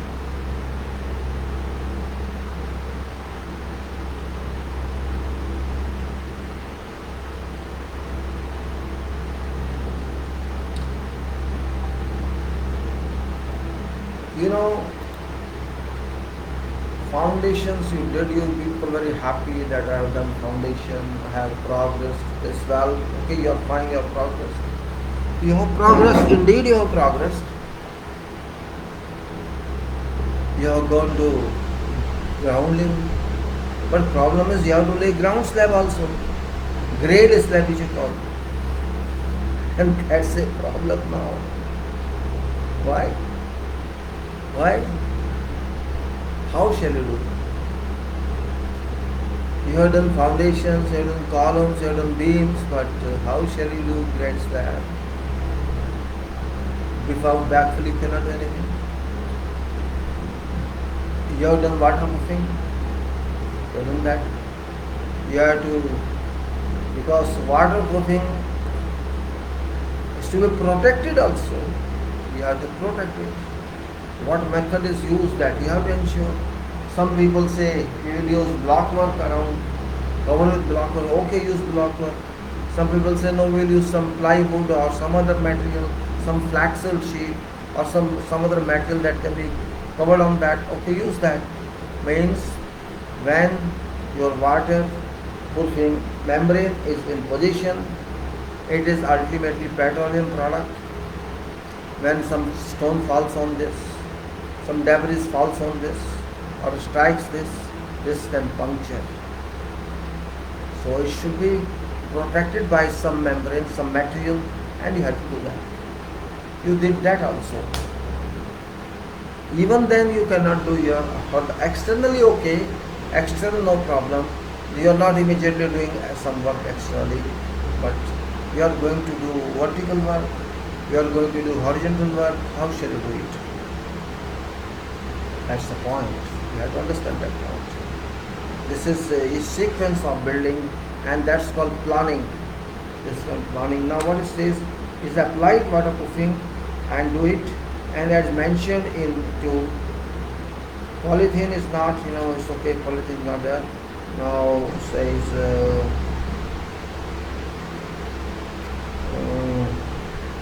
surface of concrete where next concrete has to be placed shall be wire brushed. Alright, that's one point.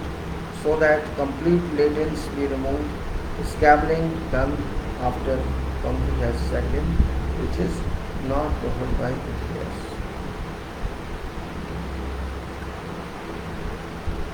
Your worst thing is, for example, say you poured foundation, you poured footings, it's this much height, 40 height, 50 height, centimeter height, 1 meter, 2 meter, like that. Then there is a steel of column. Steel of column, some column steel has gone inside footing and some is outside footing, and in that portion you cannot finish. So you have to raise column on that, on the small column foundation. You have to chip that one. It is not done already. That's one construction point. Right? That's what it's saying next concrete. It's saying next concrete. And one more thing I'm telling you here, it's not simply foundation, say forget. Suppose your foundation is 60 centimeter, 50 centimeter thick. I'm talking of thickness. Concrete is a question there. How shall you concrete that? That if it is more than 40 centimeter, 30 to more than 30 to 40 centimeter, this has to be done in 2 layers, not in 1 layer. Means you do 30-40 centimeter, vibrate it, again put concrete and vibrate it in layers, not in one go, because vibration is required.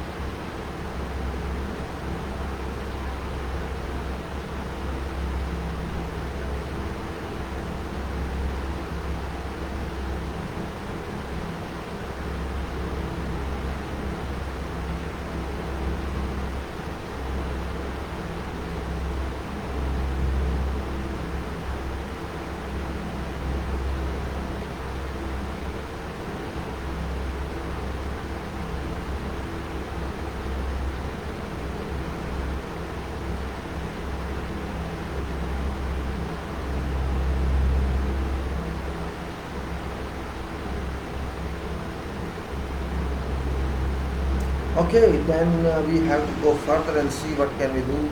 We still have some time, and let me see how much. Oh my God, the book will go away. I think go away. Storm, steering over my pages are rough. Calm down. No problem. I'll check that one.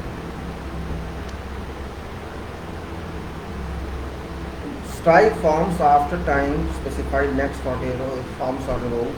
Carry out operation of form erection and start renewal after curing concrete has been over supply and dry surface. Apply block bricks wall protection where ground lock forms of footings of the walls, etc. After protection is done, backfill shall be carried out, for which the approval of engineer is to be taken, so space actually will be visualized. So we'll talk in general now. Let me take the quiz that has gone out and see the condition of this one is staring out and difficult to save it. Let me see. Difficult to see.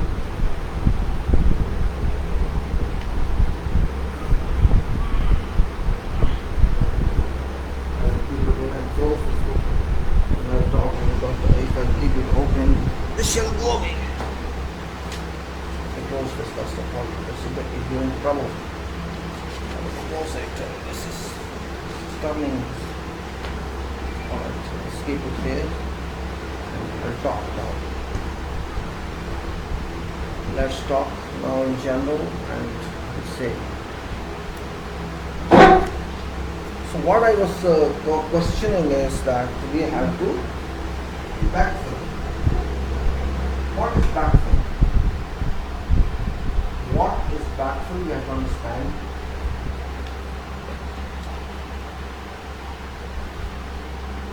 You excavated area, whatever area you excavated, you raised walls, beams, everything up to plinth or ground level, and applied waterproofing, applied protection, applied everything, and did sanitary work, sanitary piping and everything. We have to do ground slab. Ground slab is also concrete one, concrete with reinforcement in. That's grade slab we call it, and that is at ground level, generally 150 to 200 mm thick. But it rests on what? We have to backfill. Backfill means we have some material we excavated and we have to back it. We excavated from wherever, it has to go back. But which material has to go back? Question is that. Whatever we excavated, not necessarily that's a suitable material. That we tested and test said no, this is not suitable. Then we have to bring somewhere from somewhere suitable material. You have to bring material which has proper grading, means which can be interlocked together, means this particle, this should mix together, and it should not sit down, it should not settle in future. It should stay as it is. And for example, clay is not good for that, chicken mitti is not good, and we need a material which contains some sand, some coarse aggregates, some small chips, that type of material we need. Or we have to sand, we have to fill, but that's very expensive, so you may not like to fill sand. So we need some material which we procure, or we select some material from our excavated material. Whatever we excavated, we have to select some out of that and remove bad and mix into that. Someone for mixing that, we need some machine, this JCB or something which can mix it, and then we say yes, it's better material, and then we start removing all big size particles from that. Say stones more than 6 inches or more than 5 inches or 4 inches, we take out from that. And don't forget that this is a structural fill, means we have to say there's 1 meter you have to fill, or half a meter you have to fill, whatever quantity depth you have to fill, or whatever corners you have to fill. We need to fill it back in. First of all, we have to clean every portion of that. We have to clean, completely we have to clean. There should be no bad material, like there should be no tree pit, there should be no grass, there should be no useless material, there should be no paper in that, there should be no nails in that, and there should be nothing which is bad for that. It should be clear. No timber there, because shuttering we can leave timber there, and no such material that cannot become part of concrete. It should be clear one. And we use RMC.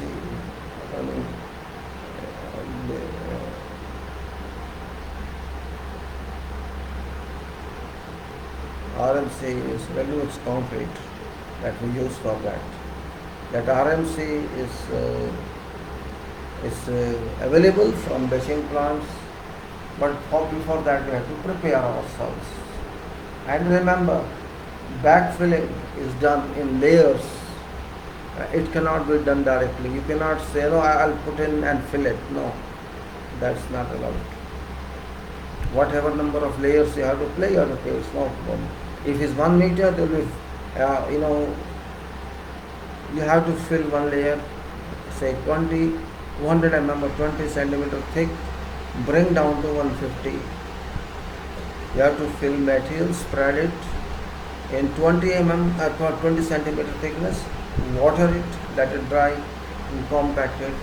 This 200 mm thickness or 8 inch should come down to 6 inch. 200 mm should come down to 150 mm. That's layer 1, and test it.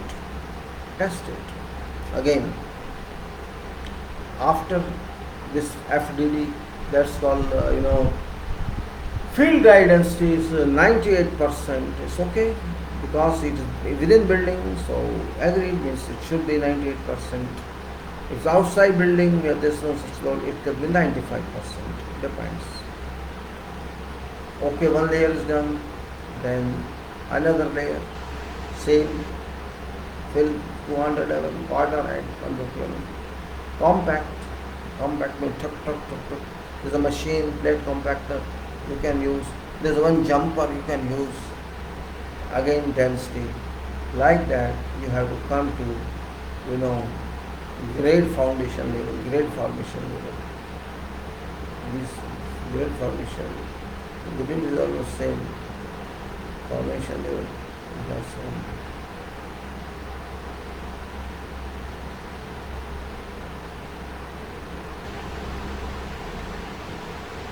Now, when you have completely, it may take many days, It's not one day job, backfilling.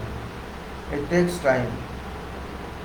And when you come to bottom of that grade slab, then you have to completely fill.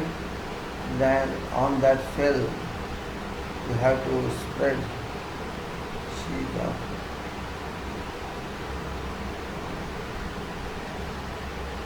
You are ready now after backfill, that it has been done, all tests done. You have checked everywhere that there is sanitary unit coming in. Okay, you have put lockouts for that. Sanitary units.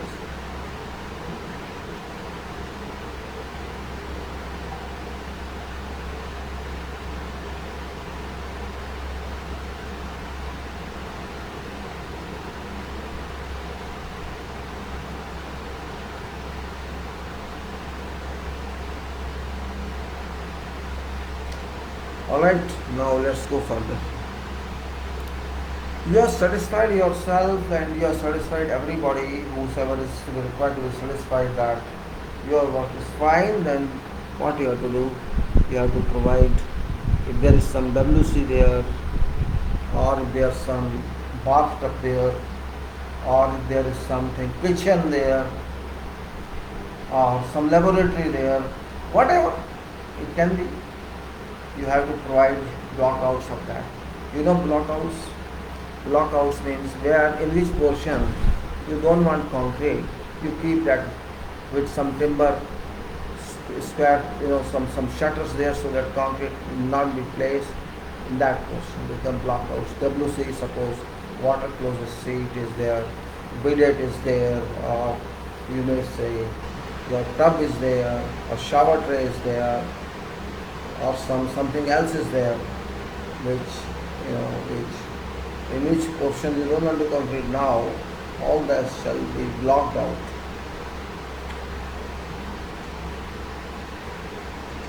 And then you have to start preparation for, after all this is this blockouts, and you have to prepare for concreting, and that is you have to spread one polythene sheet all over on that backfill.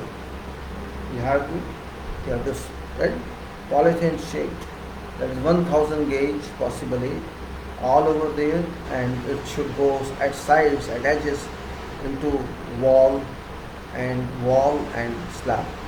Means you just on edges there's a beam or wall, a small wall just rape it vertically, just rape it vertically, and you put some flaxel on that, so that this flaxel and this flaxel and ball between them is polythene sheet, and hold it there temporarily. After that, once you are ready with this, you have to apply your, this jal. You can see this measures.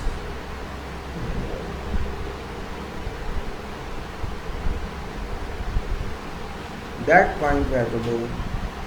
This means we have put our, at least in center of slab, this mesh we have to place, that's called BRC. This is trade name. This is actually WWF, welded wire fabric, 8 mm, 10 mm. We have to put in and support by chairs. Once it is ready, then we can say, and of course we can say we are ready. We get other end, depending. Yes, you may need pump also, concrete pump in this case too. It is new building. When you pump everywhere, that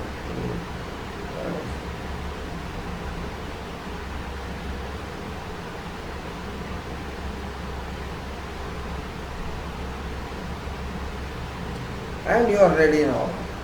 You have put flaxel, you have put bars, you have bash, and you have polythene, and you have put strands in here.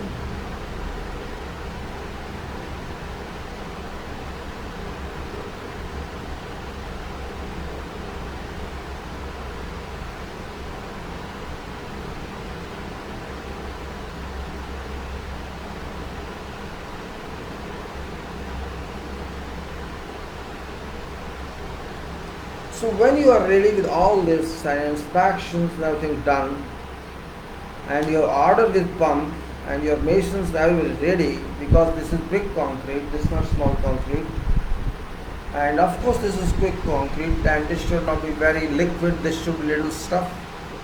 This is great concrete, and there is no beam in this, nothing, and this is a floating slab actually. This is not that type of slab, it's a floating one. Floating means there is this on sides you have flaxel around edges, so that may be 12 mm, 18 mm. So in some moment this can move, this in that. Suppose there is earthquake, so it will move. And suppose this building moves, this will also move. So this is not a problem in that case. This is actually not a structural.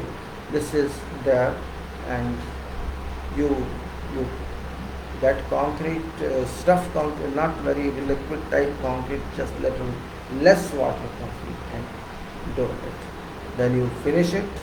After finish it and cure it accordingly, and in that case you can say your grade or ground slab is done. And when ground slab is done, and up to that level columns etc. are done, this is called a foundation work is work of foundation. This is such a closing point I am telling you. Once your grade slab is done, which is otherwise you can do later on also, but it will cause problems that now you have access of pump to go in. I mean to say your pump boom, concrete pump boom can go in, mobile pump can go in. You will easily do concrete, and this will support your superstructure also. You want to put jacks on columns, so you can use this support. Otherwise it's difficult. Do not leave it for future. You can continue without this also. But first of all, in that case you will need more height of pipes, and you shall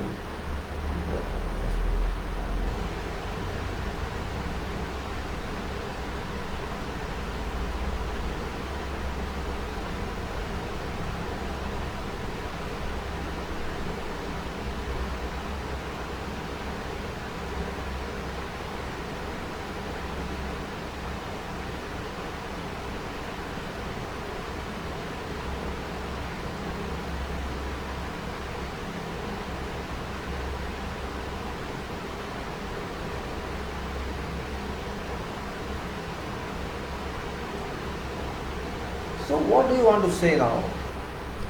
This is what your quantification works. You have to compare what order you give and what is in your BOQ is that same. And remember, this slab which you lay, on this shall come floor finish. And your superstructure starts from here. That's the important point. And superstructure starts from here means this is substructure which you have done. Substructure means foundations. And this is in fact good job. If you say this is 2-story building, you have done say 10% of work.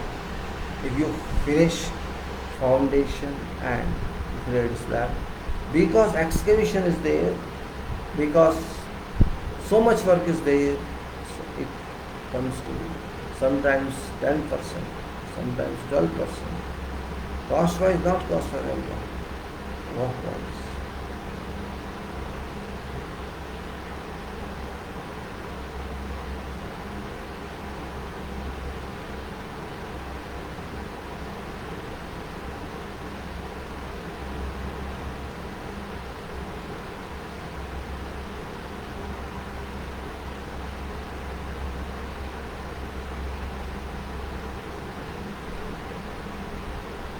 So my dear, we are talking construction, and construction engineering is not children's game. It's professional game.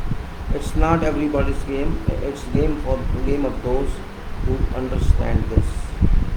This is not child play, and this is very important. A thought is to be applied. That's what I say. You're ready for superstructure now, which we'll discuss later on. We have just what we have done in this so far. We have to understand that. Lot of work was required in this. Suppose there will be piling in that. Say we know it's a piling. There will be piling, or there will be different kind of, not this kind of footing, but strip footing or continuous beam footing. Then this will be completely different exercise. It means you have to drill for pile. Piling, what's piling? Pile goes below ground, say 20 meters depth, 10 meters depth. Generally 10 meters very common.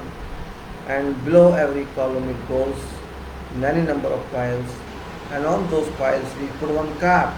Suppose there are 4 piles below a column, 6 piles below a column, whatever numbers, we pour them, we put a big cap on that, sometimes bigger in foundation size, and on that we take column up, pile cap. And there's a separate system. When you drill this, a pipe goes in, one pipe goes in, then steel bars go in, and then concrete goes in by that much, and it pulls back casing, a steel pipe with drill casing comes out, and these all in there. Then they cut top portion to some extent, this extra concrete, then top is cut off on that portion. This is tile peg is made and on pile cap, and this is everything foundation. That's right.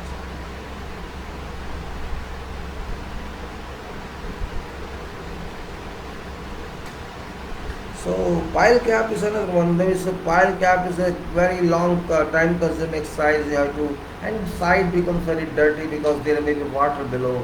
If there is water below, when you drill the casing, and water comes from there, it spreads over side. You have to pump it out then. It spoils a complete area and it looks very dirty, ugly. But pile goes in, and that rests on some rock. It then takes, it means you have to do everything for that. Sometimes more pipes, more depth pipes are made, and piles maybe 50 centimeter or maybe more. It's not a small pipe. Pile, it's big pipe. Because we are saying casing into that. The casing cannot remain in. Casing just drill to take water out. It takes water out, and then we put in our steel, fabricated steel in, and very special type of concrete for that. It goes in because we can't vibrate that concrete which goes in, so it's different type of concrete. You can say kind of self self self leveling concrete. It's not actually, so we can't send vibrate, we can't push vibrate it down, we can't do that. So it does, and when your casing is withdrawn, it takes its position and it comes up and up to what's level of, we want up to that level. We have, because we have to pipe, this pile cap we have to place on that. So we make, after we cut some concrete from the up to level of pile cap below, so the pile cap can be done, the corrections of steel are made, and from that pile cap itself, pile cap is also quite deep, maybe 1 meter, sometimes more, and from there risers of columns come out. That's called pile foundation, and it's not simply that we do it. First we have to test piles. Before we do something, we have to test piles.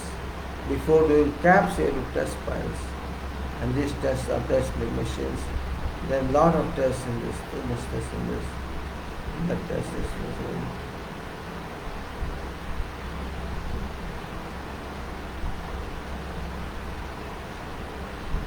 This was what I was talking about, construction of, say, let me put my battery on now, I will go away.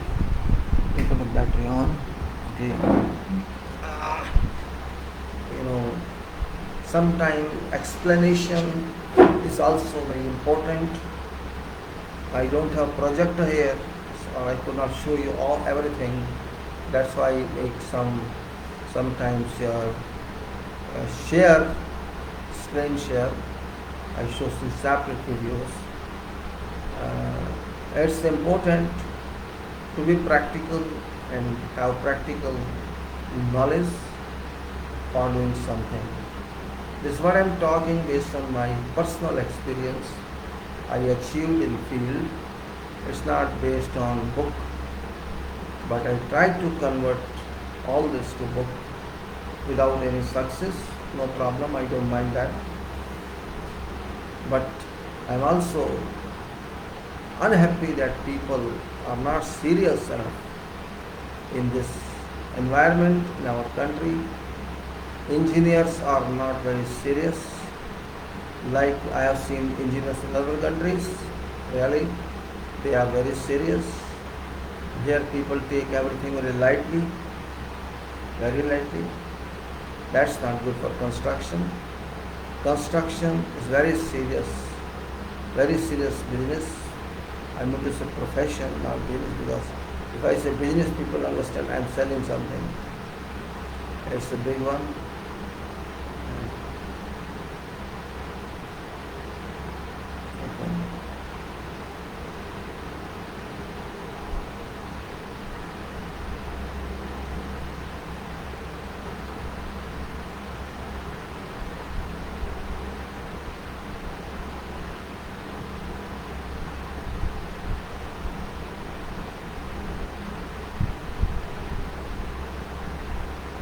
Okay, then we say construction goes on like that.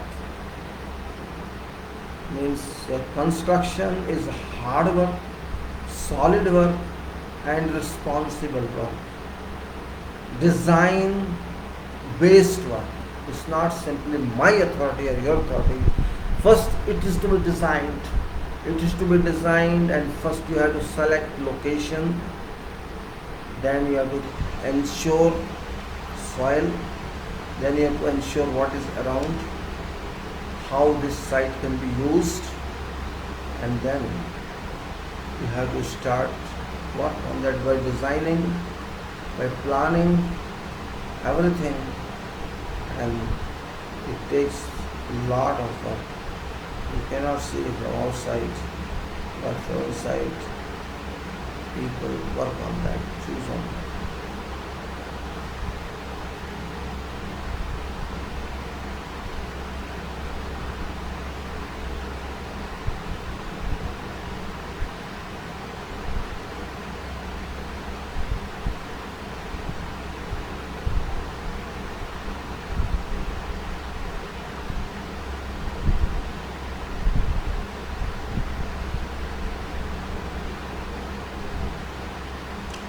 Okay, then we say In construction, quality, safety, design, reliability, and workmanship all count. We should try to avoid disputes because disputes never help contractors and all others must realize this fact. Dispute won't help anyone. We know understanding of work, we know time value, we know resource value, and if your prices are good, you will not cheap only. We cannot say there should be some room for disputes, but it still remains.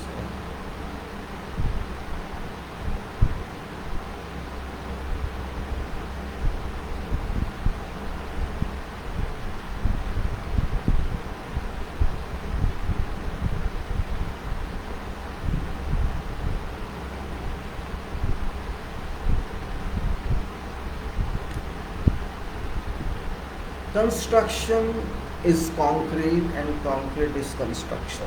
Other materials are secondary. If concrete is not controlled, construction is not controlled. If concrete is controlled, construction is controlled.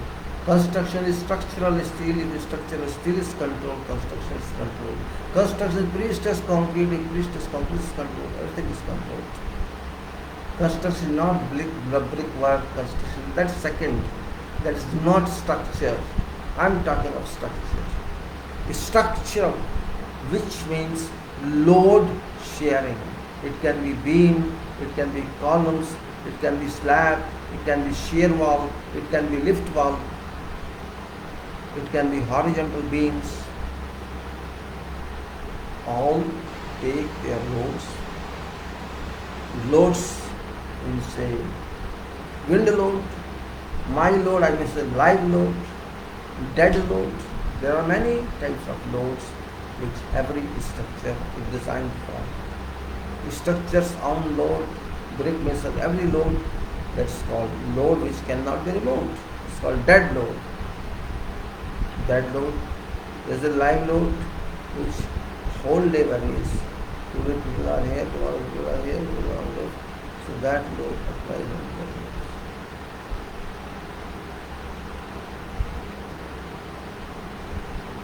That's where loads count in life. Loads are you may call actions. Some are loads, some are actions, and actions are variable. Some actions are transient, means which transferable actions. Some actions are temporary. When you are constructing building, you are pouring a slab, you are doing some work, that is temporary action, but load. Foundation is full, then it is permanent. We can say persistent.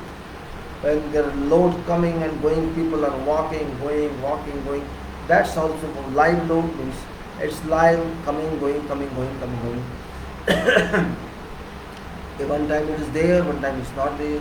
Sometimes it is there, sometimes not there. Sometimes there is vibration because of seismic action. Sometimes there is wind load. Like that, there are so many loads, which we all take into our consideration while designing. And without that, nothing can be done. We cannot even conceive what we are going to do. Design part is very important. And if design part is important, detailing part is also important. Design results in detailing. Whatever you design, that must be shown on drawing in each and every respect. If that is important part and there is something missed, that's a problem. Design is finely calculated on drawing, which has to go to site, that should be clear. And if that is not clear, you cannot do clear work. You will remain confused and will cause mistakes. You may say now drawings are done by computer. Even then it's not because people have to understand. You are very well educated, those are not. Designer is well educated, but those people working on site, they are not very well educated. They They cannot change their convention, what they have been doing. It's difficult for them to change whatever you want for. You can say no for something. There is nothing like that.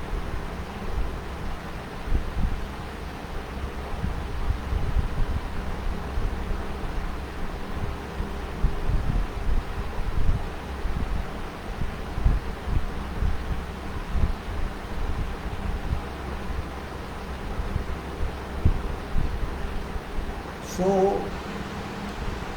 what we should do? My trouble is, my problem is maintaining quality in this. If we do not maintain quality, we are not skilled enough. Our workers are not skilled enough. I can't blame workers directly. I have to blame professionals. Professionals are responsible. They are well trained, they are educated, they know their job, but they don't do. That's unfortunate. Really unfortunate. When engineers in overseas countries can do, when our engineers can do there, what's the problem here? Point is that we delivered nearly quality work or even sometimes super overseas. See, if it is even 90%, I say this quality work. I don't say 100%. At least 90%, 95%. But if you are doing it 30% or 40%, how can we accept that? That is not acceptable. 2%, 3% margin acceptable. After all, this is work by people. This is not work by machine. Even machines are involved, but work is done by people. And that is digestible, that we accept that, okay, people are working, some relaxation is given. But if you say no, it's completely foolish, you have to do. No, it's not quality then. It is not quality. It is just waste of money, waste of time. You are wasting time, you are wasting money in such acts. It's therefore very important for everyone that they have to be careful, very careful. If engineers have not understood what is quality, what is workmanship, what way you have to work, then they have to learn. If they cannot do that, and particularly those who are fresh and those who have less than 10 years experience, this must for them.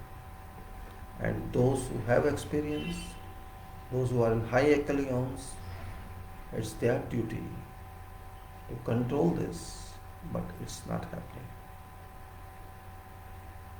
Whatever work I have seen so far here, 95% is bad quality. You cover up by plaster, it doesn't help. You cover up by something different, it doesn't help. When you cover up means you know there's a bad. It's like what?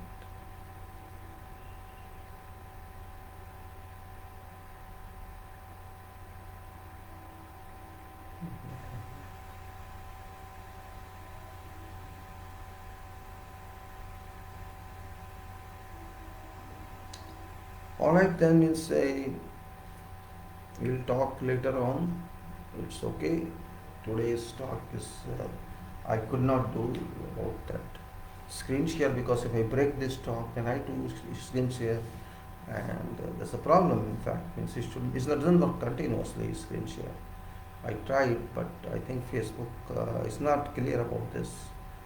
If you start I have to start, means I have to start documentation, then I have to stop this video and go to that one, and then I have to come back to this, I have to stop that one and come to this. So there's a chain of sequences, waste of time. So I thought we'll do something in the afternoon possibly. If I can, a screen share that I can do. Just I wanted to take some time on this important talk of quality. It's a part of field engineering. Quality is very important these days, particularly where our structures are failing, buildings are falling, and the roads are sinking, and flyovers are falling, buildings are set on fire, not only here, many countries as well. This is, after all, somewhere it should be quality. It's no, this means there are no engineers in this country. There's no engineering in this country. That's clear answer. In this country, there is no engineering. Very simple answer. Because why this happening? Okay, if some very 200 year constructed structure fall, we can accept. That's a 200 still. If couple of years or some months before something is built now falls, no, I should say completely no to that. Acceptance, I don't accept that criteria. Now, I would simply say no to that. And regretfully I am saying, regretfully I can say, do not become engineers only for sake of certificate. Learning is important. Even though people don't accept you as learned, keep on learning. You are telling them what you learned yesterday. That's it. Why I should say no? I am learning, or I say positively. That is my way.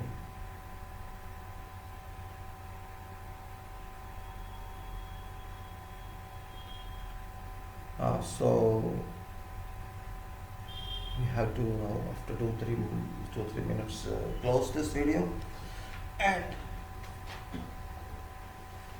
concrete must be respected. I should say concrete is such a material that can be decayed, that can be deteriorated in a couple of years, or it can continue for 100 years or maybe more, because it depends upon how it is done.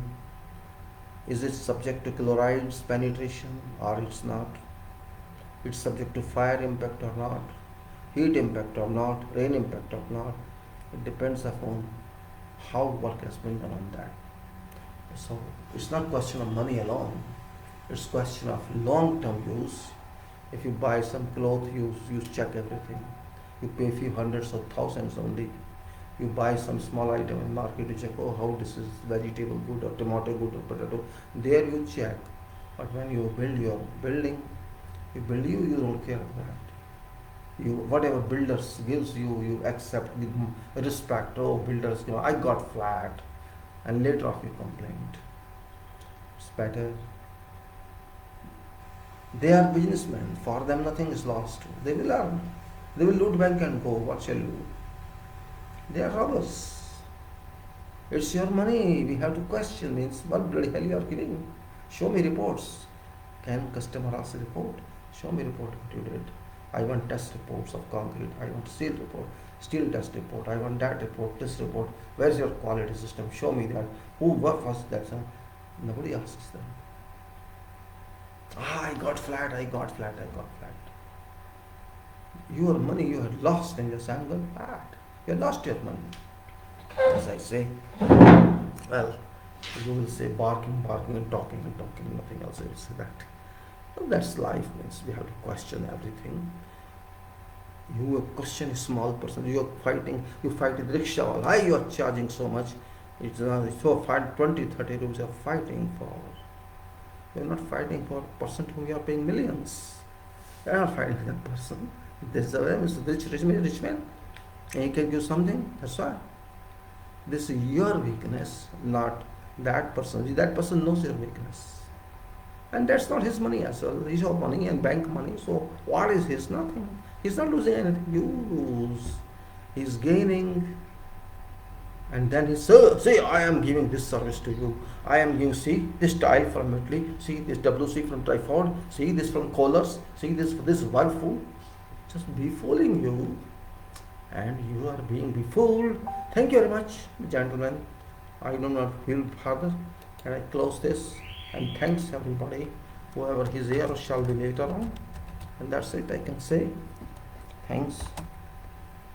And can say thanks and okay, fine.